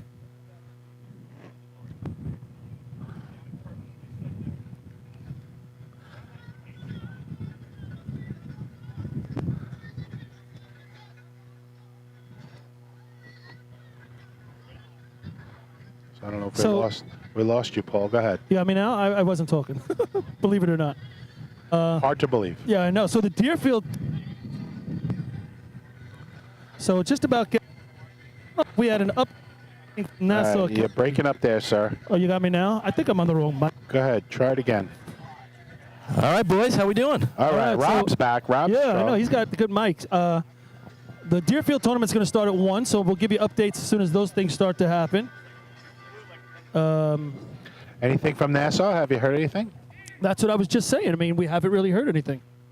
All right. Anybody from Nassau? Give us some updates. We would love to pass that on. All right. Looks like Yellowbirds. Copeg is ready. Still holding second in the drill, guys. They're set. All right. They're off. Approaching the hydrant. Solid start. What a little pause on the stick. Yeah, I agree. 370. Maybe that's the Brand trick. set up top. Oh, he First water tickles tickles the target. Would you call that a sweeping hit, right, guys? He kind of came across it. And I don't know. Wasn't set straight. 975 for the Yellowbirds. And that's with a pretty significant miss. So, and a real slow handle. So I think we could see some pretty good efficiency today. Just extrapolating. I'm going to use a Extrapolate. I want to use the word of the day. I You know got what to you're saying. spell it if you say it. You have Oh, I to be got able to that. spell That's it. easy. Okay. Come on. Extrapolate? Okay. Extrapolating. Yeah, I thought that was more of a sweeping hit rather than in control. He did catch it at the end, but I thought he like to tickled it see and he a little brought more it control. down and then went back up. I think he was sweeping because it was either that or I'm not going to be standing up anymore. Right. I don't know if we're in the spray zone here. I'm going to put the on me. It might feel good at this point. It's hot enough. It'll definitely feel good. I got to admit, it really wouldn't bother me if a nozzle man lost it and washed you guys out. No, of course not. Wouldn't bother me if a big gust of wind came up and knocked the arch down. The black and white stripes of the Patchogue 40 Yeah, this is Patchogue. This is not North Babylon. That is black, not blue. All right, here comes Patchogue. They would like to get on the board right here. They got one guy with extra stripes. I don't know what he did All right, to earn they're those. approaching the hydrant. Oh, good turn on there. Woo. All right. They're slowing down a little too I fast agree. up top. He needed to keep going. Man, if he would have ran that out and just hit it on first drop, I agree. Yeah, he stopped about 60, 70 feet. 35, 45 feet from the nozzle line. 10:21 with a 337 handle. 10:21. So, Rob, you're saying you think then. So here come the hobos. So you think the nozzle man and his backup man maybe pulled up a step or two early? Probably about 5 or 6 steps early. Okay. And they, by the 25-foot line before the nozzle line, they were almost stopped and ready. That's just too far a target hit. Plus that hose behind you needs a place to go. So I'm thinking there was some kinks there that hurt them, and a 40-something foot target hit's difficult. Yeah, so maybe the water out isn't what it could be. Might have cost them a tent or two. Everybody pays attention when the hobos are on the Everybody's line for holding their breath. They're There you go. they're only up by 10. Yeah. All right, Ryan Murphy approaching that hydrant. Water is on, 309. Oh, they're happy as a clam right Ryan here. Kessler coming straight at it. Water out. Oh, Game a little on. left Just and a left. little high, and it's still a 9-1. Yeah, he was just left, and you're right high. But look at the difference of how they run it out all the way. You know, he's still grunting, pushing that out, right? 100% running all the way out. 9:14, 8:22 water out. So a blap's probably 8.7, 8.8. So, and the track record here is a 9 flat. West Sable. That's got a legitimate chance to Yeah. go down today. I agree. Yeah, I think so too. Right Paul, now. Paul, we're I in agree. for 20 each, so you owe me 20. You got it. Yeah, if you watch how they Are run we out allowed the to gamble on the radio? Sure. If you watch how they run out that hose, like you said before, that Patchogue probably stopped 7, 8, 10 feet short. They don't stop at all. When the water's coming out, he's still running as fast as Yeah, he his can. momentum is taking him, and he is dead straight in line with that target. And, so what and do you- honestly, he does not miss a target that often. That was not a target hit he'll be real thrilled with. And you know what? Right. But he's locking in the last 3 or 4 steps. But he's still moving. Setting up. Right. No, I get it. But he's charging hard to that, last line before the nozzle line. He's charging hard, and then he locks in because he's got to get that hose out. He knows it. He knows he's getting water. I would say he was in full speed 10 feet after the line. That's and then slowed crazy. down. I mean, they have a long hose. It gets all the way Here to we the go with nozzle the line. Wolves. And you'll see the same thing here. All right. Islip approaching the hydrant. A little bit around. He almost kind of No, I put water in stabbed the at street. it, Put right? water in the street.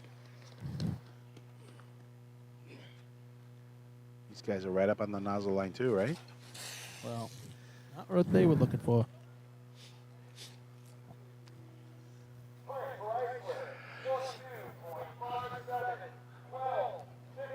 $12.57 for Islip, and what the tournaments have been so far this year, and it's been, Central, Islip, and North Lindy. And so far today, it's really just Central Islip. Yeah, it's there, and everybody else is kind of chasing from a distance. Yeah, it's been the hobo show today. Bayshore, we've seen them run some efficiency. I don't know if they got the legs these days. What do you think, Paul? No. Paul's having some mic problems. All right, so Rob, Little frustration I there. don't know, Rob, if they have the legs right now. I mean, Yeah, no. efficiency is all about legs. Get the hose out. Mo was saying he thinks they can run this. Listen, you guys have been running for a long time very well. They know how to run efficiency. This would not surprise me at all if they put up a heavy number. There's something about being a veteran, and then there's something about being fast. And Except there's a for- fine line right Except for the there. nozzle man of the good runs of late is standing about 8 feet from you. Okay, so might be an issue. He's sitting over here. That's not always the best thing. When you can interview the guy that usually hits the target during their run, Not a good sign. bad sign. All right. All right, looks like Bay Shore's ready. I like Mole's hat. I got to get me one of them. That would match most of your sneaker collection. Bright green. Here come the Redskins. All right, they're off. Coming up to that hydrant. Little delay on the stick. I got 325 still.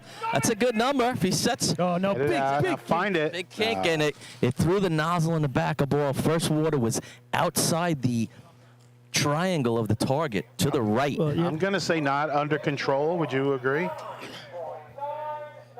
999. Paulie, you caught that behind exactly what happened. I was watching the nozzle man, but did they get a tug or something? All right, They so had the late stick, but up here, Al Pugh and his thing, it really rolled up and around him. Actually knocked him to the ground right there. So the water did not go through as expected. no, they just weren't in control. I mean, you want to see that stream coming out of the nozzle somewhere around the flap, and it was just all over the place. So the Redskins got a little work to do there in efficiency as North Lindenhurst takes the line. How we doing on points with them, Paul?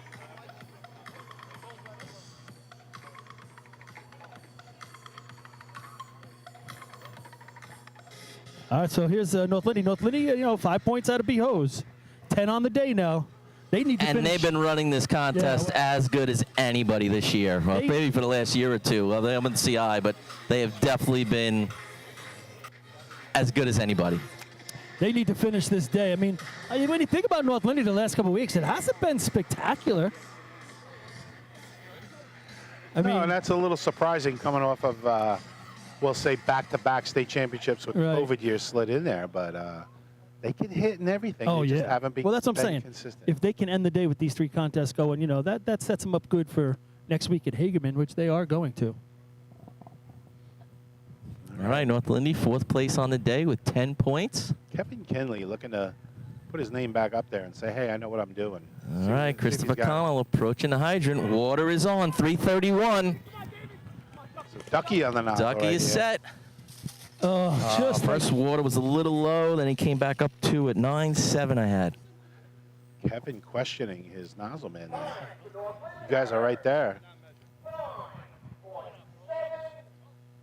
975 there. Does for that, Knockers. with Kopeg, is that a tie? that's a tie with Kopik. Knockers not happy with that. Yeah, they get all the way down here, and they round it out just like Sai, all the way to the end, little short of hose.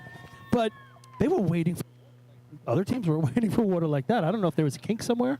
I was going to say the water did not come out of their nozzle to the target how I'm accustomed to seeing it. It wasn't really a big burst. It wasn't on a line. I didn't think it got to them. I mean, you didn't see anybody else wait that long.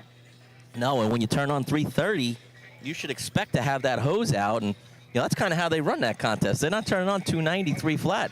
They're running a little bit later stick, Yeah, but the hose is out, and they crush the target. I'm with you, Rob. They're not looking necessarily for that absolute, 3 flat stick, but they can get it out and then hit it after that, and it didn't happen on that run.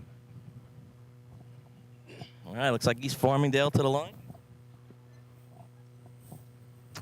Their draggers are way back. I mean, these other See them times, get a start. all of a sudden, CI's 9-14 looks spectacular. Little hiccup on. All right, we had a miss and a little quick launch. I Ooh, think- we have a dragger down. Yeah. we got a hair down.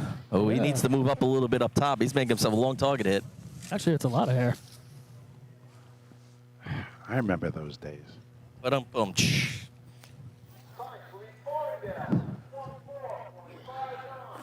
14:59 there for the Hares. Put a little polish on that race.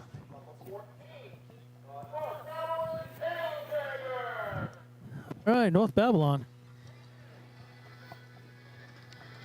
All right, outside of CI, this is pretty much anybody's contest. This is shaping up. You're in and out, Paul. You're in and out. And mostly out. Paulie's having technical difficulties. Please stand by. So North Babb taking the line here. Really spread out, Rob. I like the way they spread everything out. Look at the nozzle man all the way to the outside of the track. Gets that hose spread that much more to start, you know. Well, they give you the entire street, you know, and most teams try and take that where they can. Yeah, use it. Why not? And again, folks, what we're talking about is spread the hose out. Better hose lay means less resistance with the water going through the hose. I know it sounds technical, but if it's a tenth or it's a half a tenth, it means a lot. If you're going to run a 9.1 or a 9.0 or an 8.9 or whatever, every tenth is critical.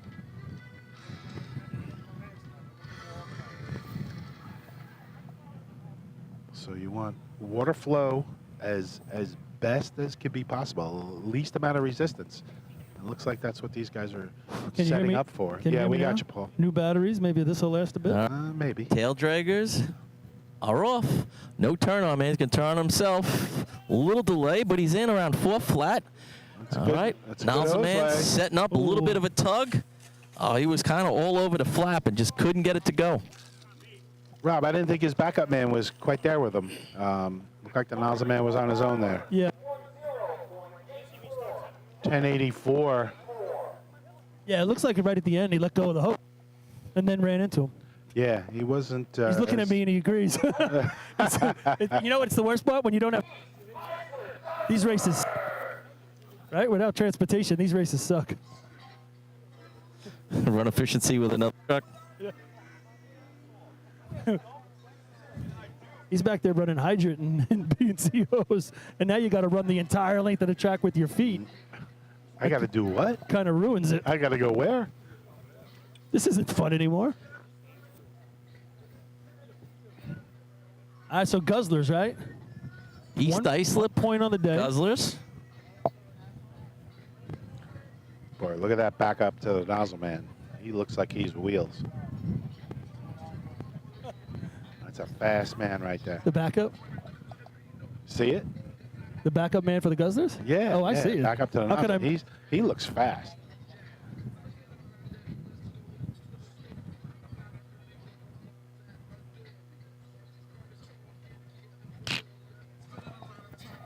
All right. East Islip gets the white flag. Jokes, 10:21 still hanging around. That's 5th place right now. It's on the start now. Just as we saw a great B-hose contest. This one, meh. Hasn't stacked up yet, but there's still hope. Jay Skidmore. Right, here they go. Here comes Guzzlers. It's Keon Sandbag right here. All right, Chucky Treglia approaches the hydrant. Water on, 340. Oh, he's got now it blows off. It blows off the hydrant. Off the hydrant? Was on. He was on. No, they got water all the way to the second coupling. I know, and then it blew off. Things you don't normally see. I agree, Paul. What do you have? At least 1 or 2 lengths full of water, and then blew off? The water got to the second coupling. Not sure what happened there. If he only had a. You know, a lot of times you have a turn-on person. Continue to turn the coupling another turn or two just to make sure it doesn't back off. Yeah. I turn on and you go right to that coupling, give it another turn, 2 turns. And I keep my hand right on it. Did you do that, Rob? You gave it an extra little twist to help the man out? 100%, because a lot of times the hydrant man falls away and keeps the hose from kinking. Kind of keeps that lice, not a full 90, but that rounded 90 degrees, so it comes down the street without kinking. So I didn't do it Frankie Miller, but if you watch Frankie Miller, he would actually drop down to his backside holding that, and Christy Hothen she'd continue to turn on once or twice. So you're saying the hydrant person, their momentum may take them down the street a little bit, and they're out of there, keeping the kink out. It doesn't take them down the street. It just takes them away from the adapter. You pull out the hose. Wow. So turn on person, girl, guy, whatever it is, can do a little bit more. I ran hydrant for a long time by myself. Never had a turn on man, but I would pull the stick and then I would pull out half of that first length. Right. So that's what Rob's saying. You may be 10 feet. You may be 10 feet down the road, and that turn on person can get an extra eighth or quarter turn. Make sure that coupling holds on. All right. Give you a little update from the northern drill. All right, we got Hageman on the line here. We'll do it after that. All right, looks like they're ready to go. And they're off. Approaching that hydrant. Water on. A little slower, 365. Selden. Oh, Selden. I'm sorry. I thought it was Hageman. A little low on the target initially and then came up. Now Hageman's up. My fault.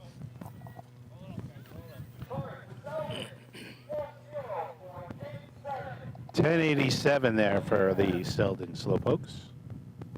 So a little update from the drill in Deerfield in three-man ladder. First place was the Spencerport Red Onions, 671. Second place, they ran a 780. Third place was Maine Transit with an 822. Point Pleasant, 907. And the Ellesmere Wanderers, 1005. So those are the 5 teams competing today up in Deerfield. 2 from Northern, 3 from Western. So we always have Adam chiming in from Cutchogue. He's chimed in again, talking about one of our near and dear friends, Drew McCaffrey, who we lost a couple years ago, talking about running efficiency with him. And Drew crossed it one time, and it just, when the back pressure, you guys have seen it, the back pressure gets to the nozzle, like it holds, and then the back pressure gets to the nozzle, and it blew it off the hydrant. So Adam having a little flashback there. And we had that happen in B-Hose at North Belmore, me, Danny Boucher, and I knew I crossed it. And get one blast, and right? and Danny went to touch it, and I screamed at him because I'm, I'm laying in the gutter, and I'm screaming at Danny, "Don't go near it! Don't touch it!" And sure enough, my brother hits the first drop. We run like That's a it, 760 something, and it blows off. Yeah. All right, here come the gamblers. You get that blast. They're off the line. Approaching that hydrant. Water on, 326. One of our better sticks we've seen. Johnny on the flat. Johnny set up. Oh, he murdered it. And I thought he could have run further out. Yeah, That might get CI, guys. That might get CI. Yeah, that's right there. I don't think he had to run it out.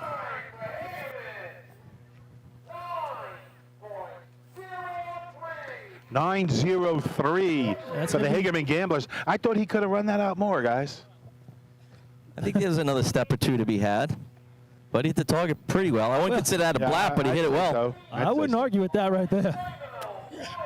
Almost got the track record. Yeah, that was, well, that's close. Man, look at run. That's going to be a big point getter for them. How many points did they have coming into They had this? 6 coming in, so they're still in the battle for second place. That 903, hey, a CI 914 tie for third and fourth. Copeg North Lindy 975, and then Bayshore 999, and we stable Farmanville Lindenhurst. I just watched Louis walk off the track West Islip. with such pride in his step. He's loving that run right there. Good job by the Gamblers. West Sable, we said earlier, they've scored in each contest, 11 points on the day. This was the old argument with Harry Penny. You know, the old, you score 3 points 3 a contest. in every race, You're 24 gonna win every drill. No, you're not. No, you're not. Because you're not going to score 3 in every. And I would rather have a bunch of 4 and 5s. I think in the 70s that worked, Paul. Yeah, well, in maybe today's you're world, probably with right. less teams and stuff, and it's not quite as relevant. But I get his philosophy. And if the first 3 contests, you don't get any. Well, listen, if one team gets first and second in like 4 or 5 or 6 contests, then your 3 aren't going to work. No. Sounds. It's not a terrible concept. Well, I think the base part of it is run every race well. All right, come the Dutchman. Here we go. Not what he said. And they're off. Joey Quenzer approaching the hydrant. Water on, 340. Billy Houghton coming straight at it. He's running it out. Was low and came up. It's going to be around a 9.5. He's right up on the nozzle line too, boys. Those officials. I just don't think the water's leaping to the target. And those officials were ready to pull their flags. He was close to that line. You got to be careful. 9:59. With that. West Sable. Was it 59 that was? Yeah, 5.9. 9.59. It just looked like a normal shot right there, but I don't think the water's leaping from the nozzle to the target. And he pulls it down right there, and it didn't get to, I don't even think it hit the target area before he pulled it down, right? He didn't have the first water there. No, definitely a couple tenths, probably 3, 4 tenths for sure. No doubt. It's probably 9. Might have been in the neighborhood. And you're running with a 3-4 water on, boy. You're really timing that out, because if he hits the target, you're right there for first place. Yeah, you can't waste any water up top, though, when you're going to do that. Nope. All right, Miller Place up next. Coming off that solid 7 in BOs. They keep their momentum going. Yeah, they'd like to throw a few more points up there and maybe be a player for the top 5 at the end. Miller Place Extinguishers. Yeah, they would need a Put that in your efficiency. vocabulary, though. Put that in your vocabulary. Miller Place Extinguishers. Turn it into a very competitive team here in Suffolk County. We're out. Just look at the ball. Hello. You can just tell they're serious. All right, here comes Miller Place. All right, a quick 1, 2, 3 there. Scarlet teaser. Water on, 341. It's good hose lay. He's got to hit it. He gave up a little early. Oh, man. Hit. Wow. Man. That's some happy extinguishers right there. 9-3, probably third place. I'm so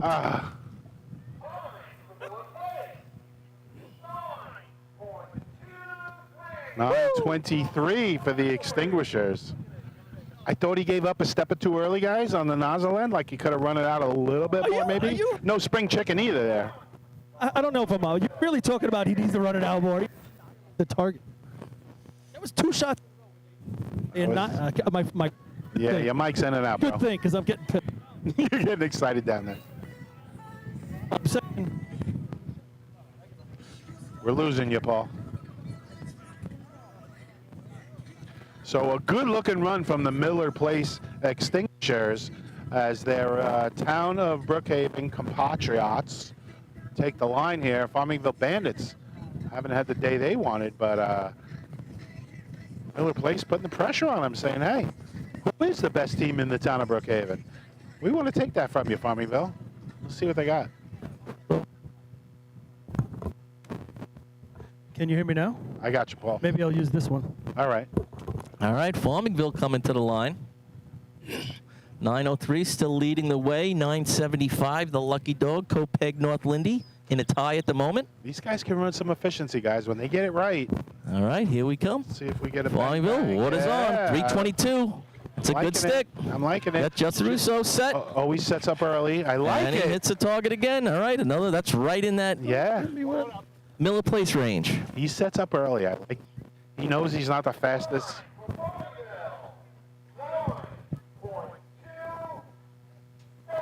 .927. What is that? 4th or 5th, guys? That's fourth. That puts Okay. the 959 of West Sable into 5th. It's a pretty run right there, but only good enough for 4th. Can you hear me now? Yeah, we got you, All right. Paul. Welcome back. Yeah. Microphone of the day. But I was saying before, Len, you're talking about these guys running out the hose. They're annihilating the target. Yeah. Well, do you need them to run it out a little bit more than that? You got to get it out. You know that. Jesus. That last 10th or 2 that I it don't know, saves you in water out, I thought- just makes your hit that much better. Listen, Now, I take again, either one of those 2 target hits. Those are the 2 best target hits of the day. I'll take them. CI hits that target hit. It's an 8-8. Right.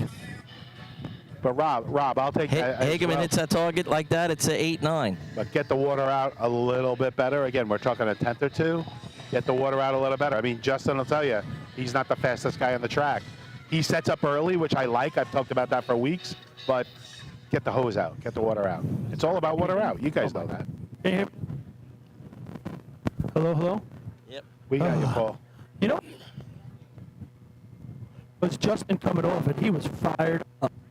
You could see all those years of him trying to get Miller Place to run motorized came together right there with that hit, and he's All feeling right. good. Lindenhurst, we got water on. 334. Sets up a little early. Oh, moved the target first water. Now, that might have made a difference if he's on his way out. Swing and a miss. Now there, I'd say with you, Lenny, that needs to be out further. 10:46. Yeah, I agree. If you're going to have a complaint there, it gets so... Oh, is it? Probably.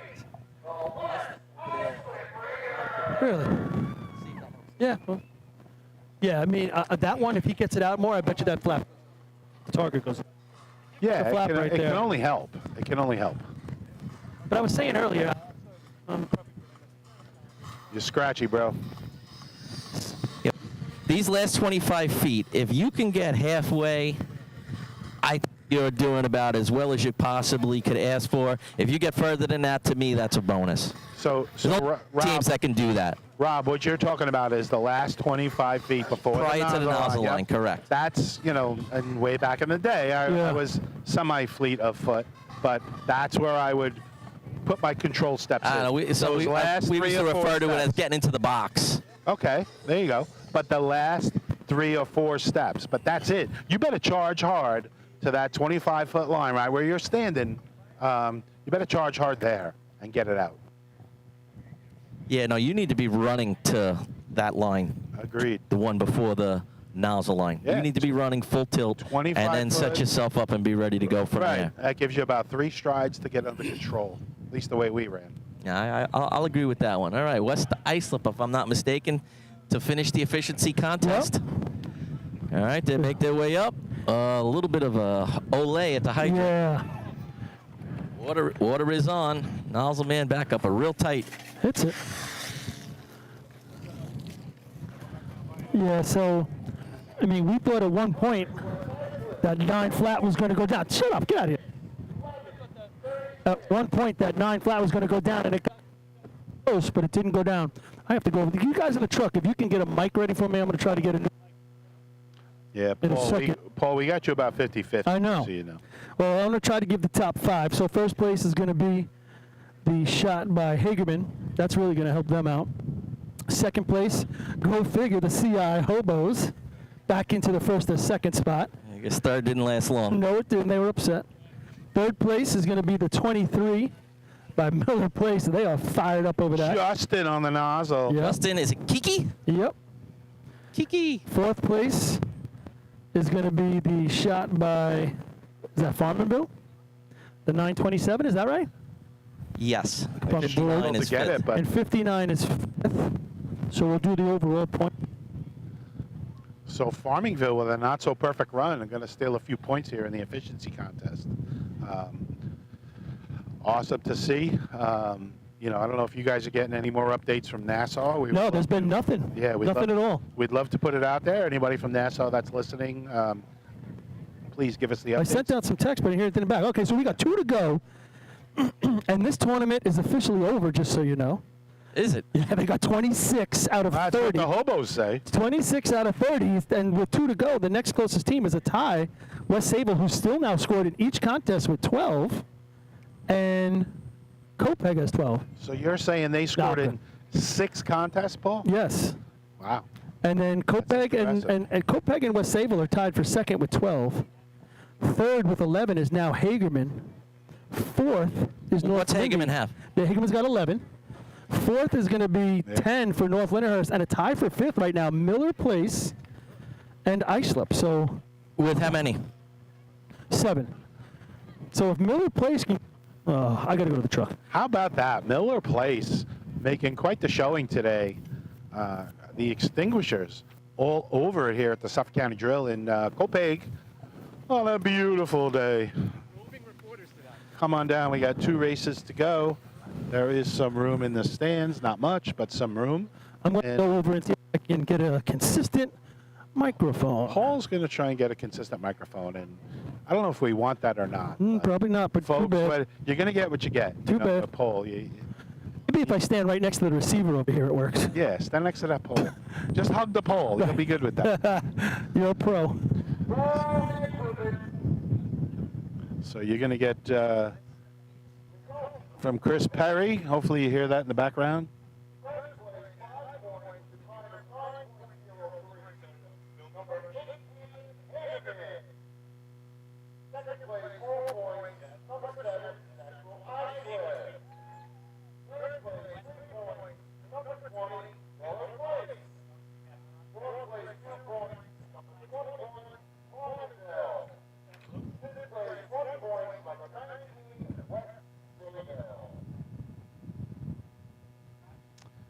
All right. So you just got the rundown from Chris Perry. Hopefully you could have heard that. I'm getting some information, guys, from Nassau County. Don't know if anybody's on board with me here.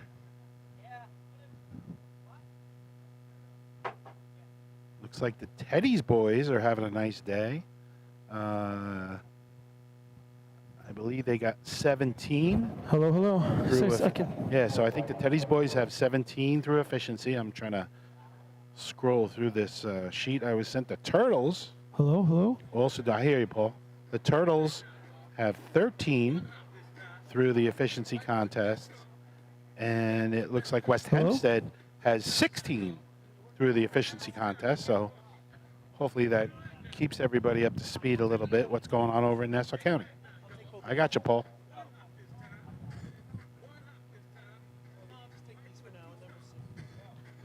So that should do it for right now. We're going to have a little bit of a changeover for the motor pump contest. If the radio trailer wants to go to commercials for a couple minutes, we'll do that, and then we'll be right back with motor pump.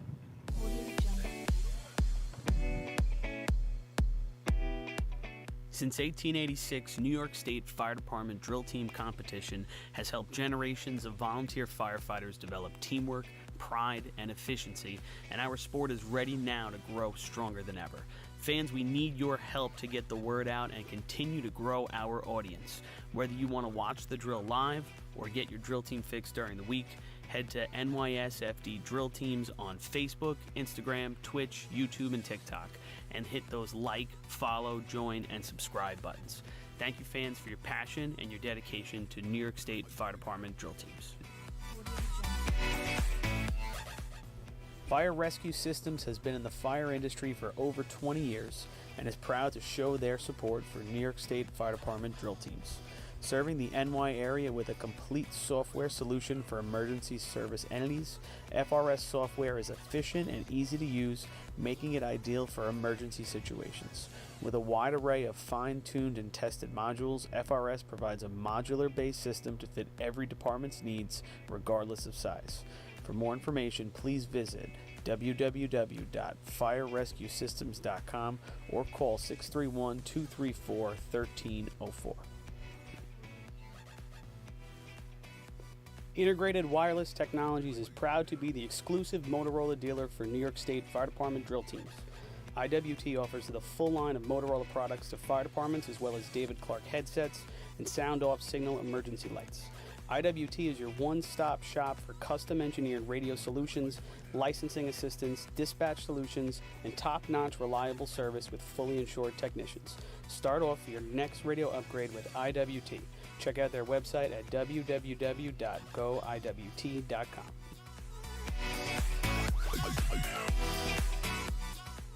The Bill Fox Company has been in business for over 65 years, specializing in custom championship rings, watches, badges, pins, and awards.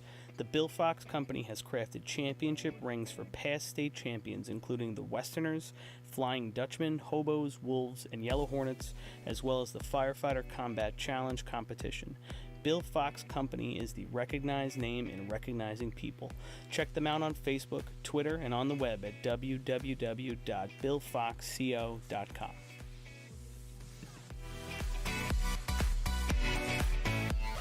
Since 1973, Fire News has been a proud supporter of the time-honored tradition of New York State drill team racing.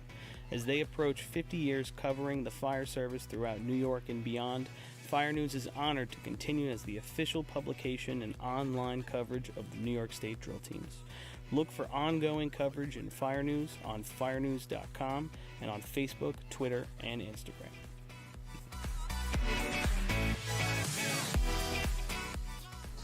The Titan Group is the trusted name in apparel customization industry as a one-stop shop for all your drill team and department needs. As always, we offer all our in-house services, screen printing, embroidery, sublimation, and graphic design. Take advantage of our custom online ordering system. Simply choose your products, choose your logos, and have your members pay online. All your orders are separated upon delivery. Browse our vendor catalogs at www.titangrouapparel.com and follow us on Instagram at Titan Group Racing. Call us at 631-859-0075 or see Artie Seskine or Devin Robinson on the track. All 8, all day. Gear up, get on. The Titan Group.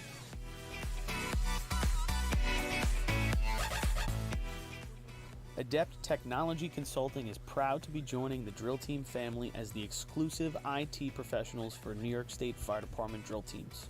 Adept delivers computer and technology support to fire departments, EMS agencies, businesses, villages, and libraries throughout the tri-state area.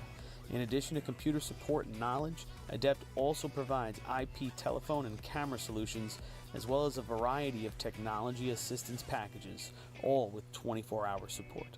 No IT problem is too little or too large for Adept. For more information or to speak to an IT professional, call 631-676-1756 or head to adept-techconsulting.com.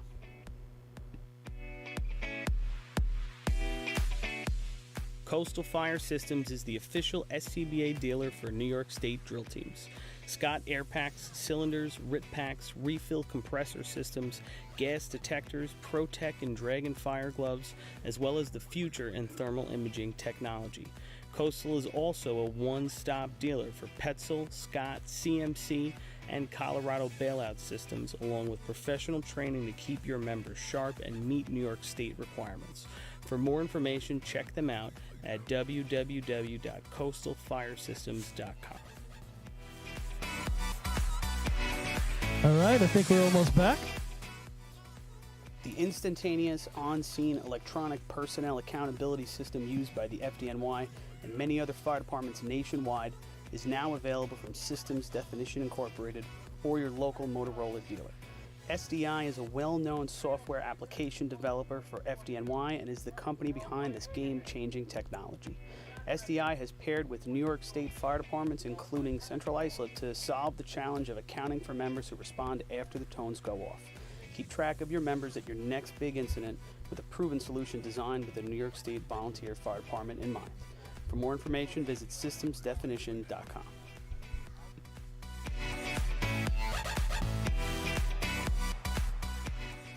With over 30 years of service in the fire industry, High Tech Fire and Safety continues to be a proud sponsor of the New York State Fire Department drill teams. High Tech has been honored to serve as master distributor for Morning Pride products, including state-of-the-art bunker gear, USAR gear, EMS gear, helmets. We are back for some motor pump. We're going to play some Mopo? Trying to find the safest spot down. I don't know if there is one down there, Paul. You're right there by the nozzle line. I would hate to see a nozzle man lose it and wash you out. Nah, yeah, sure you would. It could happen. But the nozzle usually goes backwards. Well, you're in the splash zone. I got to say, I would be further toward the hydrant. Really? If you're worried about getting wet, yeah, you're. Well, I'm gonna play it. Because I know you can't move quick anymore, so. Like a cat. Yeah. Okay. So motor pump, we're getting ready, Paul. Riverhead pretty far off the line right now, with that beautiful fade to blue to white, whatever you want to call it. Yeah, you truck. like this truck. I love the color of that truck. I'm like halfway in the poison ivy and halfway in the track. You're almost in the canal there. I hope I don't end up there. So Paul's been bringing it to you trackside, folks. He a little nervous coming up the scaffolding, right, Paul? You're not a heights guy. This isn't no Point Pleasant Arch. No. No, this is. I don't know what you would call it, but I think it's a little safer on the way up. But Paul is not a heights guy, folks. So. No, I don't. No, you're not. The one position I never ran was Duncan. I know you climbed a little bit, but not on purpose. So that being said, again, a beautiful day here in Copaig. Still have 2 races to go. Come on out to Tanner Park. There's other things going on as well, but Copaig doing a heck of a job hosting this county drill 2022. Looks like CI's in pretty good shape, Paul, right? It's over, Lenny. That's it. With 2 to go, they're up by 14, unless there's a new scoring scenario put into play. This one's done. That's a crazy great day. When's the last time we had a drill like that, Paul, where it was over before pump? I mean, I can't remember. The fact that CI has been solid all day. Yeah, we've seen teams have solid been a days. while. Usually there's somebody with, whoever's doing that lead, but we're not seeing it today. CI has wrapped it up. I would say especially lately, the tournament's been pretty competitive for the top 5. I agree. And especially the top 3. You know, it's been those 3 teams that are just killing it. But today, Central ISF killed it on their own. I mean, their scorecard, as I mentioned earlier, going across the scorecard. Yeah, It's like, holy cow, sign me up for that 3rd week of August. They've been the class of racing this year. We've seen North Lindenhurst and Islip have decent days, but CI's been solid at every single drill. Here come the Ironman. Making the approach to the hydrant. He's going to turn it on himself. Yeah, he's Sticks creeping. it, turns it on. He's The creeping. water's out. Now they're laying on it. I'm going to move over to the Yeah. poison ivy. I don't see too many guys on the nozzle, Paul. I agree with you. So Riverhead completes it. 8:44 for the Riverhead Ironman here at Motor Pump. Not a lot of guys on that nozzle, Paul. You looked a little nervous down there. You know, they got on it full body. To me, it looked like it was cemented. You never know. I think if it's me and you on the nozzle, everybody's okay, but some of these guys are a little more slight. Well, no. They had a couple me and yous behind them. Don't you worry about it. Mostly you. Me and yous. Mostly yous. You need some yous on the back of that nozzle. There's no doubt about it.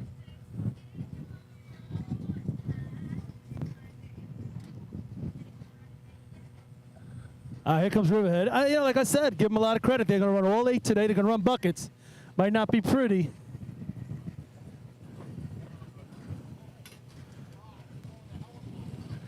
Paul, do you have any kind of inside story on them, why they came out a little late this year or anything like that? I talk to Mike Argenti often, and you know, I was supposed to actually go out to their practice this week, and then the practice got canceled Tuesday because, you know, to give him a little hand.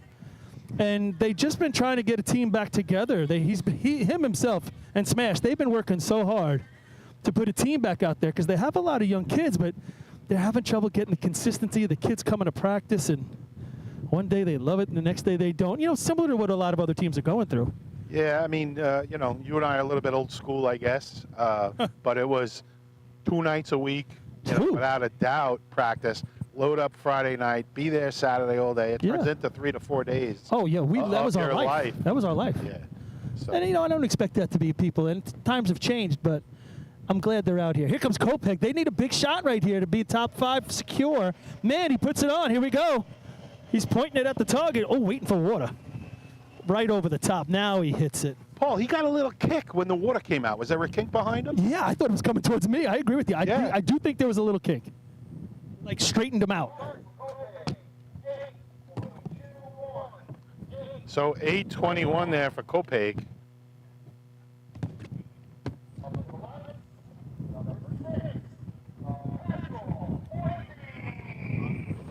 Test 1,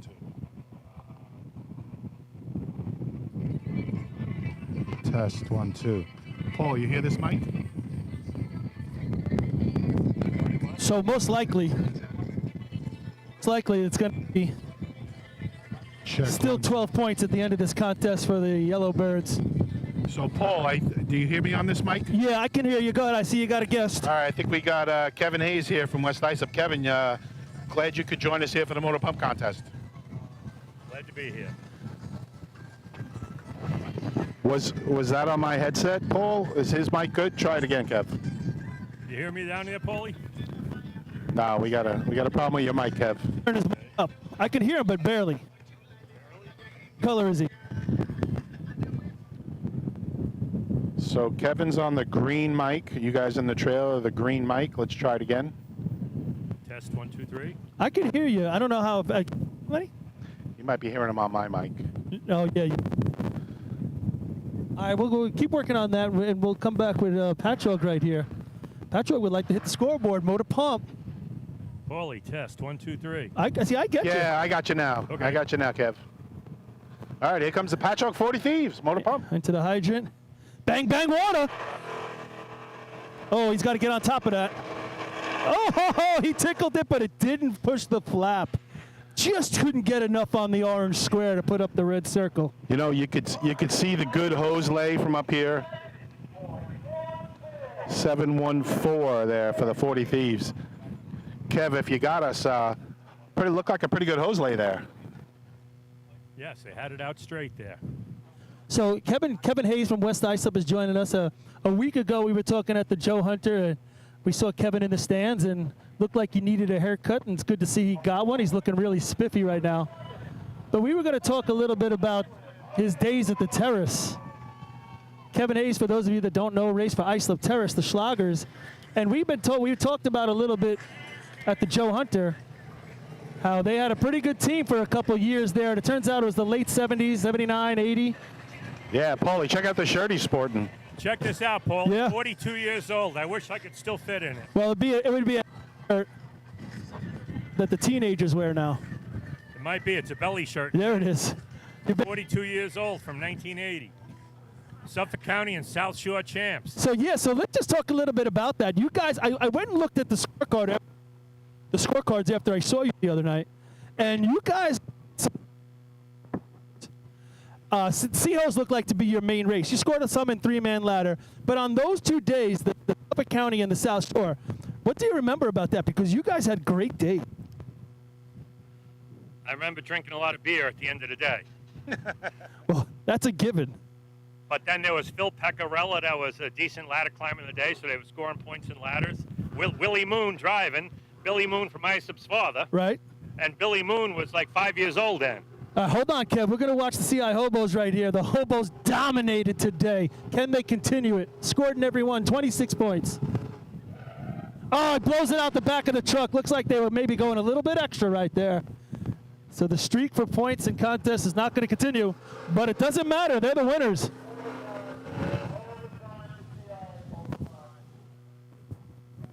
Overtime for Central Islip. All right, so back to that. Yeah, we talked about how Willie Moon was the driver.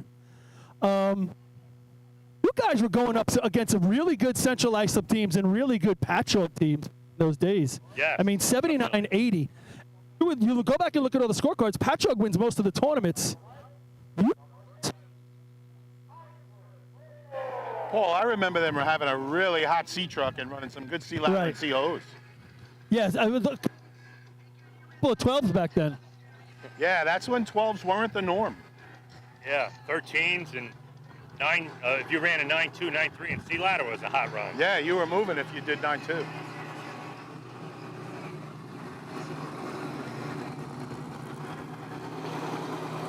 What year did you join the Terrace?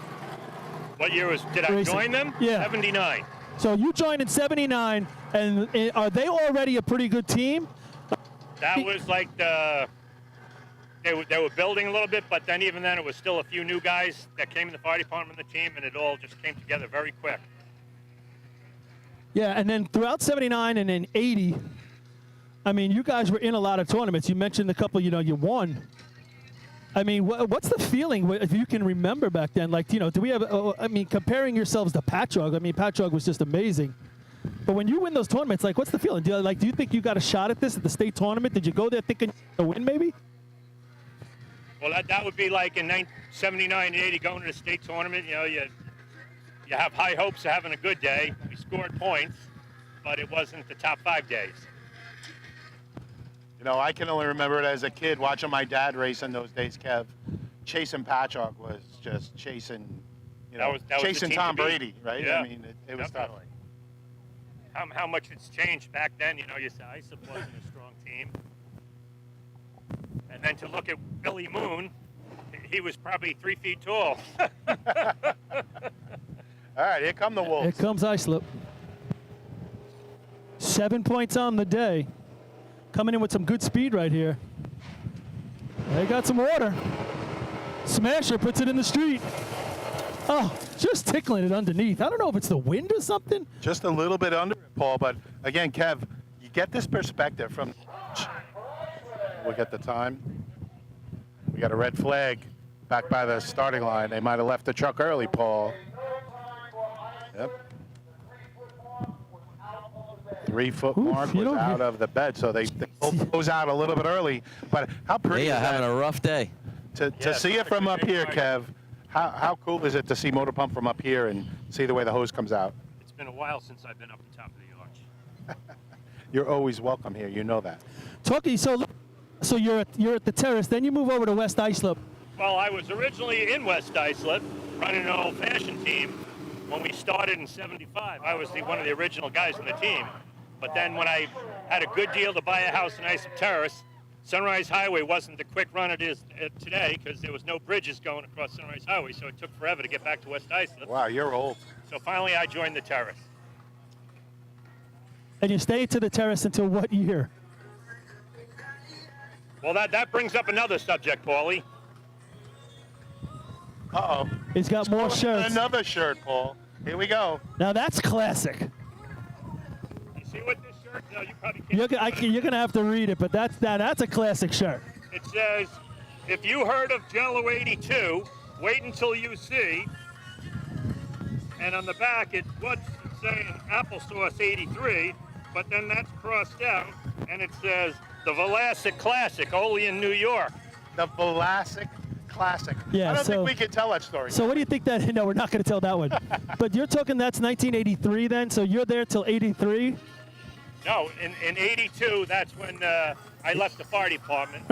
And then in the fall of 85, I moved back to West Islip, was back in West Islip for 86 season and started driving. All right. And we're in. You're breaking up a little bit, Paul. I know this is ridiculous, but Yeah, I gotcha. we're in Motor Pump. Give us a little bit of the inside track on when you guys break the pump record at Lindenhurst. Like, were you guys practicing and you thought you could break it, or is that just something? Boy, everything came together that day. That was one of those miracle days where it all came together. Had you run fives before, Kev, like in practice? No, our team record was 6 flat. Right, but like were you practicing and hitting No, the fives, no, or no, you it just was- pulled that one out of your butt that day? It was a total shock. Well, that's some. Oh, all right, hold on. Here's Bayshore.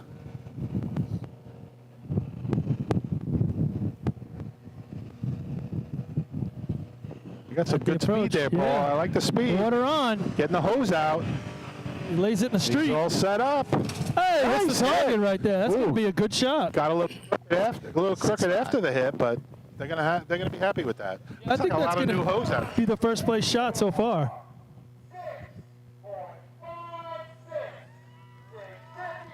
.656. That was the Bayshore team record for probably 20 years. And listen, going back to Islip getting thrown out, guys, they were right around that 6.5. I actually think they would have beat that shot right there. So that could throw this contest over and out a little bit. Definitely. It's going to be a battle with 3rd, 4th, and 5th today. Looks like it, yeah, Kevin. Bayshore's time is 6:56. So Kev, so you're driving. Now you start driving for immediately when you get there. Did you start driving right away? Yes. You know, something a lot of people don't know, I was a drag racer. Speak of the mic. Back in the day, I was a drag racer, so I was used to going fast, and which even once eventually when we got that old C truck from Albertson, we puked a motor after the 4th of July tournament in Hempstead when we got 4th place in C hose. I took the engine out of my race car and put it in the C truck and turned it into a rocket. So there you have it, folks. Right from the driver's mouth. And you end up driving about what, 3, 4 C trucks and 2 B trucks? 2 B trucks, 2 C trucks. 2 C trucks. That's it. Yeah. All right. North Lindy. 4th place, 10 points going into this contest. Trying to move up the ladder.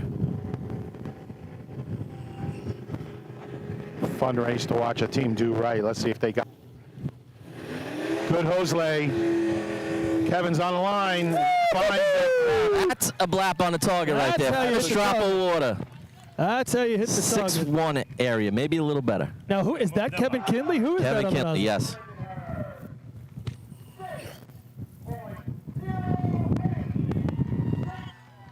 I would say the only way you beat that 6:08, North Lindy runs a 6:08, is if you get a better water on. I thought they ran a lot to the hydrant right there. I don't know if their water on was 493 water out. So 6:08. Kevin, would you run a 5.4 or something like that? A half a second better? 547 was their record. And New Hyde Park had it at 5:54. We ran 5:47. It was 700ths. To think of a run a half a second better than what we just watched. And just is another side note, that 6:08 ties the track record by Patchogue, 6:08.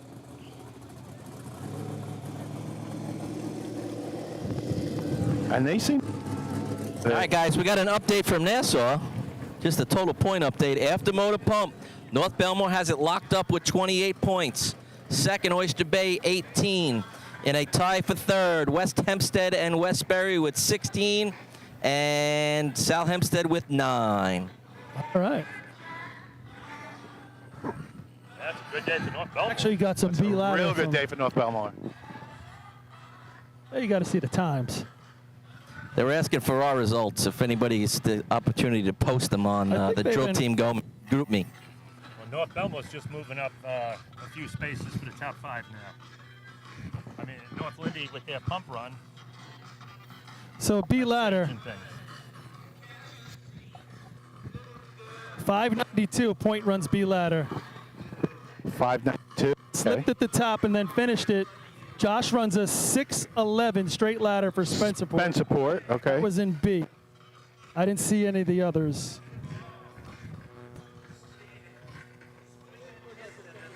Well, we're doing the best we can up here, sharing a microphone. Myself, Lenny Garber, and Kevin Hayes here from West Islip. Kevin, if anything you want to add about our brother, Mitch Lohan, anything you want to add? A big thanks goes out to everybody that was there at the firehouse for his wake on Thursday, and everybody that showed up yesterday on Friday for the funeral. All the beat trucks that were there. There was a dozen beat trucks there. Plenty of people. He got a fantastic send-off, just like Jocko did back in 2019. And Mitch's family, they all had smiles on their face yesterday with the racing community coming out to support them. That's great to hear, the love of the family that we all have here, folks. We can all compete against each other, but when it comes down to it, we're all brothers, and that's nice to hear. All right, East Farmingdale Hares on the line. Motor pump. Let's see what they can do. All right, they got a nice slow roll in coming. Through the light. Water on. 252, a little late. Uh-oh, that nozzle's a little bit of trouble. All right. All right, made us move a little bit there. Yeah, you guys were dancing on the sidelines a little bit. I was going to hide behind Paul. I was hiding behind everybody else. He's about the slowest one down there, Rob, so he's the guy to get behind. I'm not. Look around. That might have been a case of them trying to get to the other line here. This is a 225-foot track. Most of our tracks are 200 feet. So a motor pump, there's an extra line there that can confuse the nozzle and hose team. All right, so little highlights from the Nassau drill. 1266 won C-hose. Who was that? Carl Place. Very nice. Yeah, C ladder was a 928 Belmore. It was a 799 by North Belmore. Efficiency looks like a 908 by North Belmore. And that's where that's at.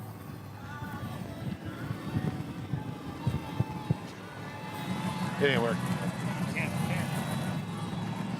Where is the Nassau drill being held? North Belmore. Merrick track. Merrick? So C ladder from Northern, the only report I got is it was not worth reporting on. I guess a bus stop for Spencerport and point slipped in C ladder. That good, huh? All right, so one more tidbit I'm going to ask Kevin.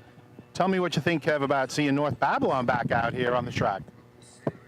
It's good to have as many teams come out as we can, so North Babylon Park getting together, that's good. And they had a decent B-hose run today, right?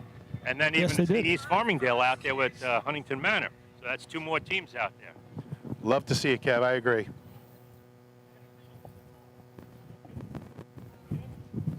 So let's give you the rundown. 6:08, North Lindy ties the track record that Pat Chog had held. First place, Bayshore 6:56 is second. And now we're looking at North. All right, North Babylon on the line. Run a 6, get a point right now. Rolling their way up to the starting line. Leandering. They're off. Late stick ends up turning it on himself, and the nozzle man just kind of not paying attention to where he was going a little bit. Still low on the target. Still low on the target. No, don't do it. He got it. Don't do it. Turn it off. Same thing, man. You guys are doing a lot of dancing on the sideline over there. It's a workout. Nozzle man's looking back at the truck as he's running down and runs out of hose. Very good sign. Then I think he was looking at us. So, We are no help over here. Kev, tell us about being a driver at Motor Pump. How many things you have to look at? You got to look at the hydroman, the discharge, the nozzle man. There's a lot going on. The one thing that every beach truck should be missing is the passenger side door, so you can actually see everything. When I drive pump, we took the seat off of 4 chairs from the meeting room, and I pile them up in the driver's seat so I can be sitting high enough. My head's tilted into the roof so I can see the hider man and the stick man. So you really have to work all that stuff, right? You got to make sure that the stick is down, that the discharge is on, and then the nozzle man and those guys are all in a good position, right? And you always want to have one finger on the cut switch to shut the thing down. Yeah, there's been times over the years, Paulie, we've seen drivers that just stay on the hammer and don't care whether it's blown off the hydrant, the discharge, whatever. And Well, that's one of the reasons they lowered that overtime rule now, so you can't just keep going. Even in a tournament where there is no overtime, that's a safety thing, and it makes a lot of sense. Some people do. They keep going anyway. Overtime, overtime, overtime. And then you always got to keep one eye on the traffic light up in the arch, watching for when that light goes red. Like everybody else, you can't see that target going up behind that stream of True water. story. When I was running nozzle, that's why I'd just look right at the light. If I knew I was set up, I just look at the light. Where you, Paul? And then I'm good left to right. I'm going to lift it and then look at the light. If it doesn't go to red, I start shaking my head for Harry to turn it off. All right, here come the guzzlers. All right, East Islip. Coming to the line. Very deliberate, but now he's there. Oh, he catches water. Sandbag puts it in the street. Oh, how about that? They're going to like this. There should be a solid 6. Yeah, there's only 2 on the board right now. Nice job by Sandbag. 6:22 I have. See how close I am. 4-9 water out. 6:20. 6:20. 191 on the handle. So a little slower than we see out of some teams, but first water hits the plate, starts to move it, and then that next burst comes in and finishes it off. Yeah, you're right.